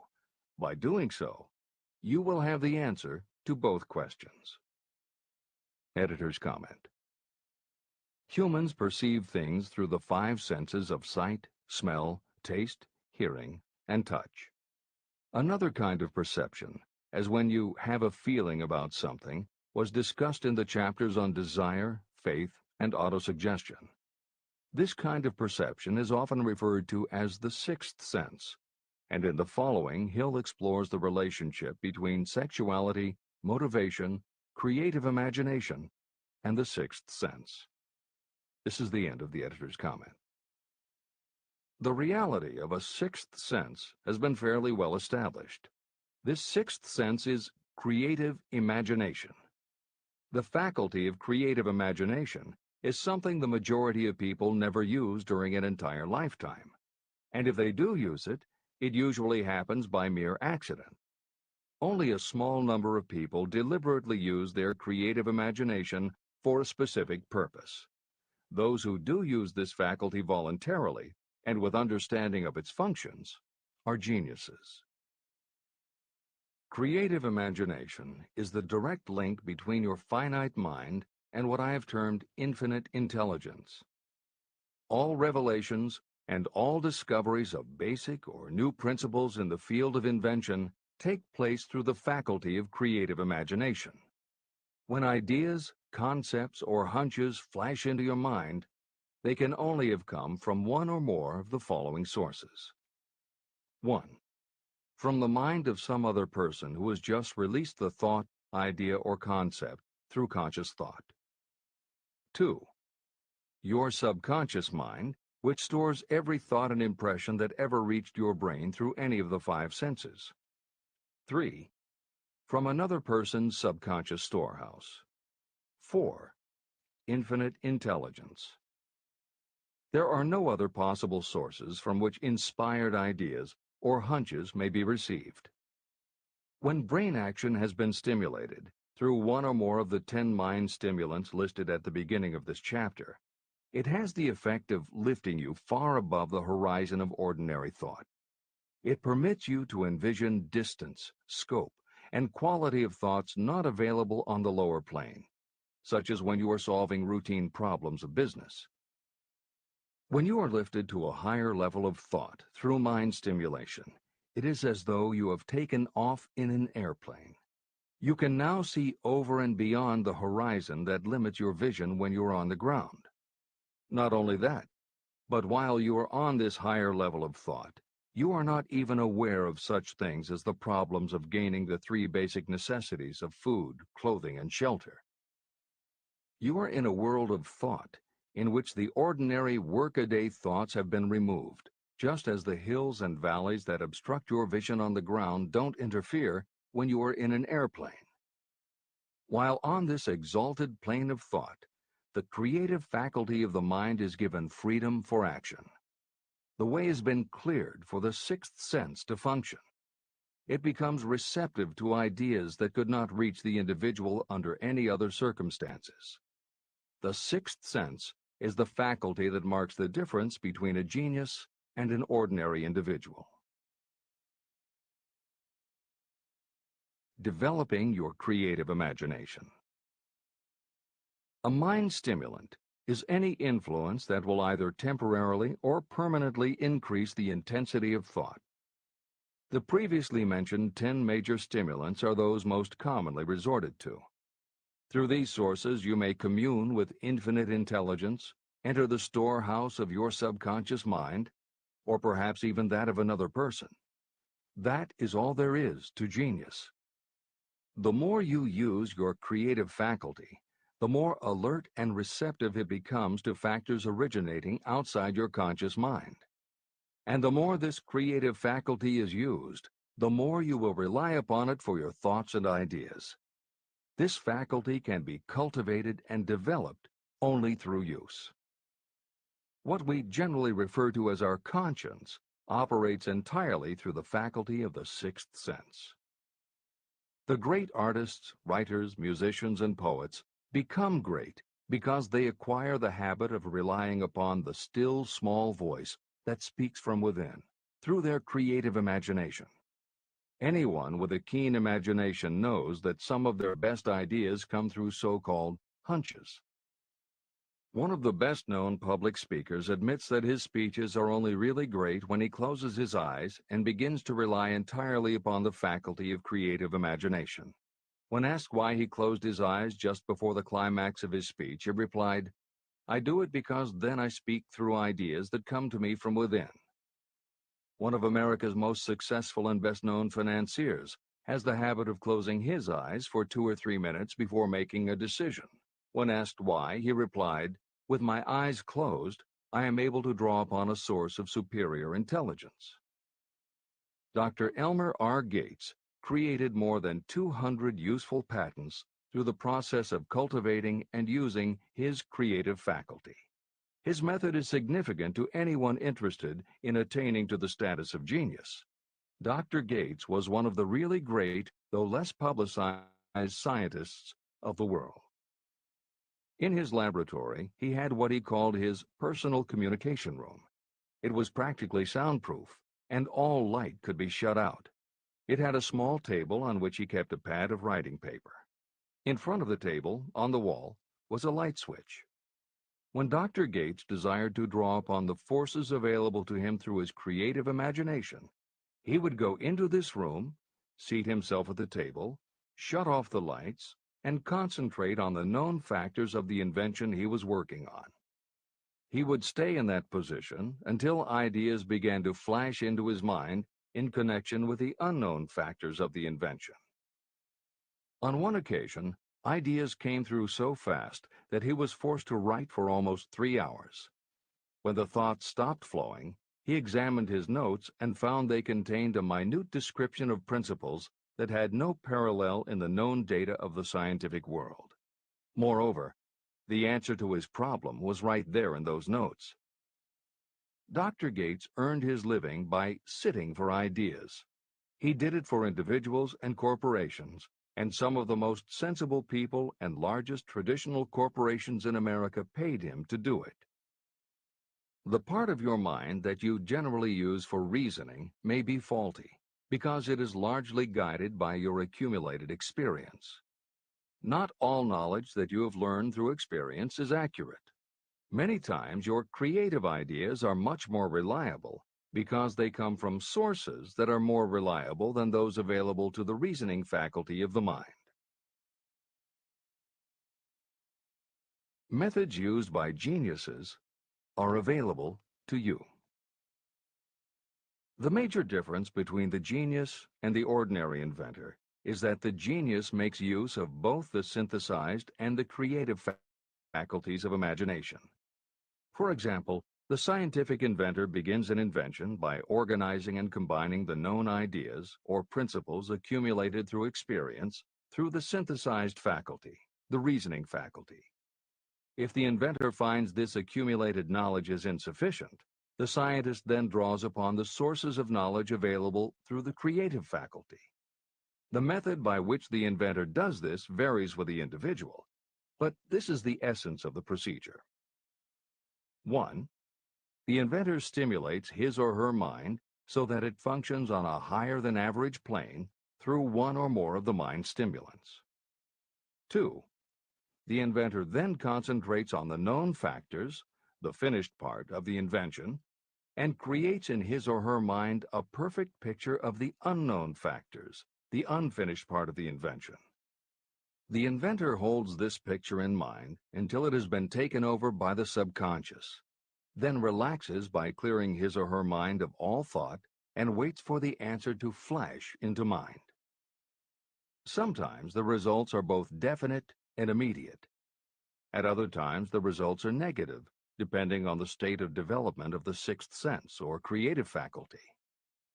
Thomas Edison tried out more than 10,000 different combinations of ideas through the synthetic faculty of his imagination before he tuned in through the creative faculty and got the answer that perfected the incandescent light bulb.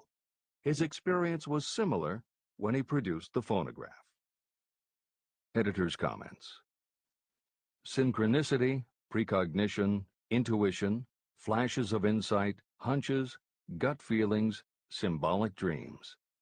These are all aspects of the phenomena Napoleon Hill was describing in his two correlated terms, creative imagination and infinite intelligence. And the fact that Hill made a serious study of this function of the mind puts him in exceptional company. The fathers of modern psychology, Sigmund Freud and Carl Jung, recognized and tried to explain this sixth sense. Jung's concept of the collective unconscious, which is the very basis of Jungian psychology, is in many ways identical to Hill's concept of infinite intelligence. Scientists from Archimedes to Newton to Einstein to the team of Watson and Crick, who determined the structure of DNA, all conceded that intuition was instrumental in their discoveries. Duke University created a department for the sole purpose of studying these phenomena under scientific conditions. Many scientists admit to using personalized techniques similar to Hill's method for accessing intuition and creativity. These include Friedrich Kekulé, who discovered the molecular structure of benzene through a dream symbol; physiologist Otto Loewi, who had a hunch followed by a dream that won him the Nobel Prize in Medicine; and as mentioned above, James Watson's breakthrough in the structure of DNA. Mozart, Shelley, Coleridge, Huxley, Descartes, Robert Louis Stevenson all claimed intuition played a role in their creations. William Blake learned the secret to a copper engraving process from a dream. British Prime Minister Winston Churchill firmly believed a premonition saved him from being killed by a bomb during the Blitz of London. As was noted earlier, psychiatry, clinical hypnosis, and affirmations all had to overcome considerable skepticism before they were accepted. That is also true of those phenomena Hill terms infinite intelligence. However, in the 1970s and 80s, the public's interest was piqued by well-researched books such as The Intuitive Edge by Philip Goldberg, Creative Dreaming by Patricia Garfield, and The Right Brain Experience by Mary Lee Zdenek. Though these anomalies of the mind still defy laboratory proof, contemporary researchers continue to publish tantalizing results. This is the end of the editorial comments. Nature has equipped the human brain and mind with internal stimulants that safely trigger the mind to tune in to fine and rare thoughts. No satisfactory substitute for nature's stimulants has ever been found. However, history is not lacking in examples of people who rose to the status of genius as the result of using artificial mind stimulants. Edgar Allan Poe wrote The Raven while under the influence of alcohol, dreaming dreams no mortal ever dared to dream before. Samuel Taylor Coleridge wrote Kubla Khan during an opium-induced dream, and Robert Burns wrote best when intoxicated. For auld lang syne, my dear, we'll take a cup of kindness yet for auld lang syne. It is true that these and others who are known as geniuses relied upon artificial mind stimulation. But a more important lesson to remember is how many of these people destroyed themselves through the use of those stimulants. Editor's comments. In more contemporary terms, Hill's point about the dangers of artificial mind stimulants was never better made than it was in the television series Behind the Music, which began running on VH1 in the late 1990s. The series was meant to chronicle the lives of rock stars and celebrate their hits, but after viewing 2 or 3 of the shows, they all began to look the same. Young singer and band have a hit record, make millions of dollars, plunge into the sex, drugs, and rock and roll lifestyle, everyone gets addicted, and they blow all of the money. By the end of the show, at least one band member overdoses, the band breaks up, the singer hits the skids, meets someone who inspires him or her to go into rehab, the ex-star makes an anti-drug TV spot and professes newfound faith and family values while announcing a comeback tour. Although the shows played like a bad parody of themselves, the fact that the stories were so similar, that so many talented singers and songwriters who depended on drugs ended up burning out, should be telling you something, especially if you don't just want to succeed, but want to keep and enjoy your success. This is the end of the editor's comments. Every intelligent person knows that stimulation in excess through alcohol or drugs is a destructive form of intemperance.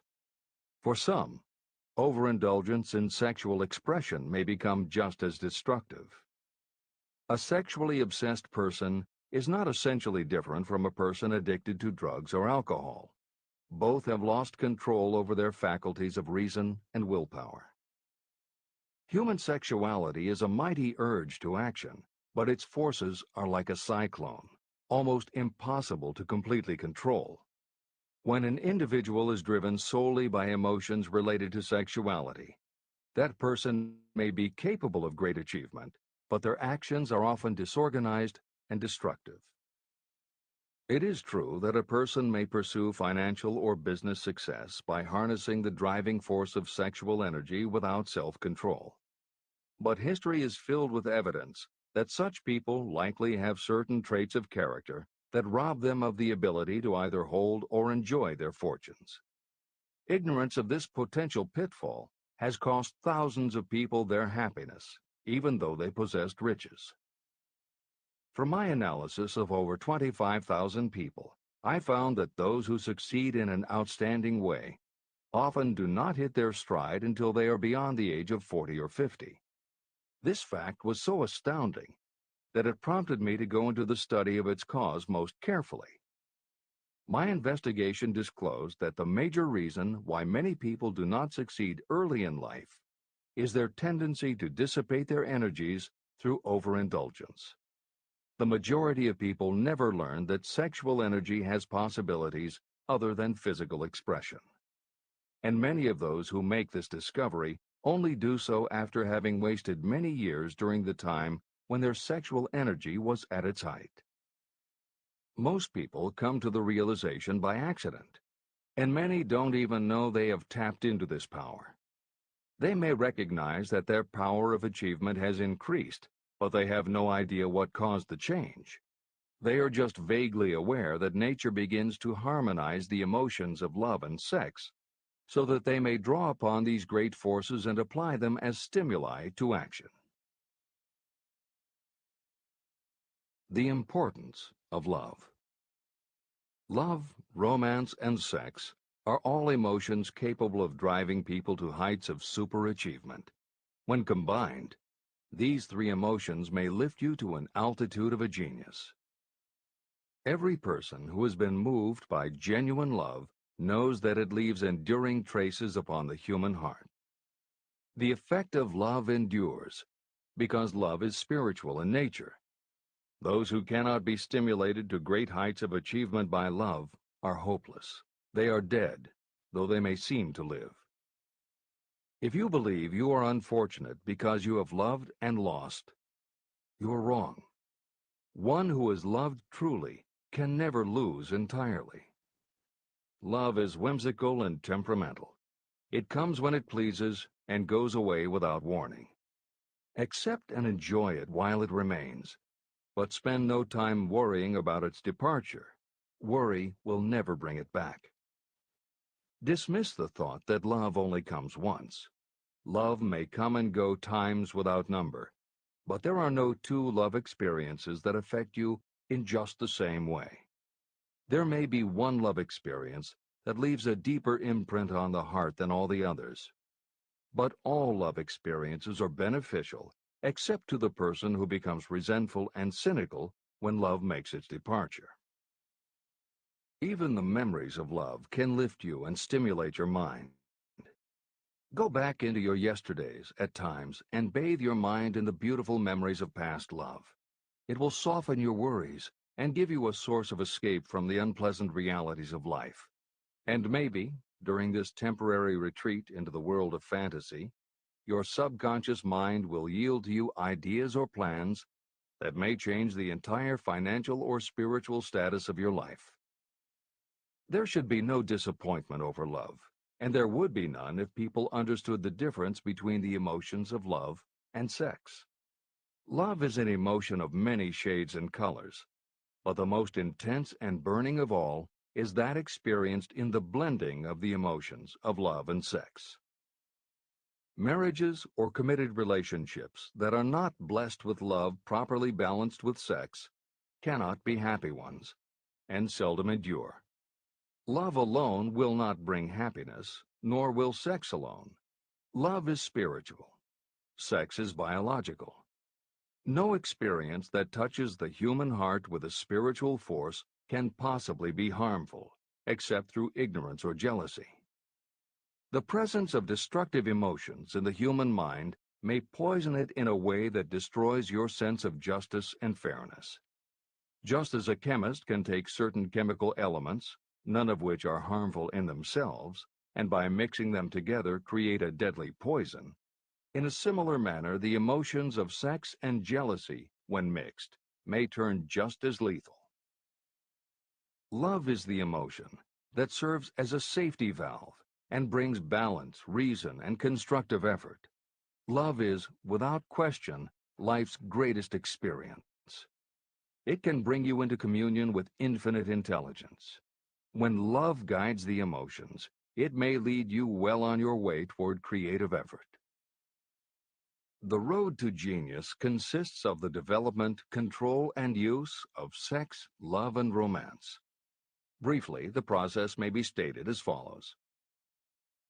Encourage the presence of the positive emotions as the dominating thoughts in your mind, and discourage all the destructive emotions.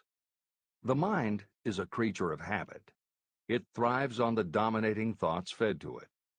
Through your willpower, you may discourage the presence of any emotion and encourage the presence of any other. Control of your mind through the power of your will is not difficult. Control comes from persistence and habit. The secret of control lies in understanding the process of transmutation. When any negative emotion presents itself in your mind, it can be transmuted into a positive or constructive emotion by the simple procedure of changing your thoughts. There is no other road to genius than through voluntary self-effort. When the emotion of romance is added to those of love and sex, the obstructions between the finite mind and infinite intelligence are removed. Then, a genius has been born.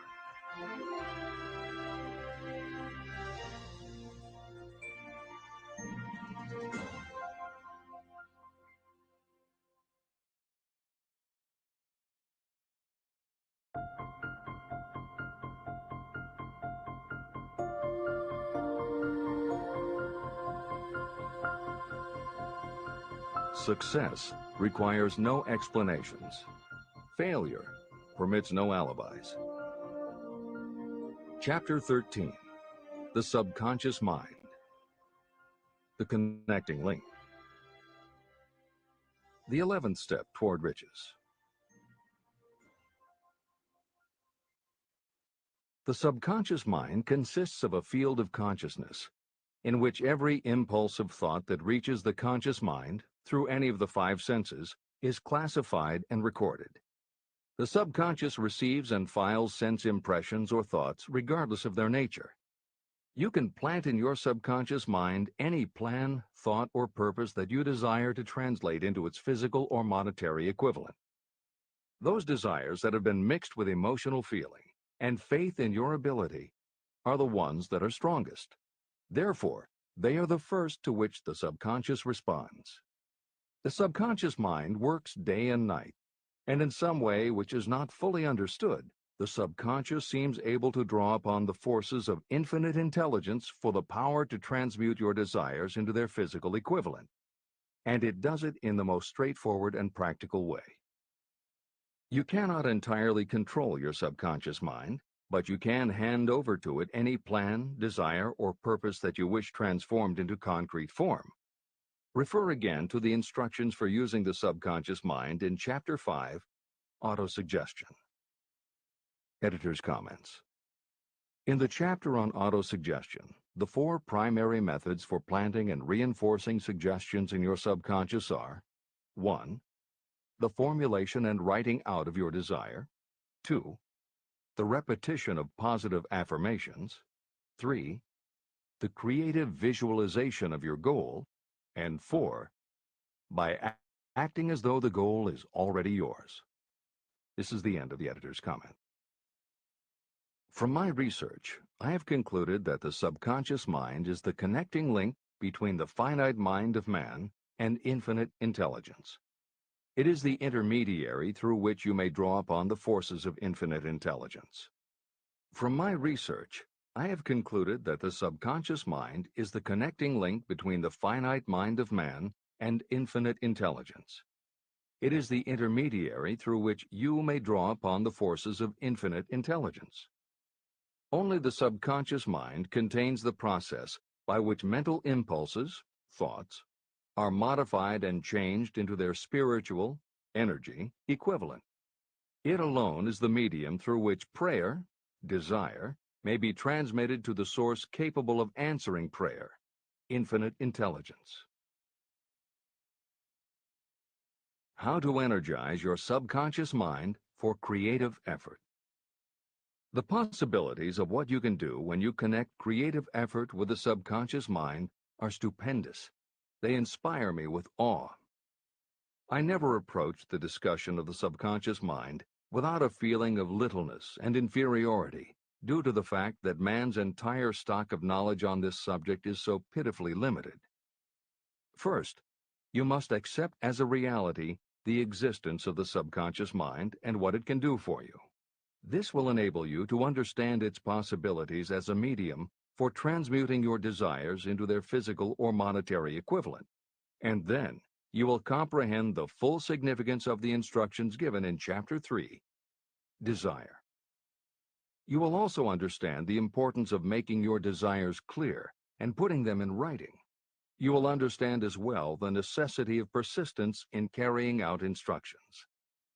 The 13 principles that are the basis of this book are the stimuli with which you acquire the ability to reach and to influence your subconscious mind. Do not become discouraged if you cannot do this on your first attempt. Remember that the subconscious mind can be directed only through habit. You have not yet had time to master faith. Be patient. Be persistent. Editor's comments. There are two aspects to Hill's theory of the subconscious mind. There are two aspects to Hill's theory of the subconscious mind. One is the concept of the subconscious as the storehouse of all information and thoughts that you have ever experienced. The second is the concept of the subconscious as the gateway to infinite intelligence. In this chapter, Hill focuses primarily on the subconscious as a storehouse. Expanding on the editorial comment about the subconscious mind that appears in the chapter on autosuggestion, proof that the subconscious is a storehouse of information is confirmed in the use of hypnotherapy by psychiatrists. Through hypnosis, psychiatrists are able to help patients open the door to their subconscious so that they can retrieve information about traumatic situations that have been filtered out or repressed by the conscious mind. Further proof is in the use of hypnosis by law enforcement officials to recapture information such as license plate numbers and other details that the conscious mind of a witness has filtered out.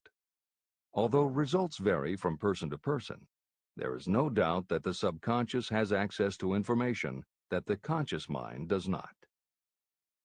This storehouse aspect of the subconscious is what accounts for some ideas that come to us through creative imagination. In some instances, bits of information and ideas that our conscious mind has forgotten will connect with each other on a subconscious level to create a new idea, and that idea will be received by our creative intelligence, which presents it to us as a flash of inspiration.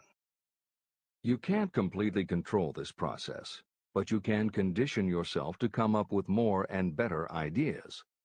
It is a fact that a traumatic experience, the result of which creates a strongly planted idea, can influence the way a person thinks and acts.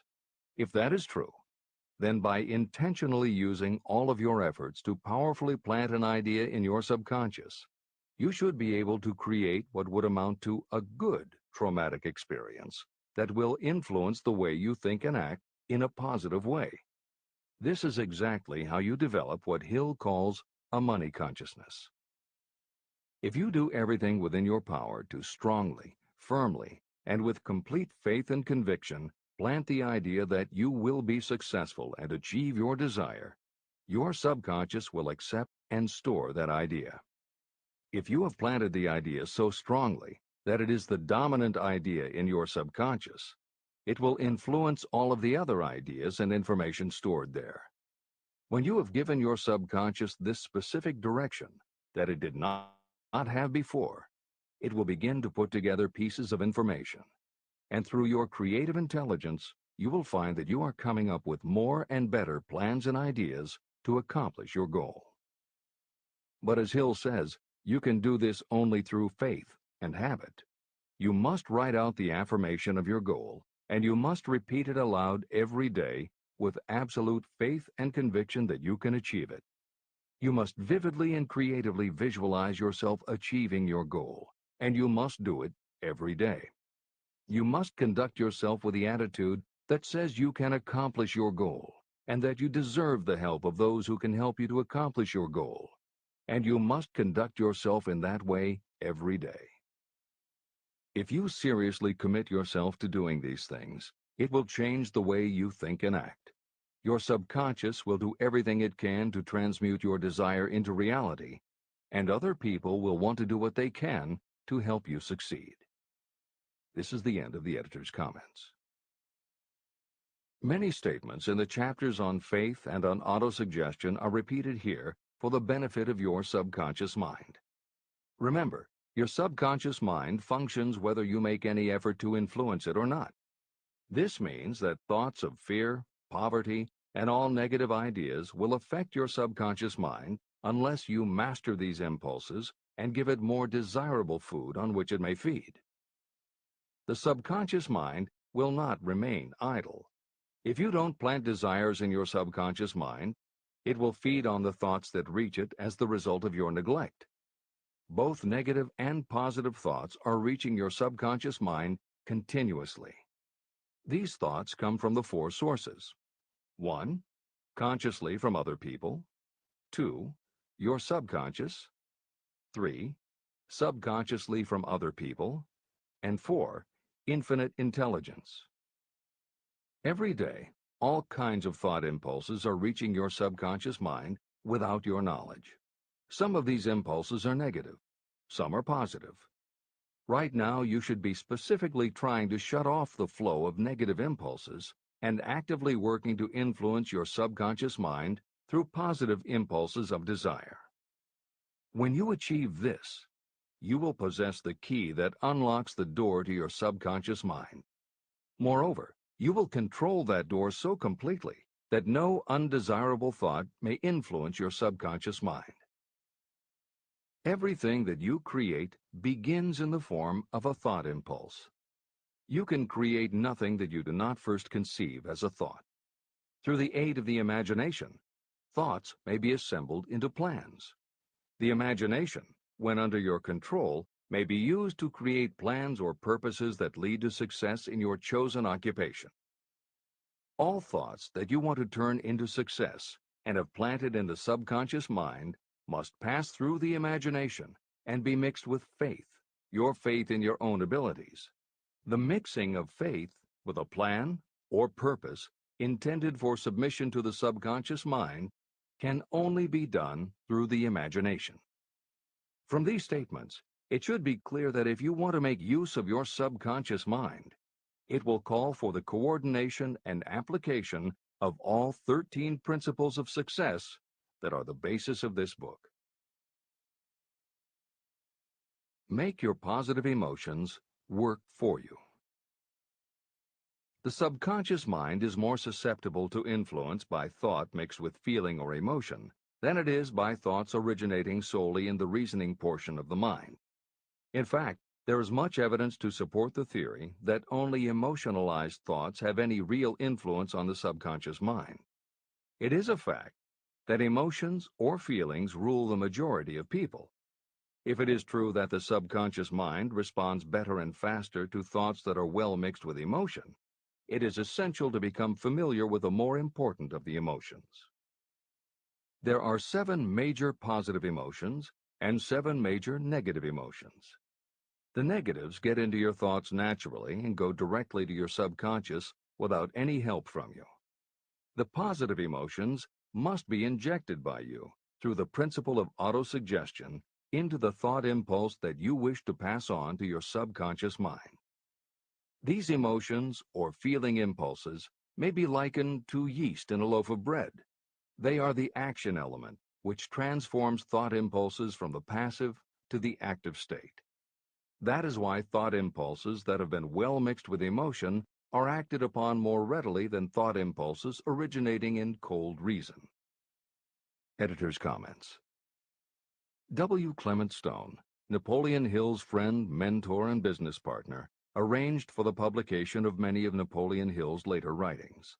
The following is adapted from material that appears in 2 of these books, Napoleon Hill's Keys to Success and Believe and Achieve. Enthusiasm is a positive mental attitude, an internal impelling force of intense emotion, a power compelling creation or expression. Being enthusiastic is an impelling external expression of action. When you act enthusiastically, you accentuate the power of suggestion and autosuggestion. The sales manager, public speaker, minister, lawyer, teacher, or executive who acts enthusiastic by speaking in an enthusiastic, sincere manner develops genuine enthusiasm. If you act enthusiastic, your emotions will follow. By filling your conscious mind with enthusiasm, you also impress upon your subconscious mind that your burning obsession and your plan for obtaining it are certain things. Then, if your conscious enthusiasm dims, your subconscious will be there, full of images of your success to help you stoke your conscious fires of enthusiasm once again. This is the end of the editor's comments. You are preparing yourself to influence and control the inner audience of your subconscious mind in order to hand over to it the desire for money, which you wish transmuted into its physical, monetary equivalent. It is essential, therefore, that you understand the method of approach to this inner audience. You must speak its language. It understands best the language of emotion or feeling. Following are the 7 major positive emotions and the 7 major negative emotions. I am listing them here so that you may draw upon the positives and avoid the negatives when giving instructions to your subconscious mind. The 7 major positive emotions: the emotion of desire, the emotion of faith, the emotion of love, the emotion of sex, the emotion of enthusiasm, the emotion of romance, the emotion of hope. There are other positive emotions, but these are the 7 most powerful and the ones most commonly used in creative effort. Master these 7 emotions. They can be mastered only by use, and the other positive emotions will be at your command when you need them. Remember that you are studying a book that is intended to help you develop a money consciousness by filling your mind with positive emotions. The 7 major negative emotions to be avoided: the emotion of fear, the emotion of jealousy, the emotion of hatred, the emotion of revenge, the emotion of greed, the emotion of superstition, the emotion of anger. Positive and negative emotions cannot occupy the mind at the same time. One or the other must dominate. It is your responsibility to make sure that positive emotions constitute the dominating influence of your mind. That is where the law of habit will help you. Form the habit of applying and using the positive emotions. Eventually, they will dominate your mind so completely that the negatives cannot enter it. Only by following these instructions literally and continuously can you gain control over your subconscious mind. The presence of a single negative in your conscious mind is sufficient to destroy all chances of constructive aid from your subconscious mind. Editor's comments. Napoleon Hill's concern about the susceptibility of the subconscious mind to negative thoughts, emotions, and comments is well known to professionals who work with these techniques. In clinical hypnotherapy, there is an axiom referred to as the law of reversed effect, which states that whenever there is a conflict between imagination and willpower, the imagination wins. When you attempt to plant an idea, if the subconscious already harbors a negative, trying to force the new idea has the reverse effect, because the subconscious becomes obsessed with defending its established negative idea. And the harder you try to do something, the more the subconscious resists, and the more difficult it becomes. Even the use of the word try is warned against, because it gives the suggestion to the subconscious of a preconceived failure. The concept of trying implies an ongoing effort. You don't want to try. You want to succeed. If you ask your subconscious to help you try, it may do just that. It may help you try, but it will prevent you from succeeding. Because if you did succeed, then it could no longer help you try, which is what you asked it to do. The cautionary note about using the word try is just one example of the care that should be taken when formulating affirmations and using autosuggestion. The following are some other rules of thumb that most modern experts agree on. 1. Affirmations should always be stated as a positive. Affirm what you do want, not what you don't want. 2. Affirmations work best when they are short and very clear about a single desired goal. Take the time to write, rewrite, and polish your affirmation until you can express your desire in a short statement of precise and well-chosen words. 3. Affirmations should be specific about the desired goal, but not about how to accomplish it. Your subconscious knows better than you what it can do and how it can do it. 4. Do not make unreasonable time demands. Your subconscious can't make anything happen suddenly or now. 5. Just saying the words will have little effect. When you affirm your desire, you must do it with such faith and conviction that your subconscious becomes convinced of how important it is to you. As you affirm your desire to yourself, visualize it in your mind's eye as big as a billboard. Make it big, powerful, and memorable. 6. Repetition of your emotionalized affirmation is crucial. At this time, it is your habit to think one way. By repeating your affirmation often every day, your new way of thinking will begin to be your automatic response. Keep reinforcing it until it becomes second nature to you, and your habit will have become to think the new way, the way you want to think. This is the end of the editor's comments. We form habits based on the degree of reinforcement we receive. Habits make no moral judgments. They can be either good or bad. Both are formed through repetition. If we try something and like the results, we repeat the action. You can replace negative thoughts with positive ones. You can replace inaction with action, and you can form any habit you choose. Your thoughts are the only thing that you can completely control if you choose to do so. You can control your thoughts to control your habits. The secret of effective prayer. Most people resort to prayer only after everything else has failed, or else they pray by a ritual of meaningless words. And because most people who pray do so only after everything else has failed, they go to prayer with their minds filled with fear and doubt. Because fear and doubt are the emotions that are mixed with their prayer, these are the emotions the subconscious mind passes on, and these are the emotions that infinite intelligence receives and acts upon. If you pray for a thing, but as you pray you have fear that you may not receive it, or that your prayer will not be acted upon by infinite intelligence, your prayer will have been in vain.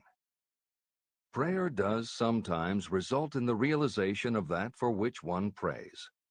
If you have ever had the experience of receiving something for which you prayed, go back in your memory and recall your actual state of mind while you were praying, and you will know for sure that the theory here described is more than a theory.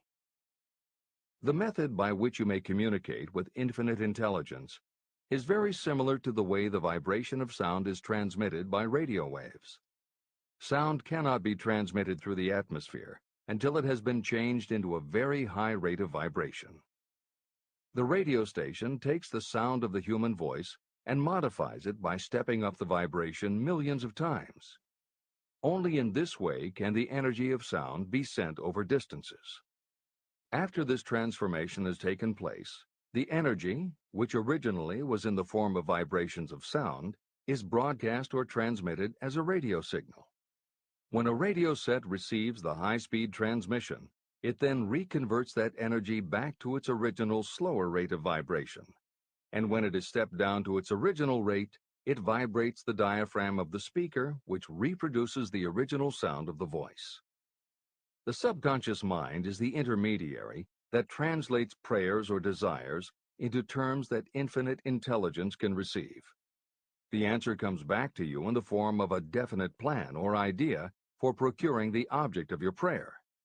When you understand this principle, you know why mere words read from a prayer book cannot serve as an agency of communication between the mind of man and infinite intelligence.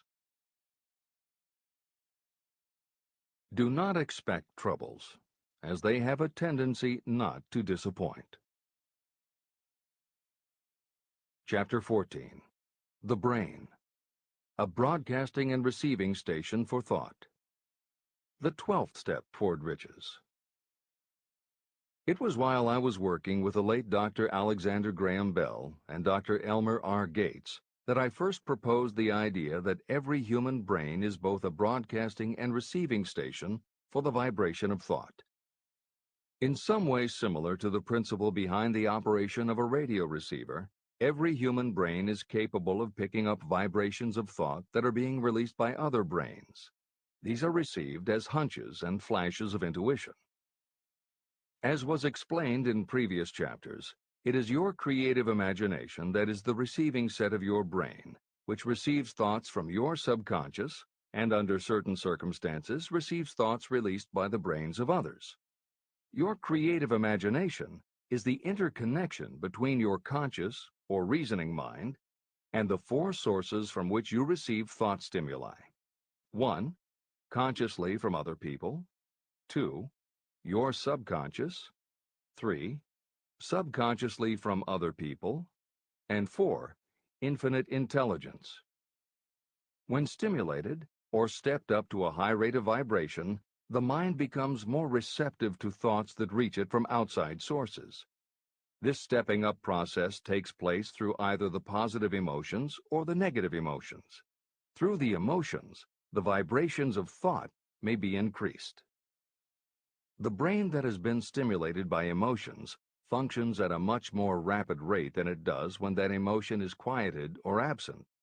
The result is the increase of thought to such a pitch that the creative imagination becomes highly receptive to ideas.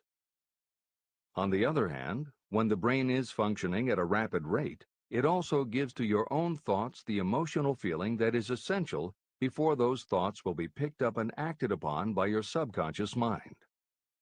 The subconscious mind is the sending station of the brain, through which vibrations of thought are broadcast. Autosuggestion is the medium by which you may put into operation your sending station. The creative imagination is the receiving set through which the energies of thought are picked up. Editor's comments.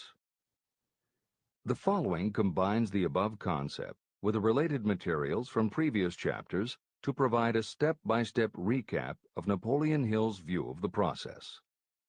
1. The brain is simultaneously both a broadcaster and a receiver.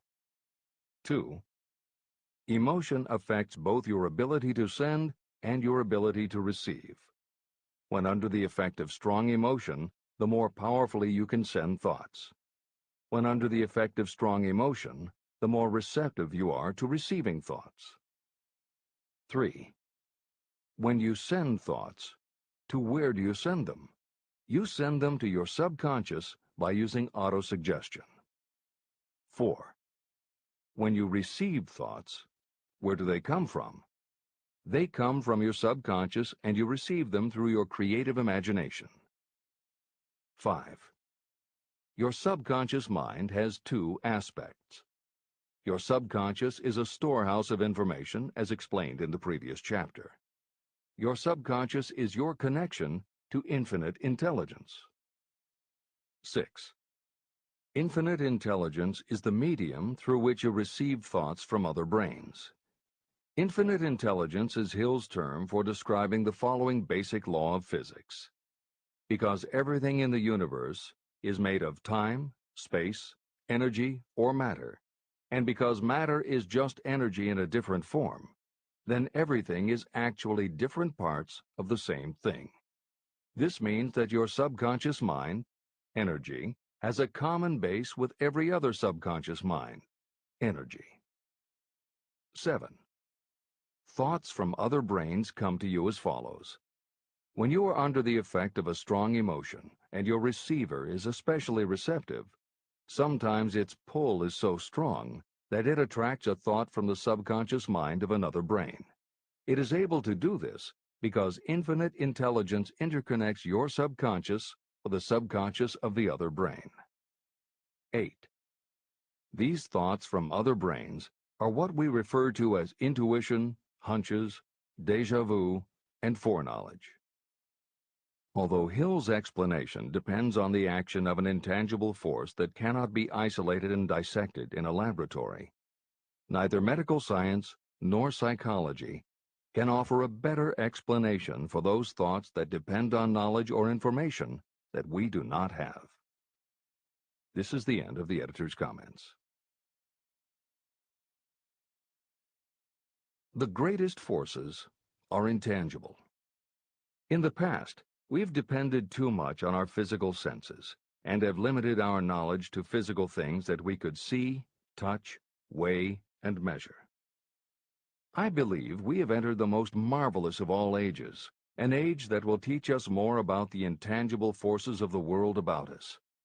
Perhaps we shall learn that there is an other self that is more powerful than the physical self we see when we look in a mirror. Many people do not take seriously such intangibles, the things that they cannot perceive through any of their five senses.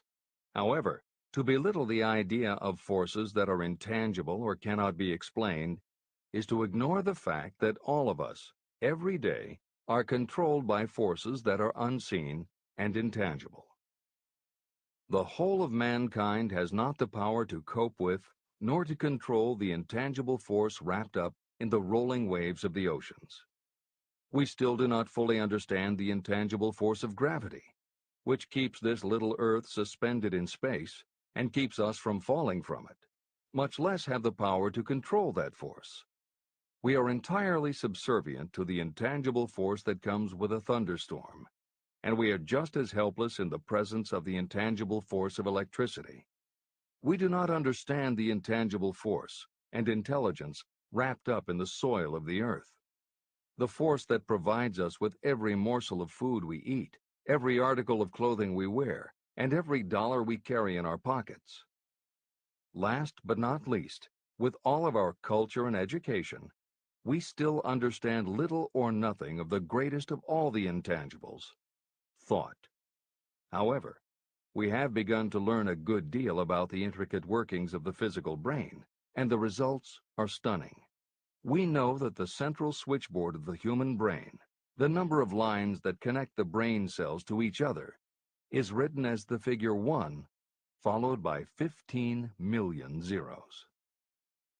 Dr. C. Judson Herrick of the University of Chicago says, "The figure is so stupendous that astronomical figures, dealing with hundreds of millions of light years, become insignificant by comparison. It has been determined that there are from 10 billion to 14 billion nerve cells in the human cerebral cortex, and we know that these are arranged in definite patterns. These arrangements are not haphazard. They are orderly. It is inconceivable to me that such a network of intricate machinery should be in existence for the sole purpose of carrying on the physical functions connected with the growth and maintenance of the physical body. Is it not likely that the same system, which gives billions of brain cells the media for communication, one with another, also provides the means of communication with other intangible forces?" Editor's comments. In the time since Hill wrote the above comments, we have learned a great deal more about the physical brain and how it operates. We understand much about the chemistry of the brain. We can measure the energies it releases. We know which areas control the various functions of the body and which areas affect memory, emotions, reasoning, and many other subtleties related to the thinking process. Through surgery, medication, and other techniques, we know how to prevent the brain from having certain kinds of thoughts.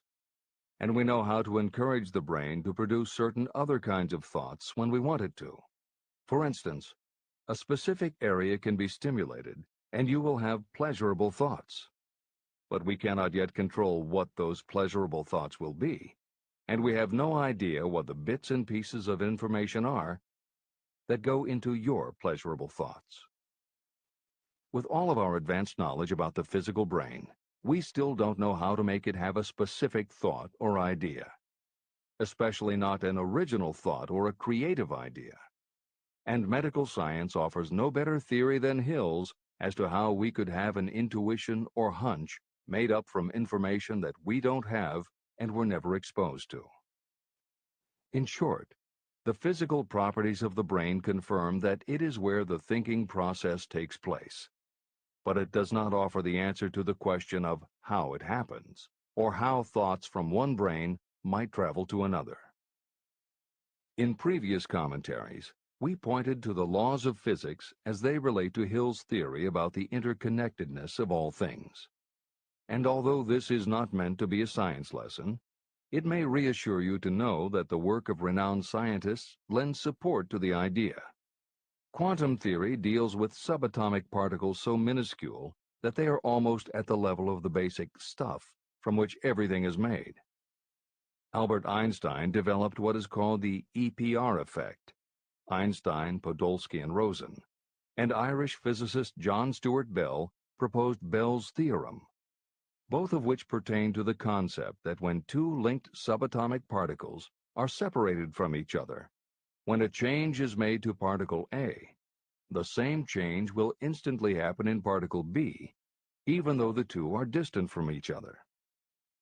Another related concept is called the holographic brain or holographic universe, and is named after an unusual quality of holograms.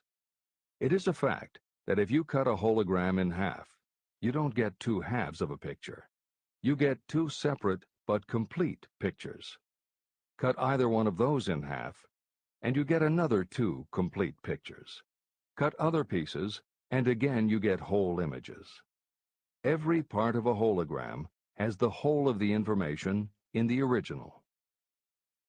In the 1970s, Carl Pribram, a neurophysiologist at Stanford University, announced the results of his studies which suggest that memory is not in a specific part of the brain, but is spread throughout the brain like the image on a holographic plate. At almost the same time, renowned physicist David Bohm proposed that the workings of the universe were like a holographic image, that among all things there is total interconnectivity, and that all things influence all other things. In effect, every part of the universe contains the whole of the universe. That is probably more than enough science for most readers. The point is, Hill was not alone in his conclusion that through some intangible force, your subconscious shares interconnectivity with everything else in the universe. Previously, the example was given of the folds and bumps in a tablecloth, all being different, but all still tablecloth. Here is another way to envision the intangible interconnection of all things. Suppose you were to drill 5 holes in a wall and have someone outside the room put their fingers and thumb through the holes and wiggle them. If you then bring into your room someone who only believes in tangible things that he or she can see, that person will see 5 separate objects that can move independently of each other.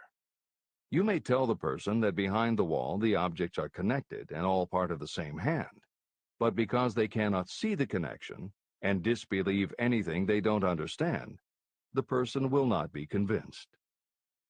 Neither modern medicine, nor psychiatry, nor technology can yet conclusively show us behind the wall. But the fact remains, we have all had a hunch about somebody, and it turns out to be right. A premonition that something will happen, and it does. Or a feeling that something isn't right with someone who is not there with you, and it turns out to be true. How does this information come to us? As mentioned previously, psychologist Carl Jung called the intangible connection the collective unconscious, also called universal subconscious.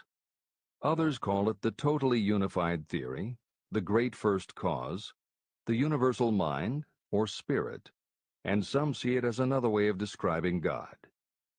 Napoleon Hill calls it infinite intelligence and offers a common-sense explanation that allows you to work with a phenomenon, even if it is not completely understood. And that, after all, is what Hill was aiming for, to give you a way to access intangible forces that will help you turn your desire into reality. This is the end of the editor's comments. After this book had been written, just before the manuscript went to the publisher, the New York Times published an editorial showing that at least one great university and one intelligent investigator in the field of mental phenomena are carrying on an organized research through which conclusions have been reached that parallel many of those described in this and the following chapter. The editorial briefly analyzed the work carried on by Dr. J.B. Rhine and his associates at Duke University. From the New York Times. What is telepathy? A month ago, we cited on this page some of the remarkable results achieved by Professor Rhine and his associates in Duke University from more than 100,000 tests to determine the existence of telepathy and clairvoyance. These results were summarized in the first two articles in Harper's Magazine. In the second, which has now appeared, the author, E.H. Wright, attempts to summarize what has been learned, or what it seems reasonable to infer, regarding the exact nature of these extrasensory modes of perception. The actual existence of telepathy and clairvoyance now seems to some scientists enormously probable as the result of Rhine's experiments. Various percipients were asked to name as many cards in a special pack as they could without looking at them and without other sensory access to them. About a score of men and women were discovered who could regularly name so many of the cards correctly that there was not one chance in many a million of their having done their feats by luck or accident. But how did they do them? These powers, assuming that they exist, do not seem to be sensory. There is no known organ for them. The experiments work just as well at distances of several hundred miles as they did in the same room. These facts also dispose, in Mr. Wright's opinion, of the attempt to explain telepathy or clairvoyance through any physical theory of radiation. All known forms of radiant energy decline inversely as the square of the distance traversed. Telepathy and clairvoyance do not. But they do vary through physical cause, as our other mental powers do. Contrary to widespread opinion, they do not improve when the percipient is asleep or half asleep, but on the contrary, when he is most wide awake and alert. Rhine discovered that a narcotic will invariably lower a percipient score, while a stimulant will always send it higher. The most reliable performer apparently cannot make a good score unless he tries to do his best. One conclusion that Wright draws with some confidence is that telepathy and clairvoyance are really one and the same gift. That is, the faculty that sees a card face down on a table seems to be exactly the same one that reads a thought residing only in another mind. There are several grounds for believing this. So far, the two gifts have been found in every person who has either of them. If you have the abilities, both seem to be of equal strength. Screens, walls, distances have no effect at all on either. Wright expresses his hunch that other extrasensory experiences, such as prophetic dreams, premonitions of disaster, and the like, may also prove to be part of the same faculty. The reader is not asked to accept any of these conclusions, but the evidence that Rhine has piled up must remain impressive.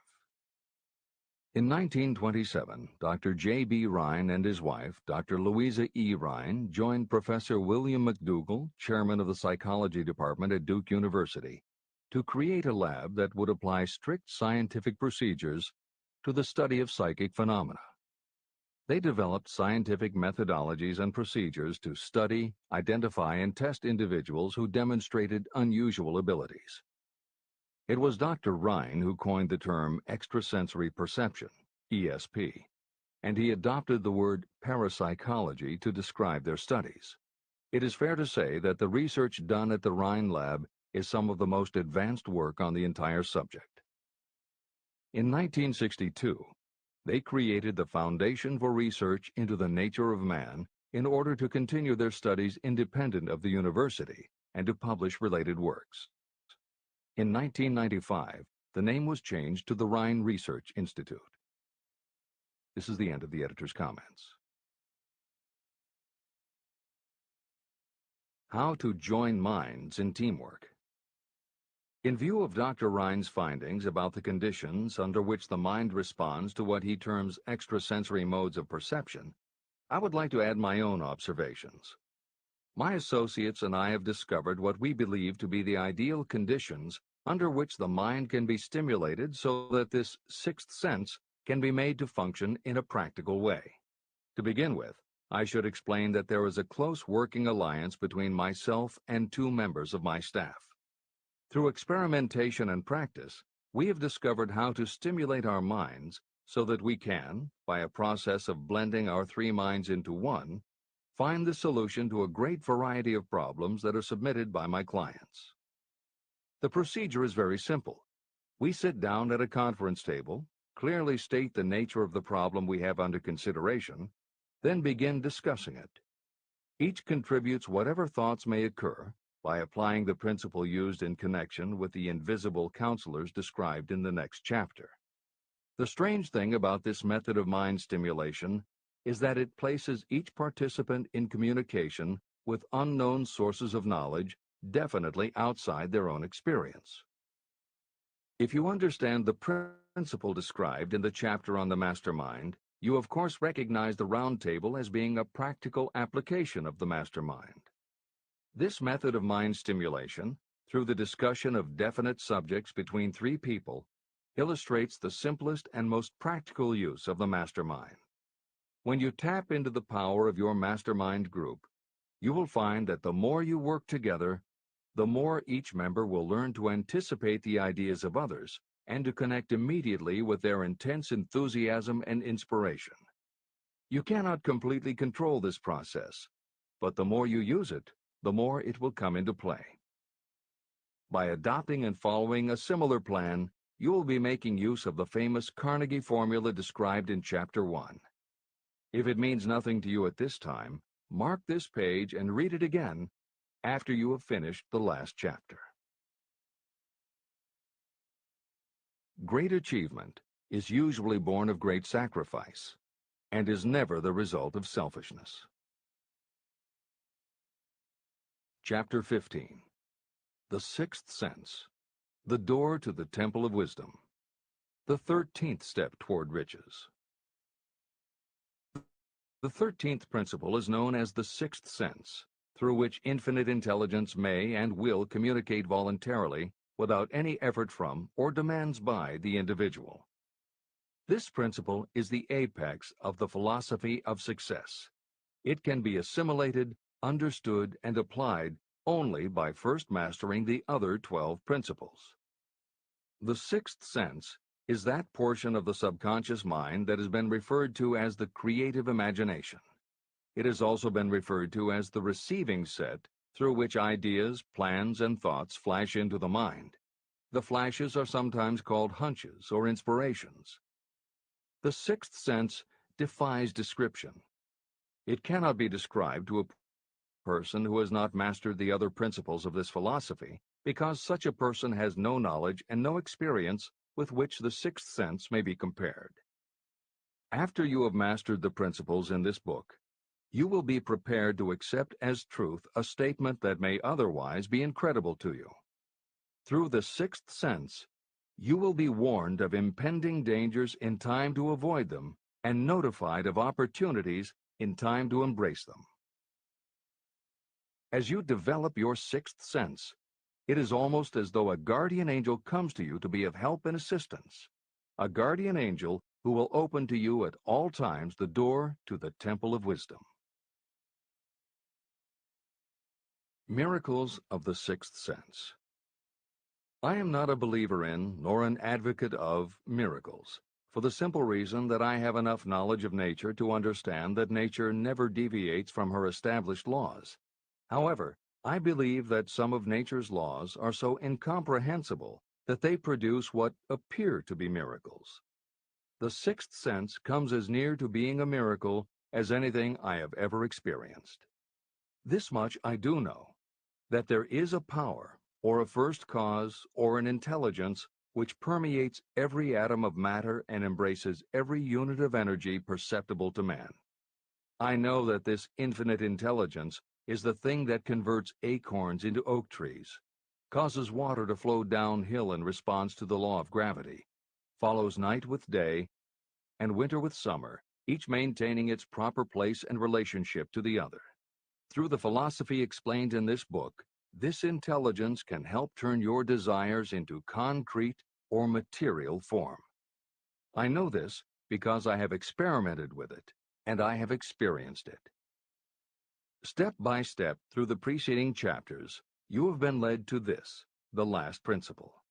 If you have mastered each of the preceding principles, you are now prepared to accept, without being skeptical, the extraordinary claims made here.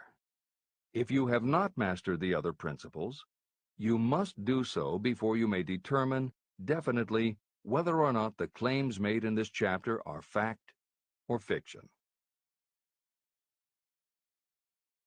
Let great people shape your life. I have never completely divested myself of the habit of hero worship.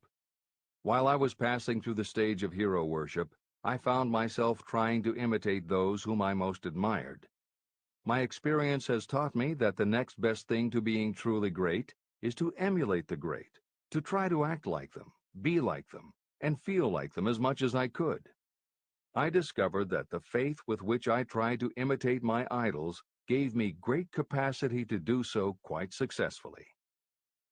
Long before I had ever written a line for publication or delivered a speech in public, I followed the habit of reshaping my own character by trying to imitate the 9 men whose lives and life works had been most impressive to me.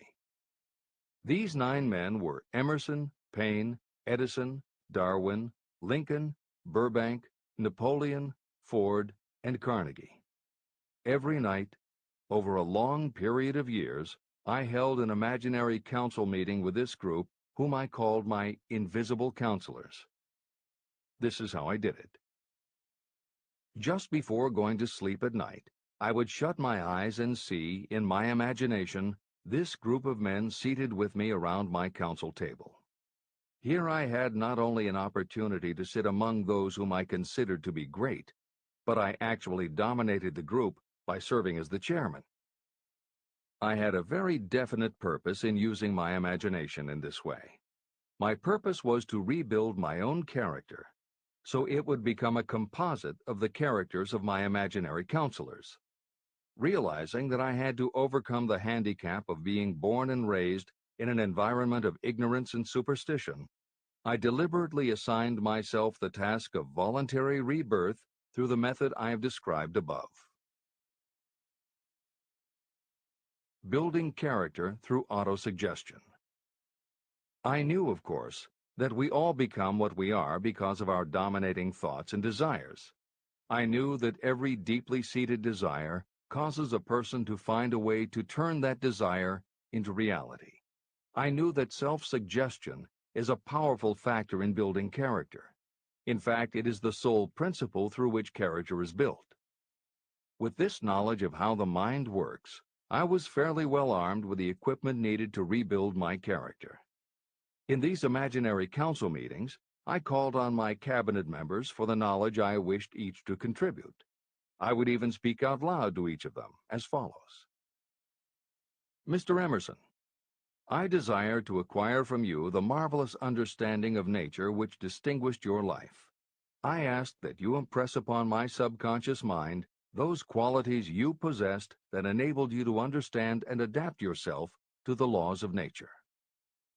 Mr. Burbank, I request that you pass on to me the knowledge that enabled you to so harmonize the laws of nature that you caused the cactus to shed its thorns and become an edible food. Give me access to the knowledge that enabled you to make 2 blades of grass grow where but 1 grew before. Napoleon, I desire to acquire from you the marvelous ability you possess to inspire men and will rouse them to greater and more determined spirit of action. I desire also to acquire the spirit of enduring faith, which enabled you to turn defeat into victory and to surmount staggering obstacles. Mr. Paine, I desire to acquire from you the freedom of thought and the courage and clarity with which to express convictions which so distinguished you. Mr. Darwin, I wish to acquire from you the marvelous patience and ability to study cause and effect without bias or prejudice, so exemplified by you in the field of natural science. Mr. Lincoln, I desire to build into my own character the keen sense of justice, the untiring spirit of patience, the sense of humor, the human understanding, and the tolerance that were your distinguishing characteristics. Mr. Carnegie, I wish to acquire a thorough understanding of the principles of organized effort, which you use so effectively in the building of a great industrial enterprise. Mr. Ford, I wish to acquire your spirit of persistence, the determination, poise, and self-confidence that have enabled you to master poverty and to organize, unify, and simplify human effort so I may help others to follow in your footsteps.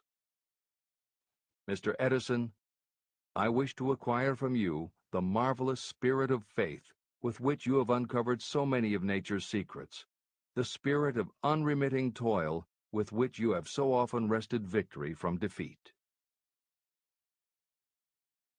The startling power of imagination. My method of addressing the members of my imaginary cabinet would vary according to the traits of character I was most interested in acquiring. I studied the records of their lives with painstaking care. After some months of this nightly procedure, I was astounded as each time my imaginary counselors started to become more and more real to me. Each of these 9 men developed individual characteristics that surprised me. For example, Lincoln developed the habit of always being late, then walking around in solemn parade. He always wore an expression of seriousness on his face. Rarely did I see him smile. This was not true of the others. Burbank and Payne often indulged in witty repartee, which seemed at times to shock the other members of the cabinet. On one occasion, Burbank was late. When he came, he was excited with enthusiasm and explained that he had been late because of an experiment he was making, through which he hoped to be able to grow apples on any sort of tree. Payne chided him by reminding him that it was an apple that started all the trouble between man and woman.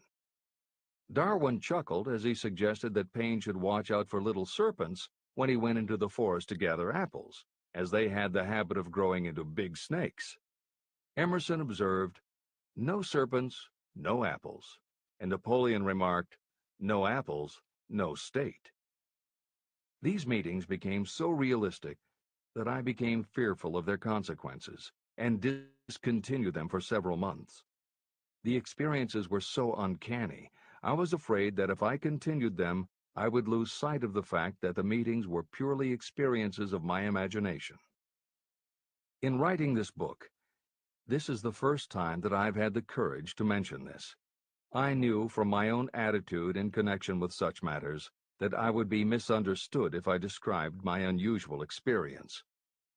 I now have the courage to put this on the printed page, because I am now less concerned about what they say than I was in the years that have passed.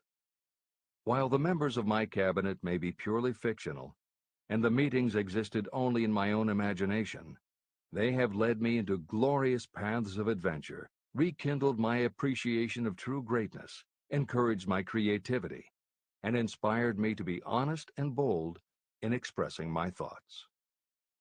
Editor's comments. Napoleon Hill's experience with his imaginary counselors is not as uncommon as it may seem on first reading. In fact, it happens to novelists all the time.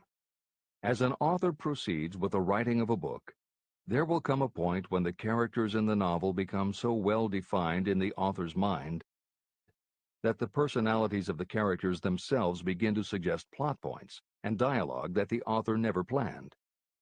Often the thoughts that come to the author when he or she is in the character are completely original, and in real life would never have occurred to the author. Psychiatrists, therapists, and motivational experts also use this phenomenon when they work with role-playing. The usual procedure is to ask 2 people to act out a scenario as if they were in each other's shoes. If this is done in a situation where the participants do not feel embarrassed or self-conscious, and if the people will allow themselves to become submerged and seriously try to become the other person, the results can be stunning. Depending on the faith with which you approach it, you can get not just a general sense of what the other person is going through, but also have flashes of insight, actually feel what the other person feels, and gain a real understanding about the reactions or motivations of others. Why it works is just as much a mystery as why you get hunches. It may be simply that when your imagination creates a character, it doesn't give the character inhibitions, so when you think through the character, your mind is less restricted. Regardless, the fact is that by using your imagination to project yourself into other characters, you can open yourself to ideas that you don't normally have access to, and you can use this mental phenomenon as one of the tools that will help you turn your desire into success. This is the end of the editor's comments. Tapping the source of inspiration. Somewhere in the cell structure of the brain is something that receives the vibrations of thought ordinarily called hunches. So far, science has not discovered where this sixth sense is located, but this is not important. The fact remains that human beings do receive accurate knowledge through sources other than the physical senses. Generally, such knowledge is received when the mind is under the influence of extraordinary stimulation. Any emergency that arouses the emotions and causes the heart to beat more rapidly may bring the sixth sense into action. Anyone who has experienced a near accident while driving knows that the sixth sense often comes to your rescue and by split seconds helps to avoid the accident. I mention this as background to the following statement of fact. On many occasions when I have faced emergencies, some of them so grave that my life was in jeopardy, I have been miraculously guided past these difficulties through the influence of my invisible counselors. My original purpose in conducting council meetings with imaginary beings was solely to use autosuggestion to impress upon my subconscious mind certain characteristics that I wanted to acquire. In more recent years, my experimentation has taken on an entirely different trend. I now go to my imaginary counselors with every difficult problem that confronts me and my clients. During my meetings with these invisible counselors, I find my mind most receptive to ideas, thoughts, and knowledge that reach me through the sixth sense. The results are often astonishing, although I do not depend entirely on this form of counsel. The sixth sense is not something that one can take off and put on at will. Ability to use this great power comes slowly through application of the other principles outlined in this book. No matter who you are, or what may have been your purpose in reading this book, you can profit by it even if you don't fully understand how or why the principle described in this chapter works. This is especially true if your major purpose is that of accumulation of money or other material things. This chapter on the sixth sense was written because the book is designed to present a complete philosophy by which individuals may unerringly guide themselves in attaining whatever they ask of life. The starting point of all achievement is desire. The finishing point is the kind of knowledge that leads to understanding.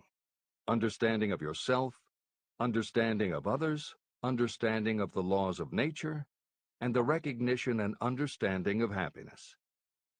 Full understanding of this comes only through familiarity with and use of the principle of the sixth sense. In reading this chapter, you may have found yourself lifted to a high level of mental stimulation. Splendid! Come back to this again a month from now, read it once more, and observe that your mind will soar to a still higher level of stimulation. Repeat this experience from time to time, giving no concern as to how much or how little you learn at the time.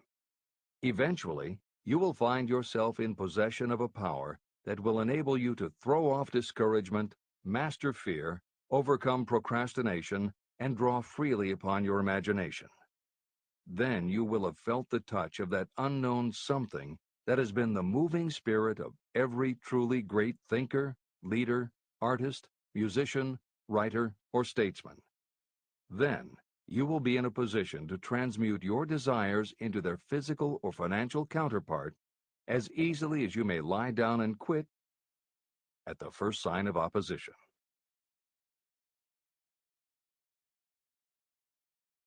The man who actually knows just what he wants in life has already gone a long way toward attaining it.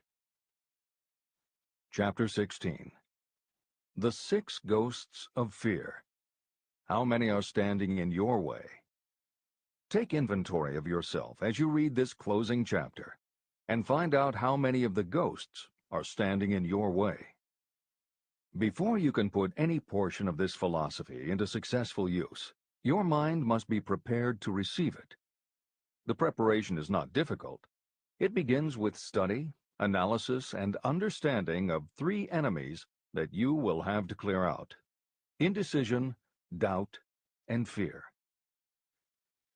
The sixth sense will never function while these three negatives, or any one of them, remain in your mind. The members of this unholy trio are closely related. Where one is found, the other two are close at hand. Indecision is the seedling of fear. Remember this as you read. Indecision crystallizes into doubt. The two blend and become fear. The blending process often is slow. This is one reason why these three enemies are so dangerous. They germinate and grow without their presence being observed. The remainder of this chapter describes a state of mind that you must attain before the philosophy can be put into practical use. This chapter also analyzes a condition that has reduced huge numbers of people to poverty, and it states a truth that must be understood by all who accumulate riches, whether measured in terms of money or in terms of a state of mind that may be of far greater value than money. The purpose of this chapter is to turn the spotlight of attention on the cause and the cure of the 6 basic fears. Before you can master an enemy, you must know its name, its habits, and where to attack it. As you read, analyze yourself carefully and determine which, if any, of the 6 common fears have attached themselves to you. And keep in mind that sometimes they are hidden in the subconscious mind, where they are difficult to locate and still more difficult to eliminate. The 6 basic fears. There are 6 basic fears. At one time or another, every person suffers from some combination of these fears. Most people are fortunate if they do not suffer from the entire 6.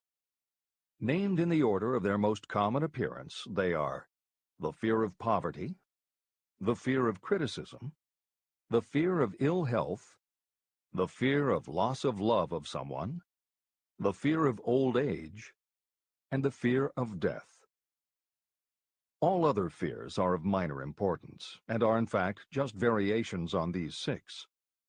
Fears are nothing more than states of mind. Your state of mind is subject to your control and direction.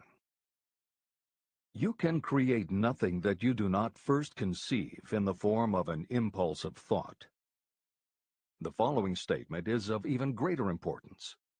Thought impulses begin immediately to translate themselves into their physical equivalent, whether those thoughts are voluntary or involuntary. Even thought impulses that are picked up by mere chance, thoughts that have been released by other minds, may determine your financial, business, professional, or social destiny just as surely as the thoughts that you create by intent and design. This circumstance also explains why some people seem to be lucky, while others of equal or greater ability, training, experience, and brain capacity seem destined to have misfortune.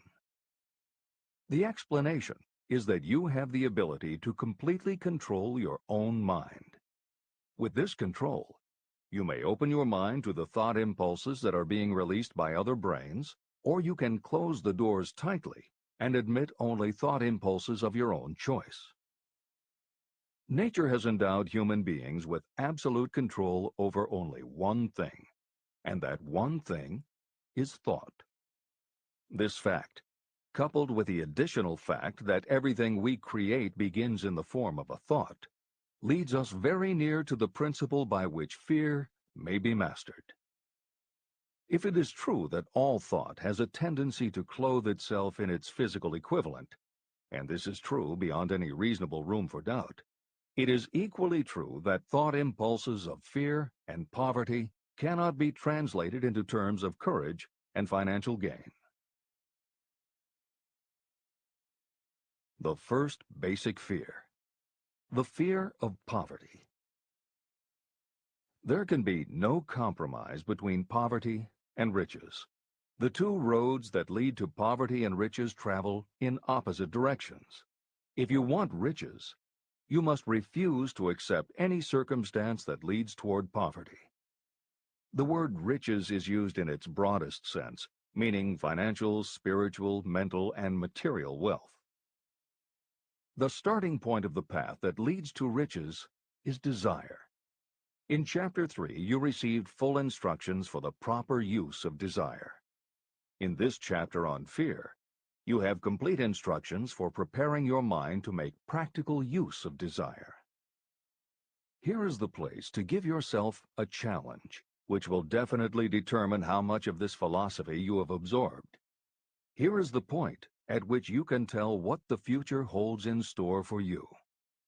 If, after reading this chapter, you are willing to accept poverty, you may as well make up your mind to receive poverty. This is one decision you cannot avoid. But if you demand riches, determine what form and how much will be required to satisfy you. You know the road that leads to riches. You have been given a roadmap. If you follow it, it will keep you on that road. If you neglect to make the start, or stop before you arrive, no one will be to blame but you. This responsibility is yours. No excuse will save you from accepting the responsibility if you now fail or refuse to demand riches of life. She my little dog, she my best friend, and I got big shoes, this ain't no size 10. The way I'm rocking it, the way I'm walking in, the way I'm walking in. Cause she my little dog, she my best friend, and I got big shoes, this ain't no size 10. The way I'm rocking it, the way I'm walking in, the way I'm walking in.